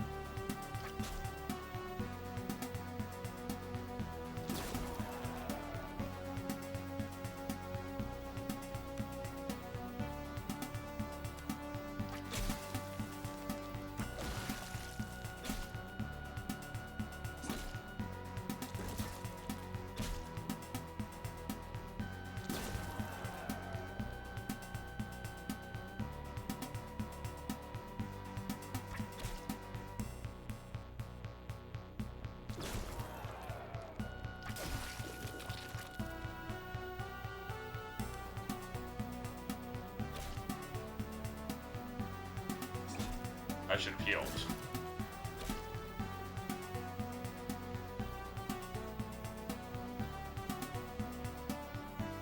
There's no getting there. Okay.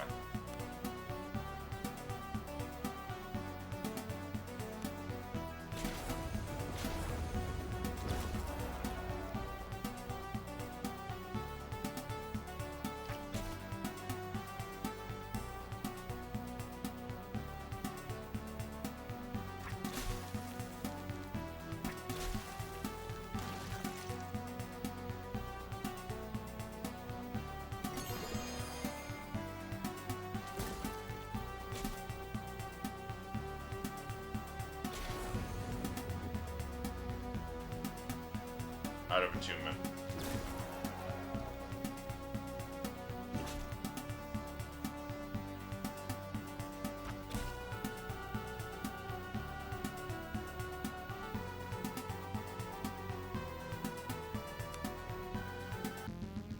I didn't mean to do that.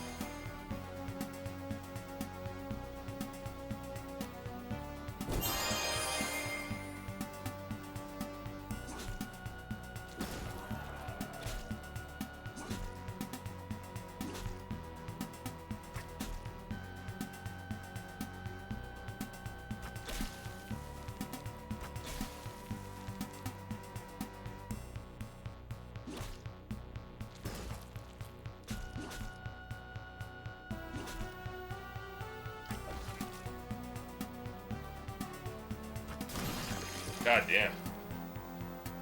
These guys are rough with their physical immunities. Or resistances.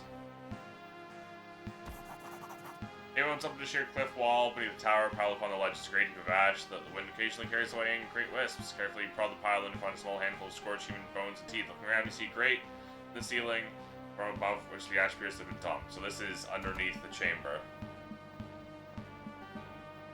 Or the sarcophagus. The ascension machine. Alright, so we only need this. We'll pop a couple of attunement potions.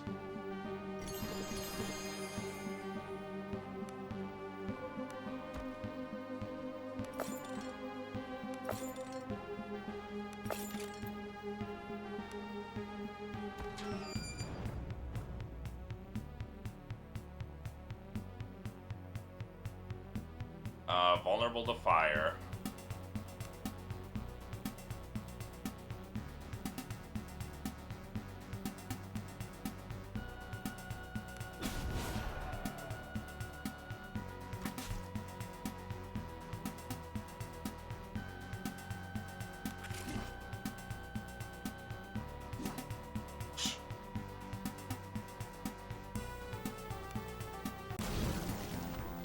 Ow.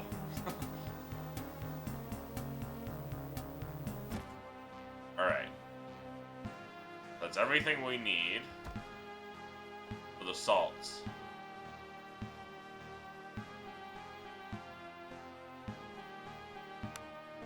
First silver salt, last lotus. Oh, it does it on its own. So when Calipro asks you to do, must make your way down to the summoning chamber. Where does this lead?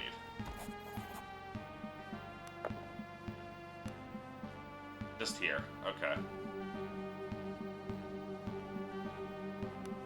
I guess this is in case you don't have the...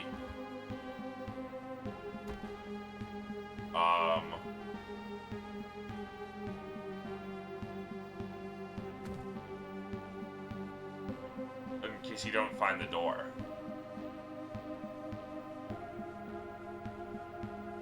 Question is, do I want to go in without resting? And the answer is yes.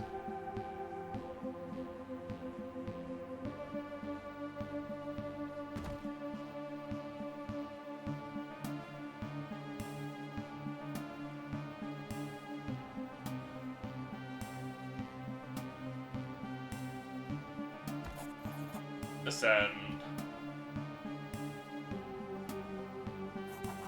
Howling winds scream through these halls, though you feel it clawing at your exposed skin. There's something strange about it. It goes to it. Only partially the material world, the other half coming from beyond. And don't Clipro, something's chamber lies ahead. A large square slab with small holes covered in it appears to be placed over some sort of shaft, sealing it shut. You attempt to look through one of the holes and knocked back by an unbearable stench emanating from below. But wait! Was there something else? Movement. The slab seems too heavy to lift, and just as well. You have an overwhelming feeling that what is trapped in the shaft below was not meant for mortal eyes to see and is best left in the dark.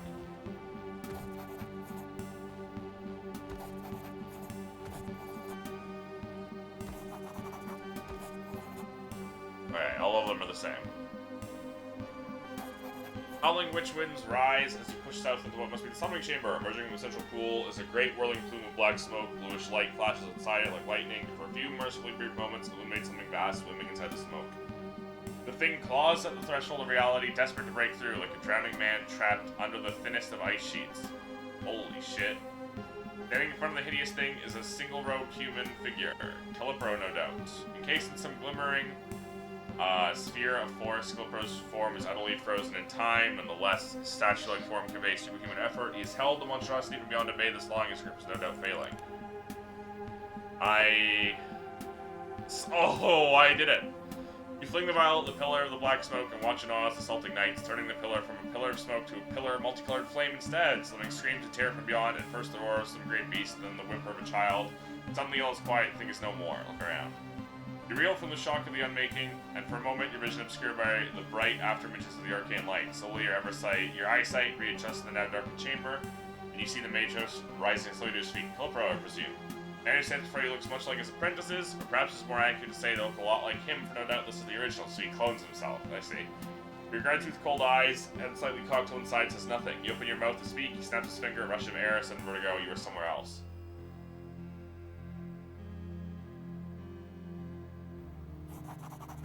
That's a lot of EXP. So, it was you who came to the aid of Philipper the Tempestuous. I'll say this much, you've done me a great service, for that I'm eternally grateful. Here's a small token. That's just one of his apprentices who loops over to you and reverently hands you a large sack full of coin. There's more to you. You were a traveler of sorts, someone on a quest. I may have much to offer you in terms of aid. His gaze lingers a moment too long and Emma standing behind you. Kind of aid. Whatever do you need? +1.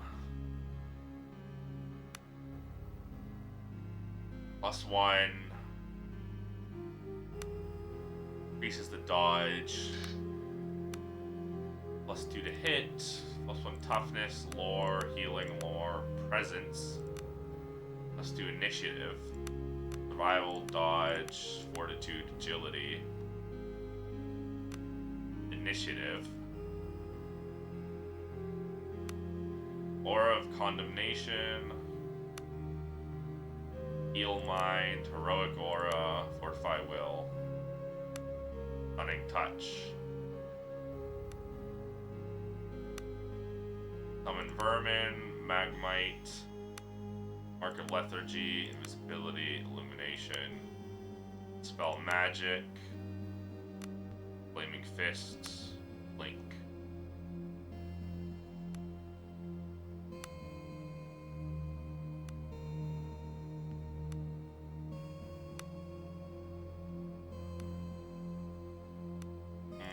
I can afford a lot of this.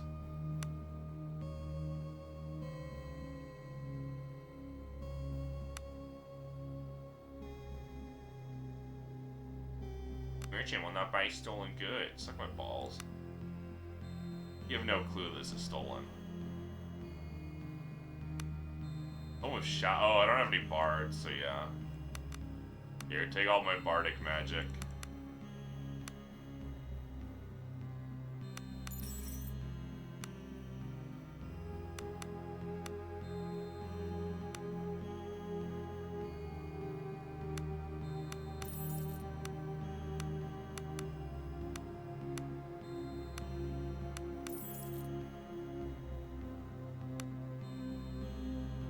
Take Aura of Condemnation and Heroic Aura.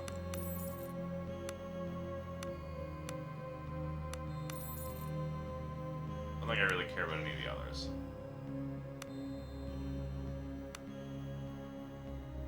Oh, you know what? She cares about my asthma.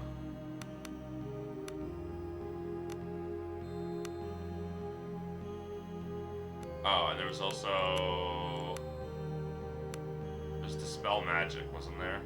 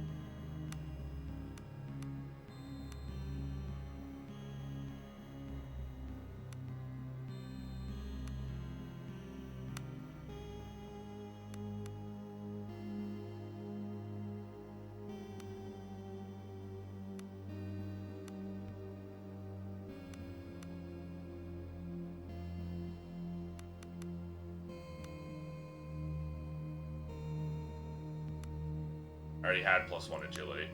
I don't need this. That's fine. I think I'll take fortitude over dodge. He's tankier. You know what? He'll take agility for hitting.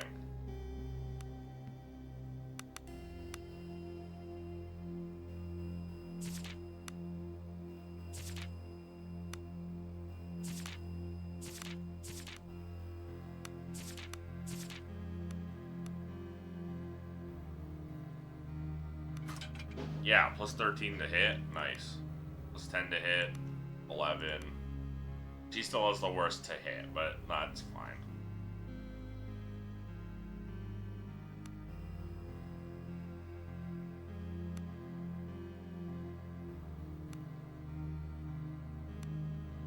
It's because she only gets 1 club accuracy. Oh, she gets 2.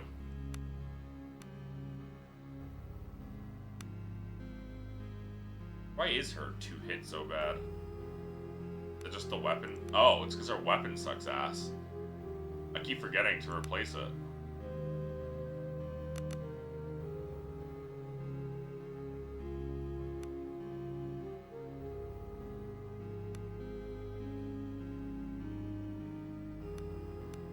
And I guess I'm going presence instead of strength for her. Well, I'm getting some strength. I completely forgot about that amulet.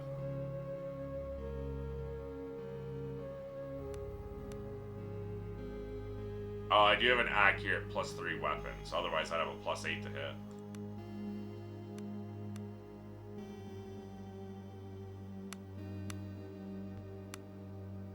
I'd rather the plus 1 to dodge.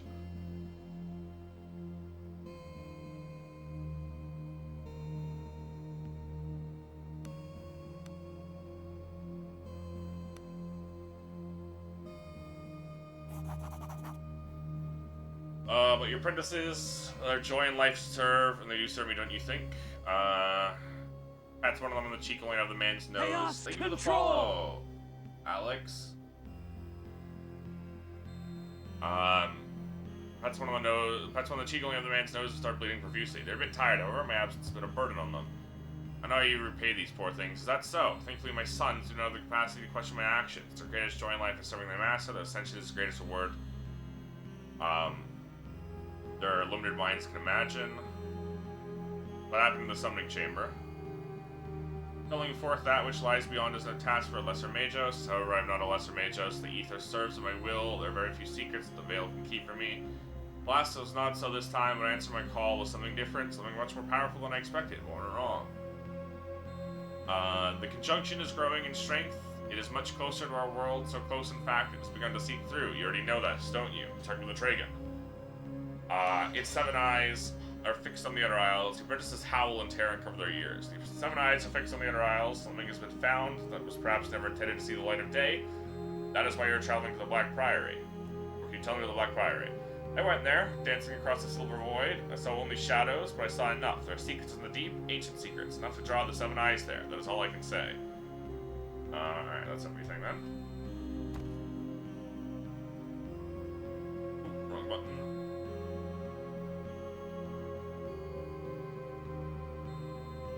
Right. We just gotta find a shrine to be found on one of the small islands of the archipelago. Not quite sure where that is. We've gotta find that, and then we have to Gradla.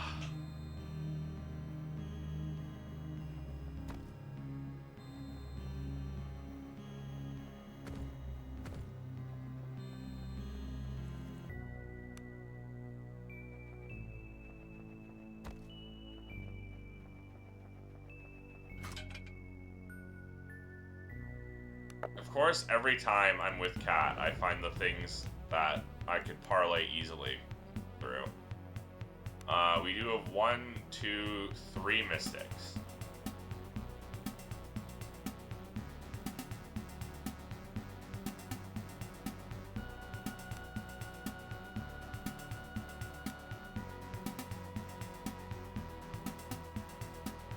Book of Lethargy, Inferno, Poison Globe.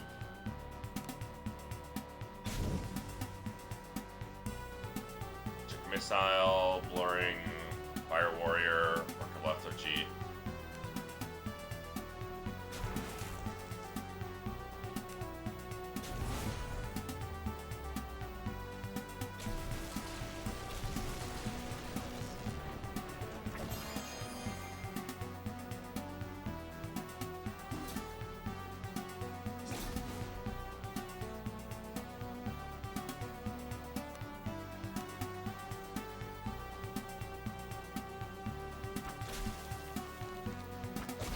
Nice.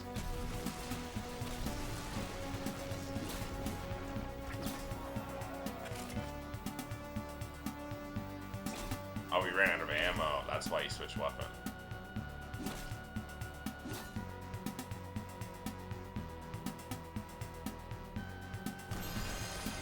God damn it.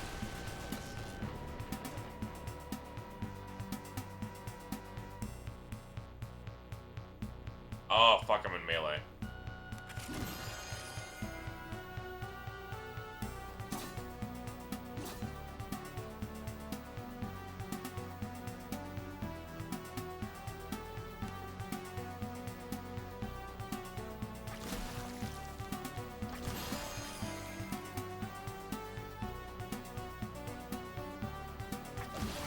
Okay, we got rid of the mystics.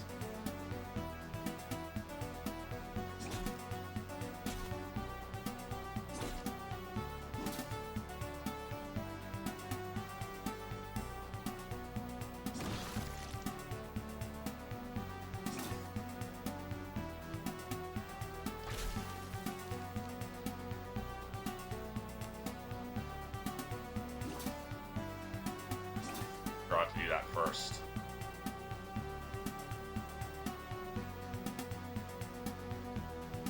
Oh, I forgot, he's second wind. I could just do this.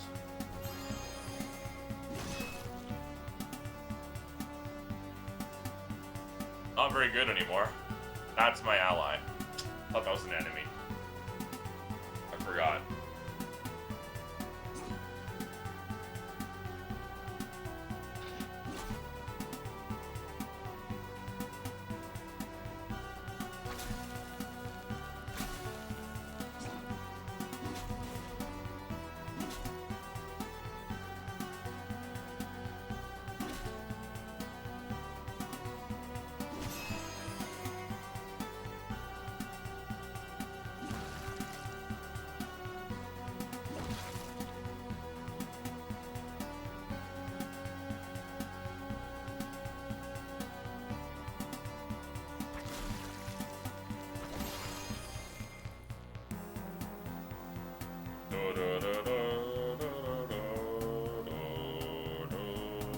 Wow, that healed that leveled everyone up.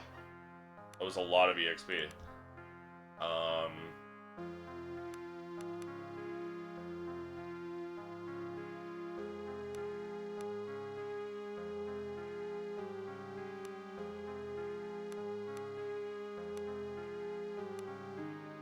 playing shot. Second wind. Archer. Yeah, I guess just leveling up that, okay.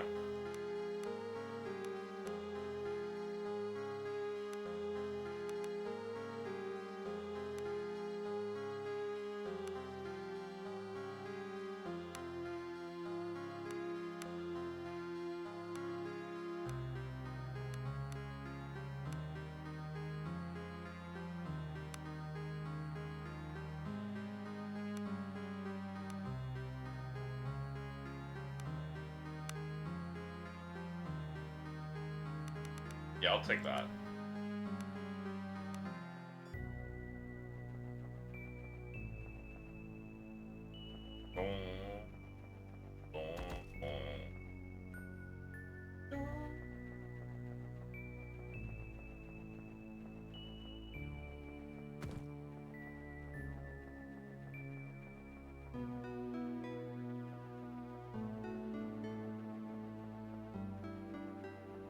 Okay. We have this island.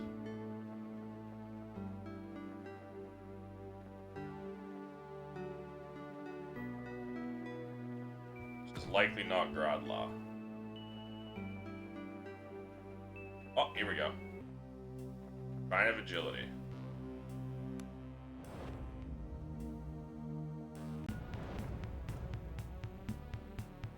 Dire serpent and fell serpent, I guess. There's a lot of snakes in the grass.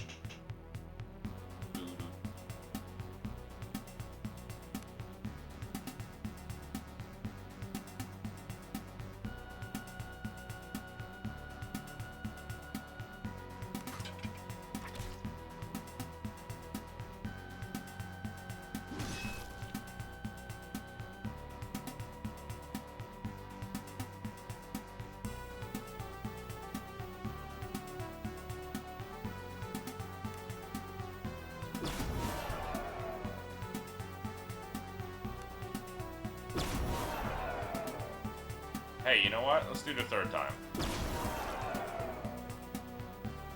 Oh, we still have another turn? Magic Missile this guy.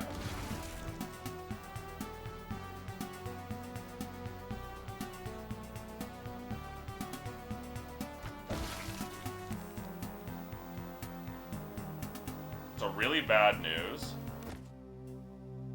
We are actually out of hunting arrows, I just saw.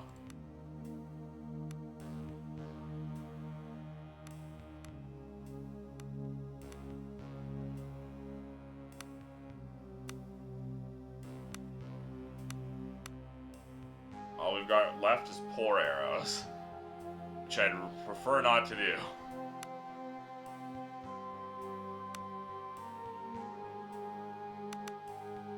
That's really unfortunate. I also just hit my desk moving my chair up. Alright, Shrine of Agility. Everyone's got +1 agility.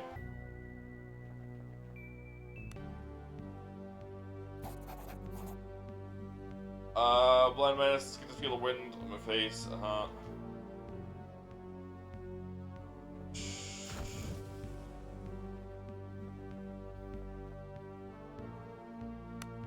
Bodkin, Poor, Hunting 15, Broad Arrow. I'm just gonna have to buy all the arrows I can.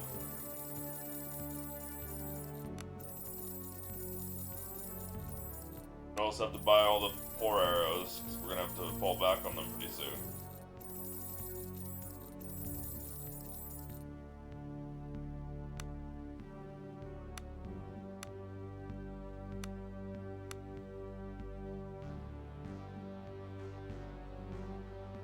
Why won't these guys buy, stolen goods? There's actually literally smugglers.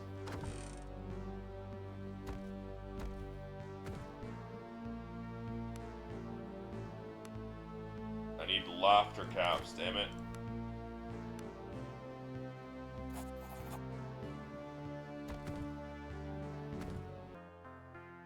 Boom, boom, boom, boom, boom, boom. Roland, you're also fletching.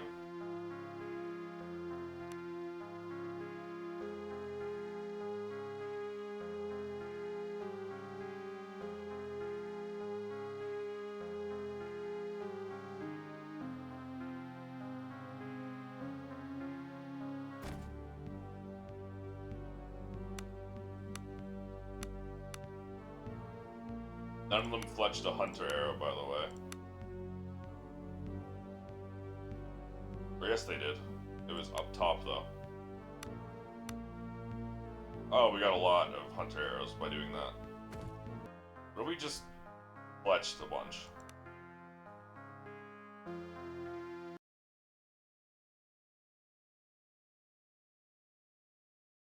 Sorry, alt-tabbed.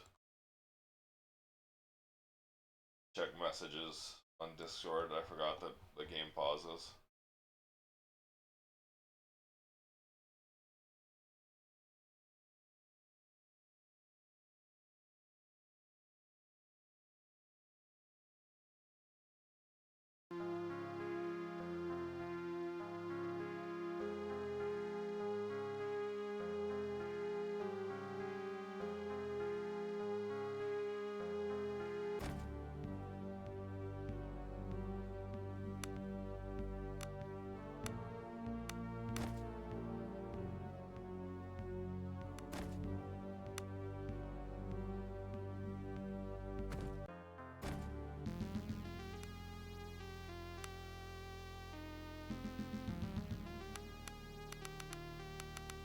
No, I wanted save game, not load game.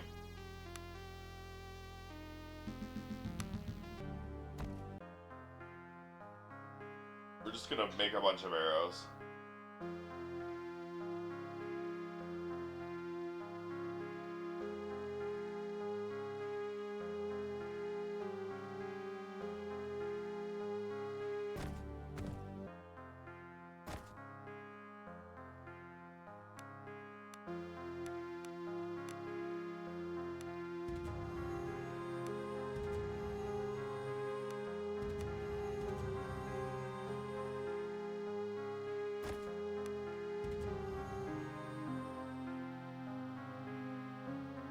This way I won't have to constantly switch these two spots in the party lineup.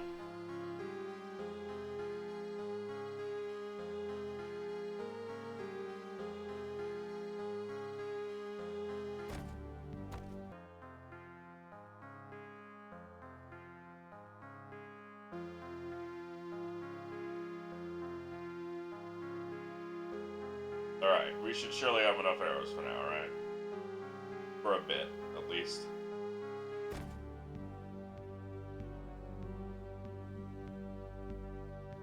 $65 hunting, 29 broad, 68 pour. Yeah. Should be good for now. Alright, off to Gradla. Gradla?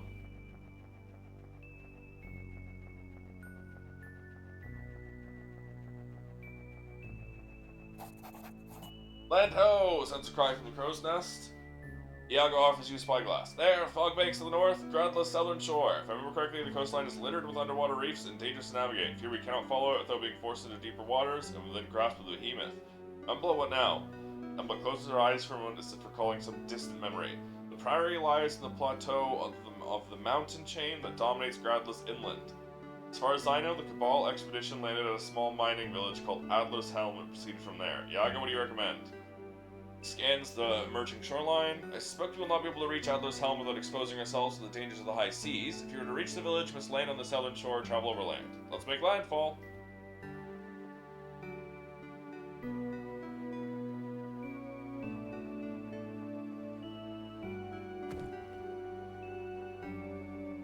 I love having the little boat like a classic RPG.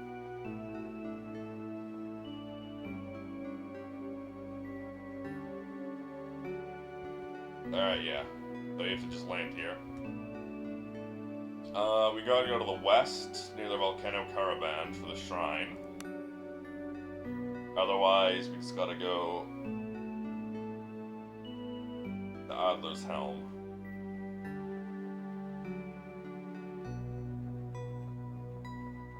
Well. Here's as good a place as any to land. Parlay.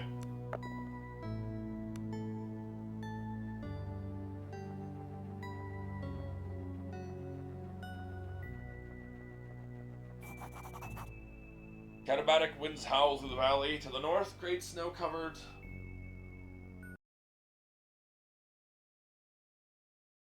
Sorry, I just saw I got a Twitch whisper from the bot that followed me going, "Your streams are fire. Keep up that energy."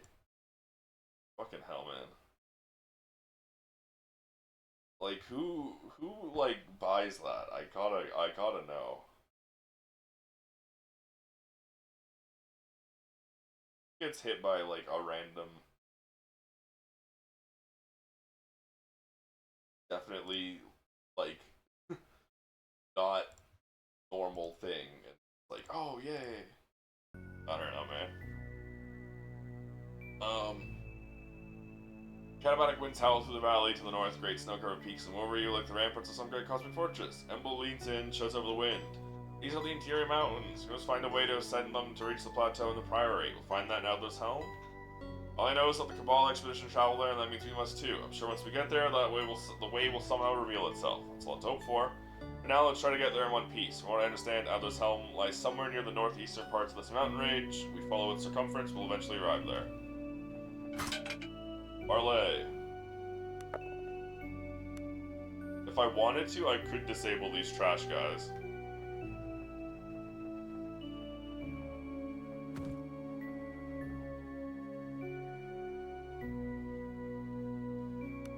Damn, I can't parlay with lizards. I might. Kind of annoying. Out of ammo? What? I never re-equipped your ammo.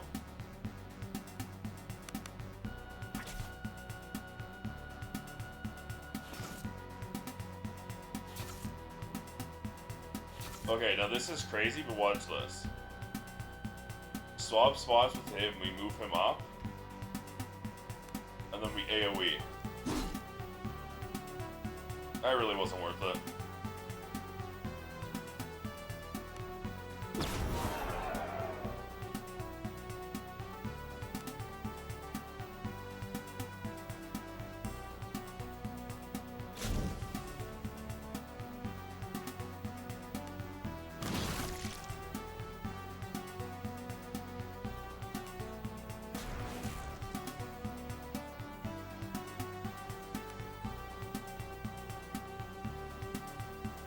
I swear I put broadhead arrows on this guy.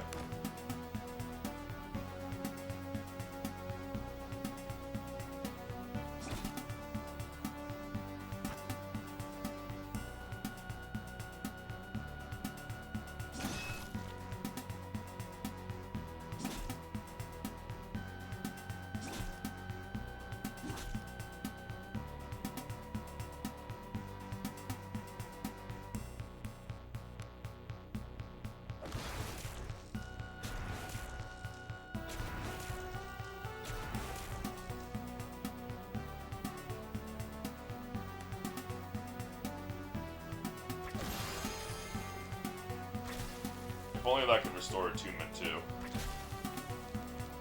Okay, yeah, sure. Just crit twice in a row. Go for it.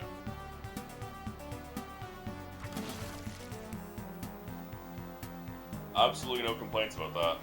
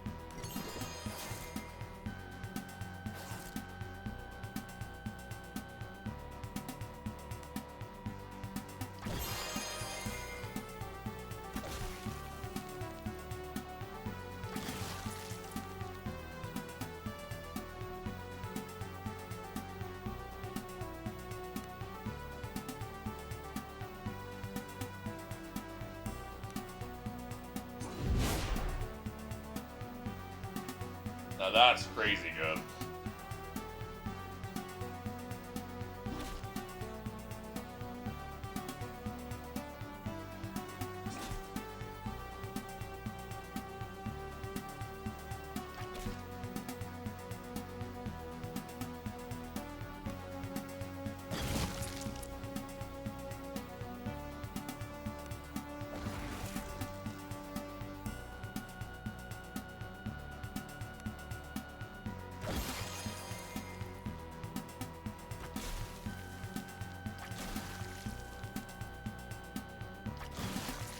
Jesus Christ, Rangers are ridiculous.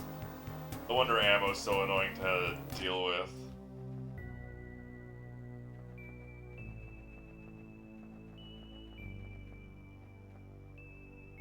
Ugh.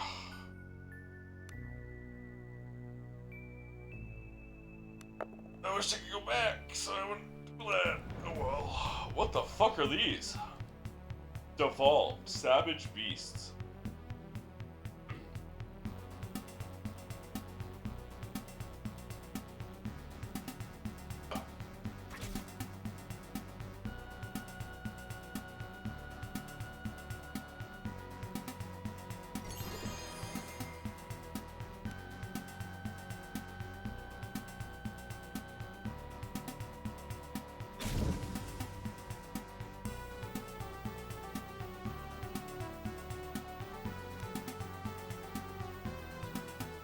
Ay, ay, ay.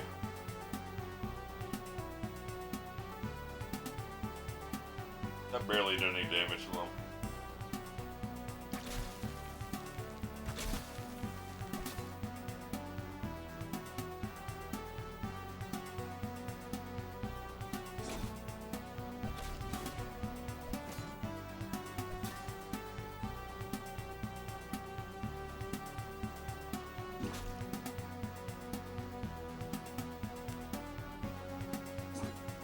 You missed?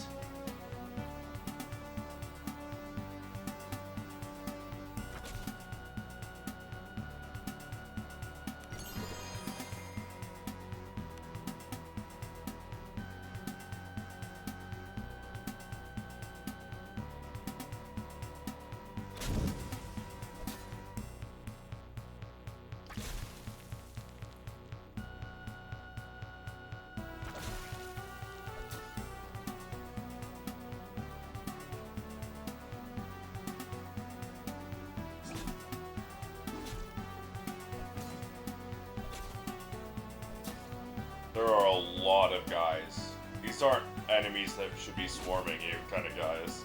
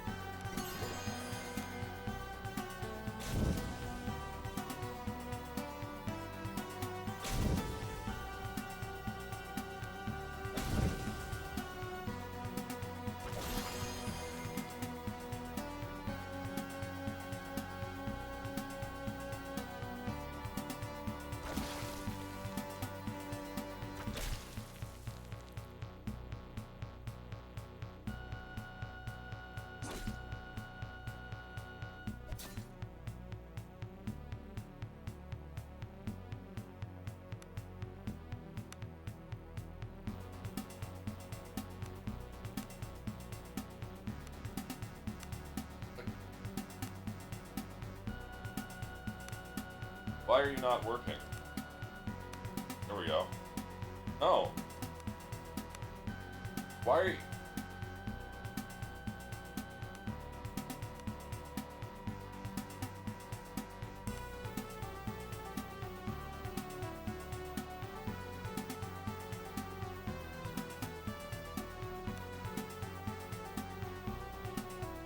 What?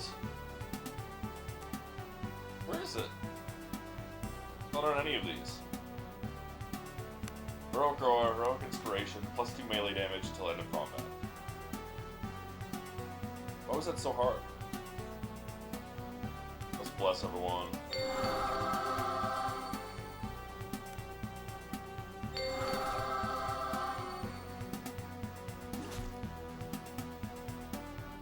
Ironically, the one who could use that the most is nowhere nearby, but whatever.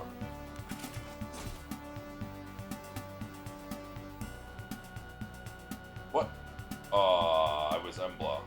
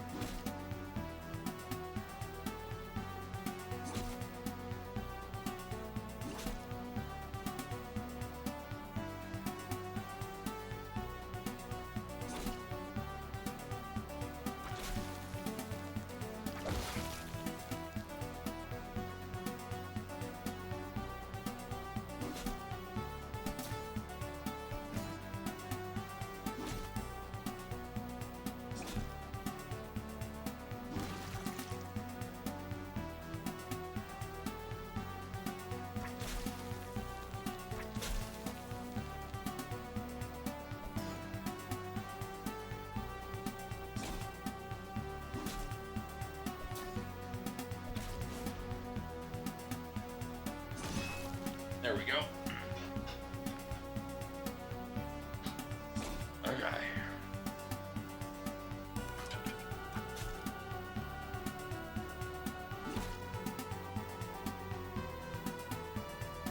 Our target.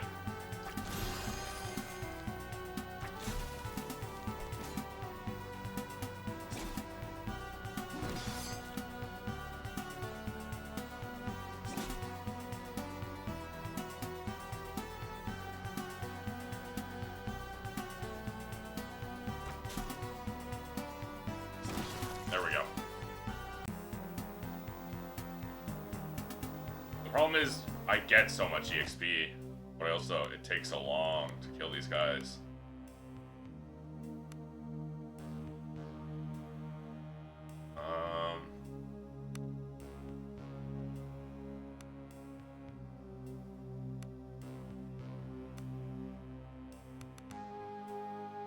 I haven't even gotten all this backstab damage I should be getting.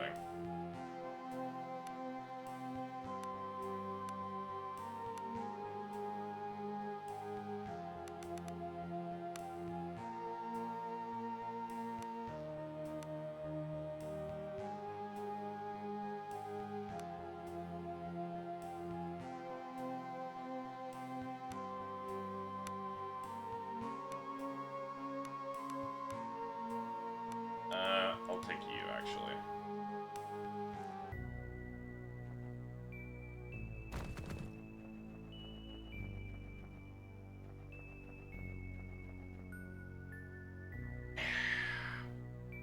I should have Roland so I can just flee everything. Or Cat so I can just sneak away from everything. Ice salamanders. Okay, that's whatever.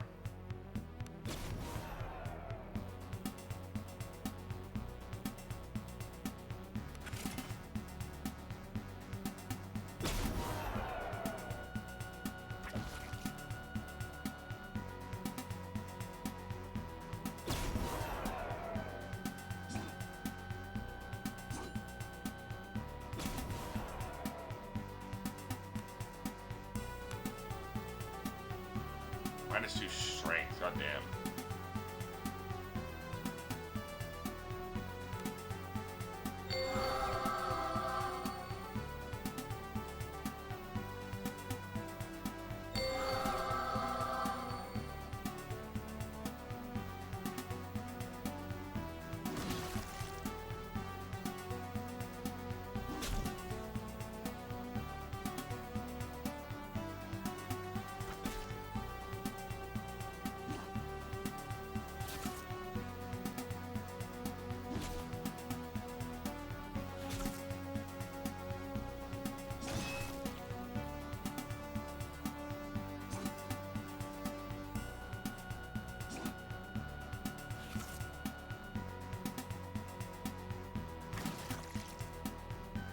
$51 piercing damage, just because of all the backstab damage.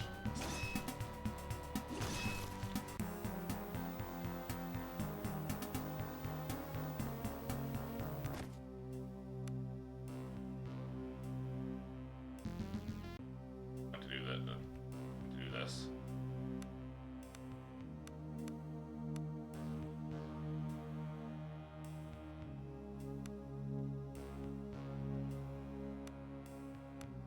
Backstab bonus. Successful backstab attacks performed this attribute is multiplied by the weapon's crit multiplier and added to the total damage. Okay. So my backstab bonus is added to it. So +3, 6, 9, 12, 15, 18 times... On a bow, she crits ×2, so it's +36 damage on backstab with a bow, and a little 40% more with the short sword on melee. That's crazy.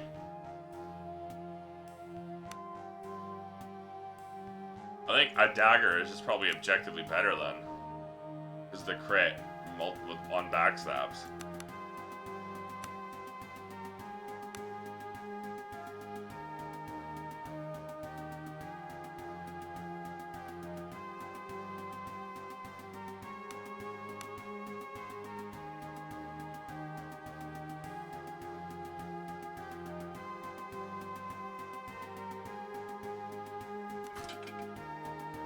So I guess there's a reason to use short bows then.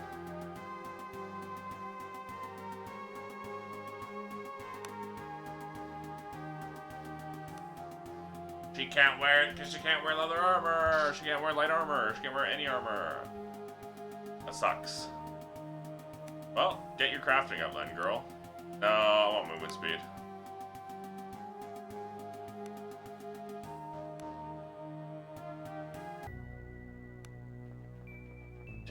still gonna lead with Cat, then. Head of volcanic peaks of Mount Carbon rises steeply.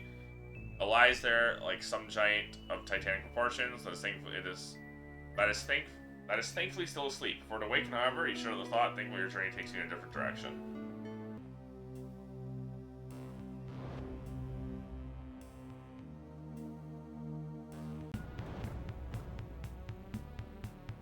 Ice Strider. For hounds, vulnerable to fire.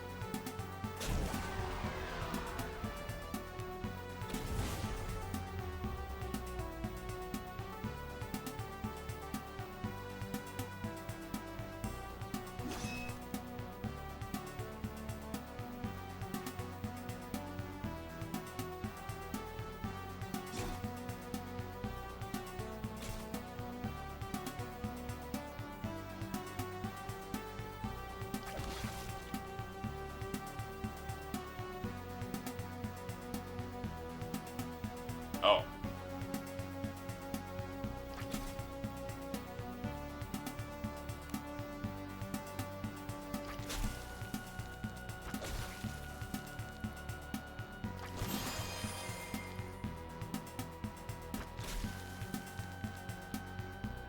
Oh, right, because he had lesser frenzy.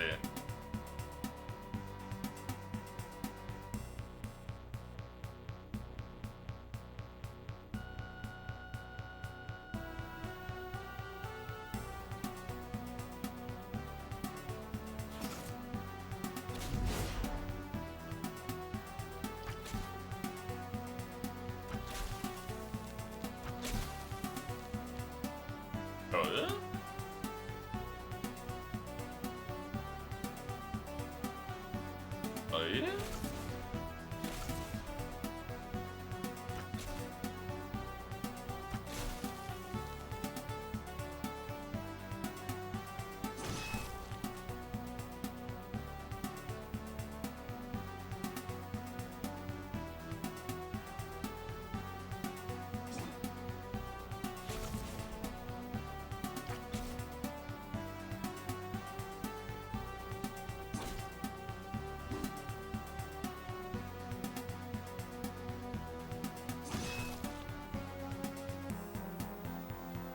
Ba, ba, ba, ba, ba, da, da, da. 56 hunting arrows. 6 broadheads.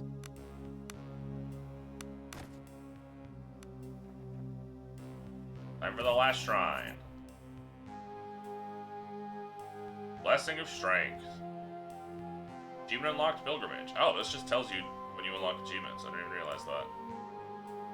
Alright, achievements left.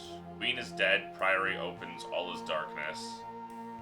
So, Queen lies dead by her hands. You stand on the threshold of the Black Priory. You finish the game. Black Priory reveals its secrets to you. Those two are finishing the game, by the looks of it. Okay, so we don't have a lot left. So we can honestly probably finish this tonight. So it's going to be a bit of a long one as we try and do that. Or longer one. Oh my gosh, okay.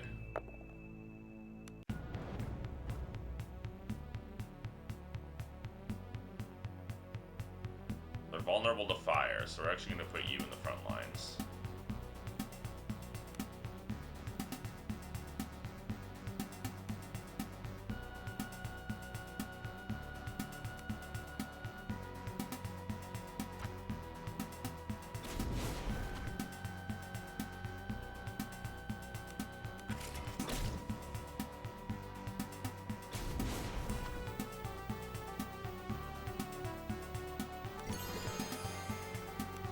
How can I not?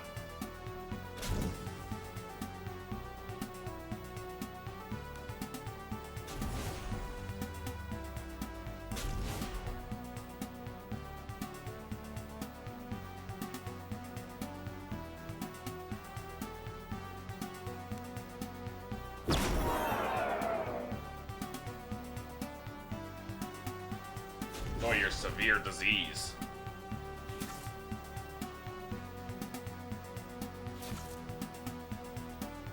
But everyone is stunned.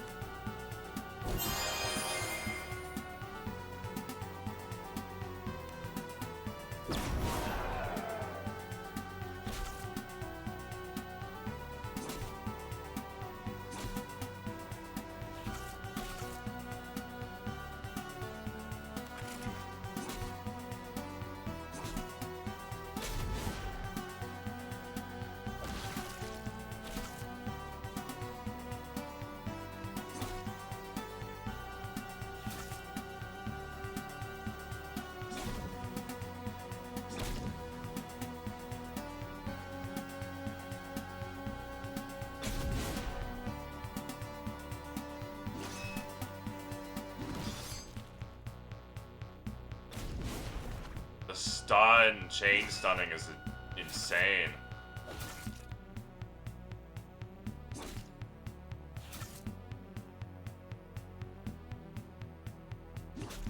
Alright, we're gonna get backstabbed, so you can count on that guy dying.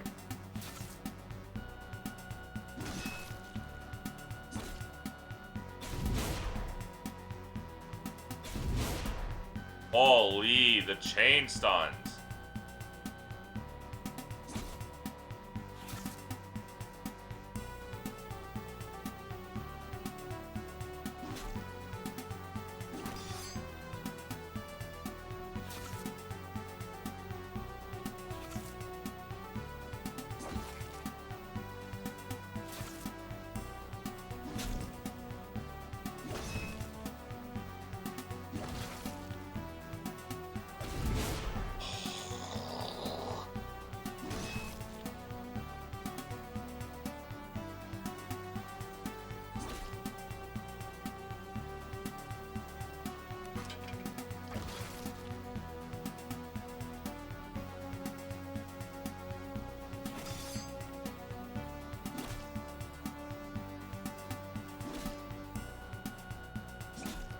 I should have healed.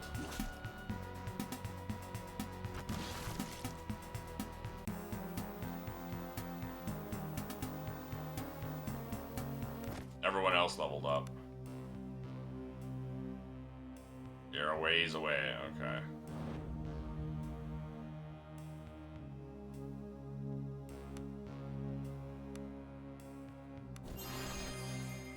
Really? That's your only... That's it?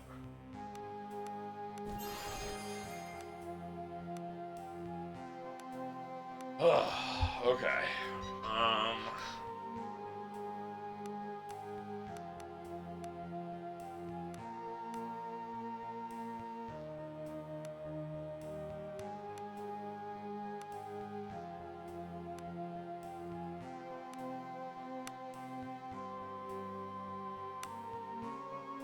useful round.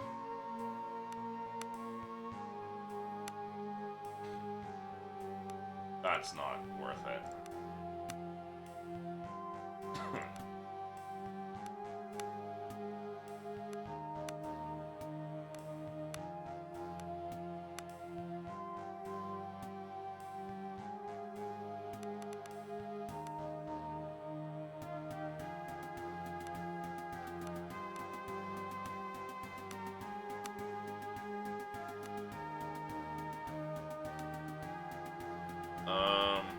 He doesn't even have sword initiate. Oh my god, I didn't even realize that.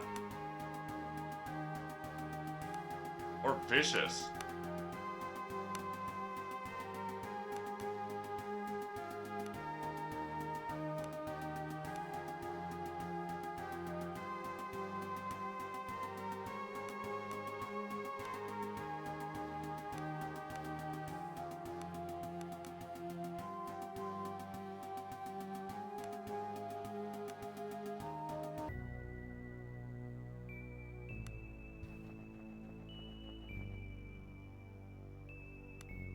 N. Yeah. Okay.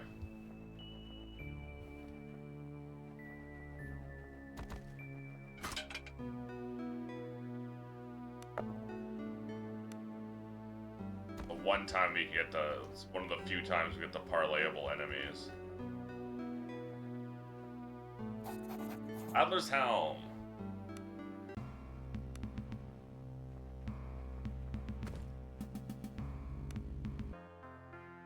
Bum bum bum bum bum bum bum.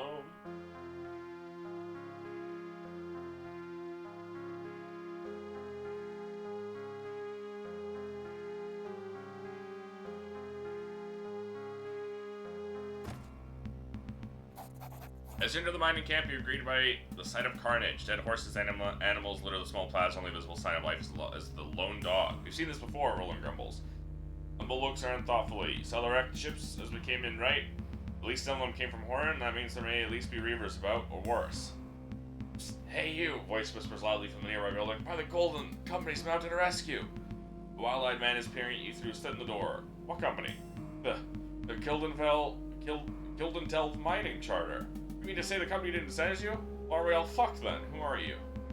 Big Lauren, they called me. I'm the foreman here at the mines. Or I used to be, it's more like it. Who's all dead or taken into the mines. Me and a handful of others have been hiding here for days, but all the rest are gone. And begging your pardon, we're staying right where we are until help arrives. What, you won't let me in? We shouldn't even be talking to you. It'll draw them here, and they'll drag us out into the mines as well. We're not coming out until it's safe, and that's that. Man begins to slide shut the hatch in the door. Wait, I need more information. We'll be quick about it. We'll be back any time. What's happened here? World's gone mad. All begun with us finding those old stairs leading up to the plateau with those strange ruins. Company sent an expedition here to investigate it all. They set off up into the plateau and then nothing. That is until the events started with my crew getting these strange dreams. Then we saw lights dance up over the plateau, and heard strange sounds, howls almost. Then came the things from the sea. Man's voice shakes with terror. What things? Things that should not be. Scaled things that walk like men. They fell upon us in the night. We didn't stand a chance. Not ashamed to say, the only reason I'm still alive is I hid myself like a frightened child. Emperor's bones, I even pissed myself. Strange thing is, it seems the monster tried to drag people away. Alive if they could, drag them right into the mines, if you can believe it. There were screams at first, such horrible screams, they stopped soon enough. We almost thought they'd left and that we could make a run for it. Then the ships started arriving. Madmen sailing all manners of vessels. It was like they didn't even try to land properly. They just beached the ships or ran them into the reef. That didn't matter. The sea creatures emerged from the mine to claim the offerings the madmen had brought. Fresh captives. What happened to the captives? The madmen chanted as the captives were dragged into the mine. Seems to my crew heard them scream as well. Showed a thing what's going down in there in the darkness. Pulling out the mines. War mines, older mine that the company reclaimed, expanding the western tunnels, broke into an older part of the cave. We found the stairs. We're talking anymore about this right now. We found the stairs. Company sent their expedition up on the plateau. Whatever they found, things went to shit. Kill those things in the mine. I'll be a lot more talkative. Alright.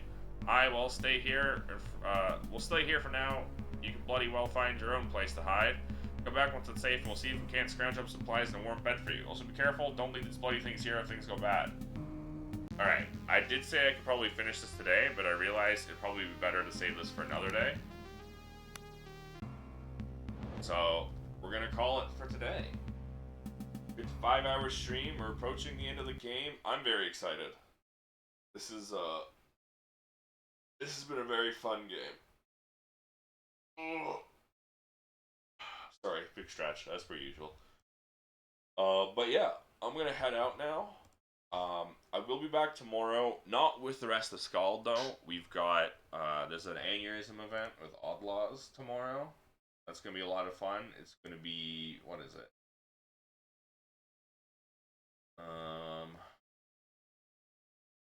Event updates, announcements. 4 p.m. Eastern. Okay, 4 p.m. Eastern. Tomorrow we'll be live with Aneurysm. I really love Aneurysm 4, so I'm excited for that. And then Sunday is going to be more Phasmo Sloppy Sundays with my friend. Friends, not friend. So I guess we'll finish Skald Monday. Regardless, though, thank y'all for showing up. I really do appreciate y'all. Remember, if you want to keep up to date with Remember, if you want to keep up to date with my streams, the best way to do so is to join the Discord. Panel of the stream will take you there. It's only place I post going live announcements, updates, latest cancellations, all of that. It's also a good place for game recommendations, which I'm always looking for, and just a chill place to hang out. If you're interested in doing so and have yet to do so, join the Discord. Panel of the stream will take you there. Another panel. Oh, I forgot to actually quit the game. Another panel of the stream will take you to the VOD channel, where I post all my past content. You ever interested in seeing what I might have played before? That's the place to do so. So once again, panels for the stream will take you to the VOD channel and the Discord. If you're interested at all, check them out. Regardless, though, thank y'all for showing up again. I really do appreciate it. Thank you again. Thank y'all again for showing up. I really do appreciate y'all. I'll be back tomorrow with... I'll be back tomorrow later with Aneurysm 4. Regardless, though, I hope y'all have a good rest of your day, night, whatever time zone you're in. I hope you have a good one. Bye-bye.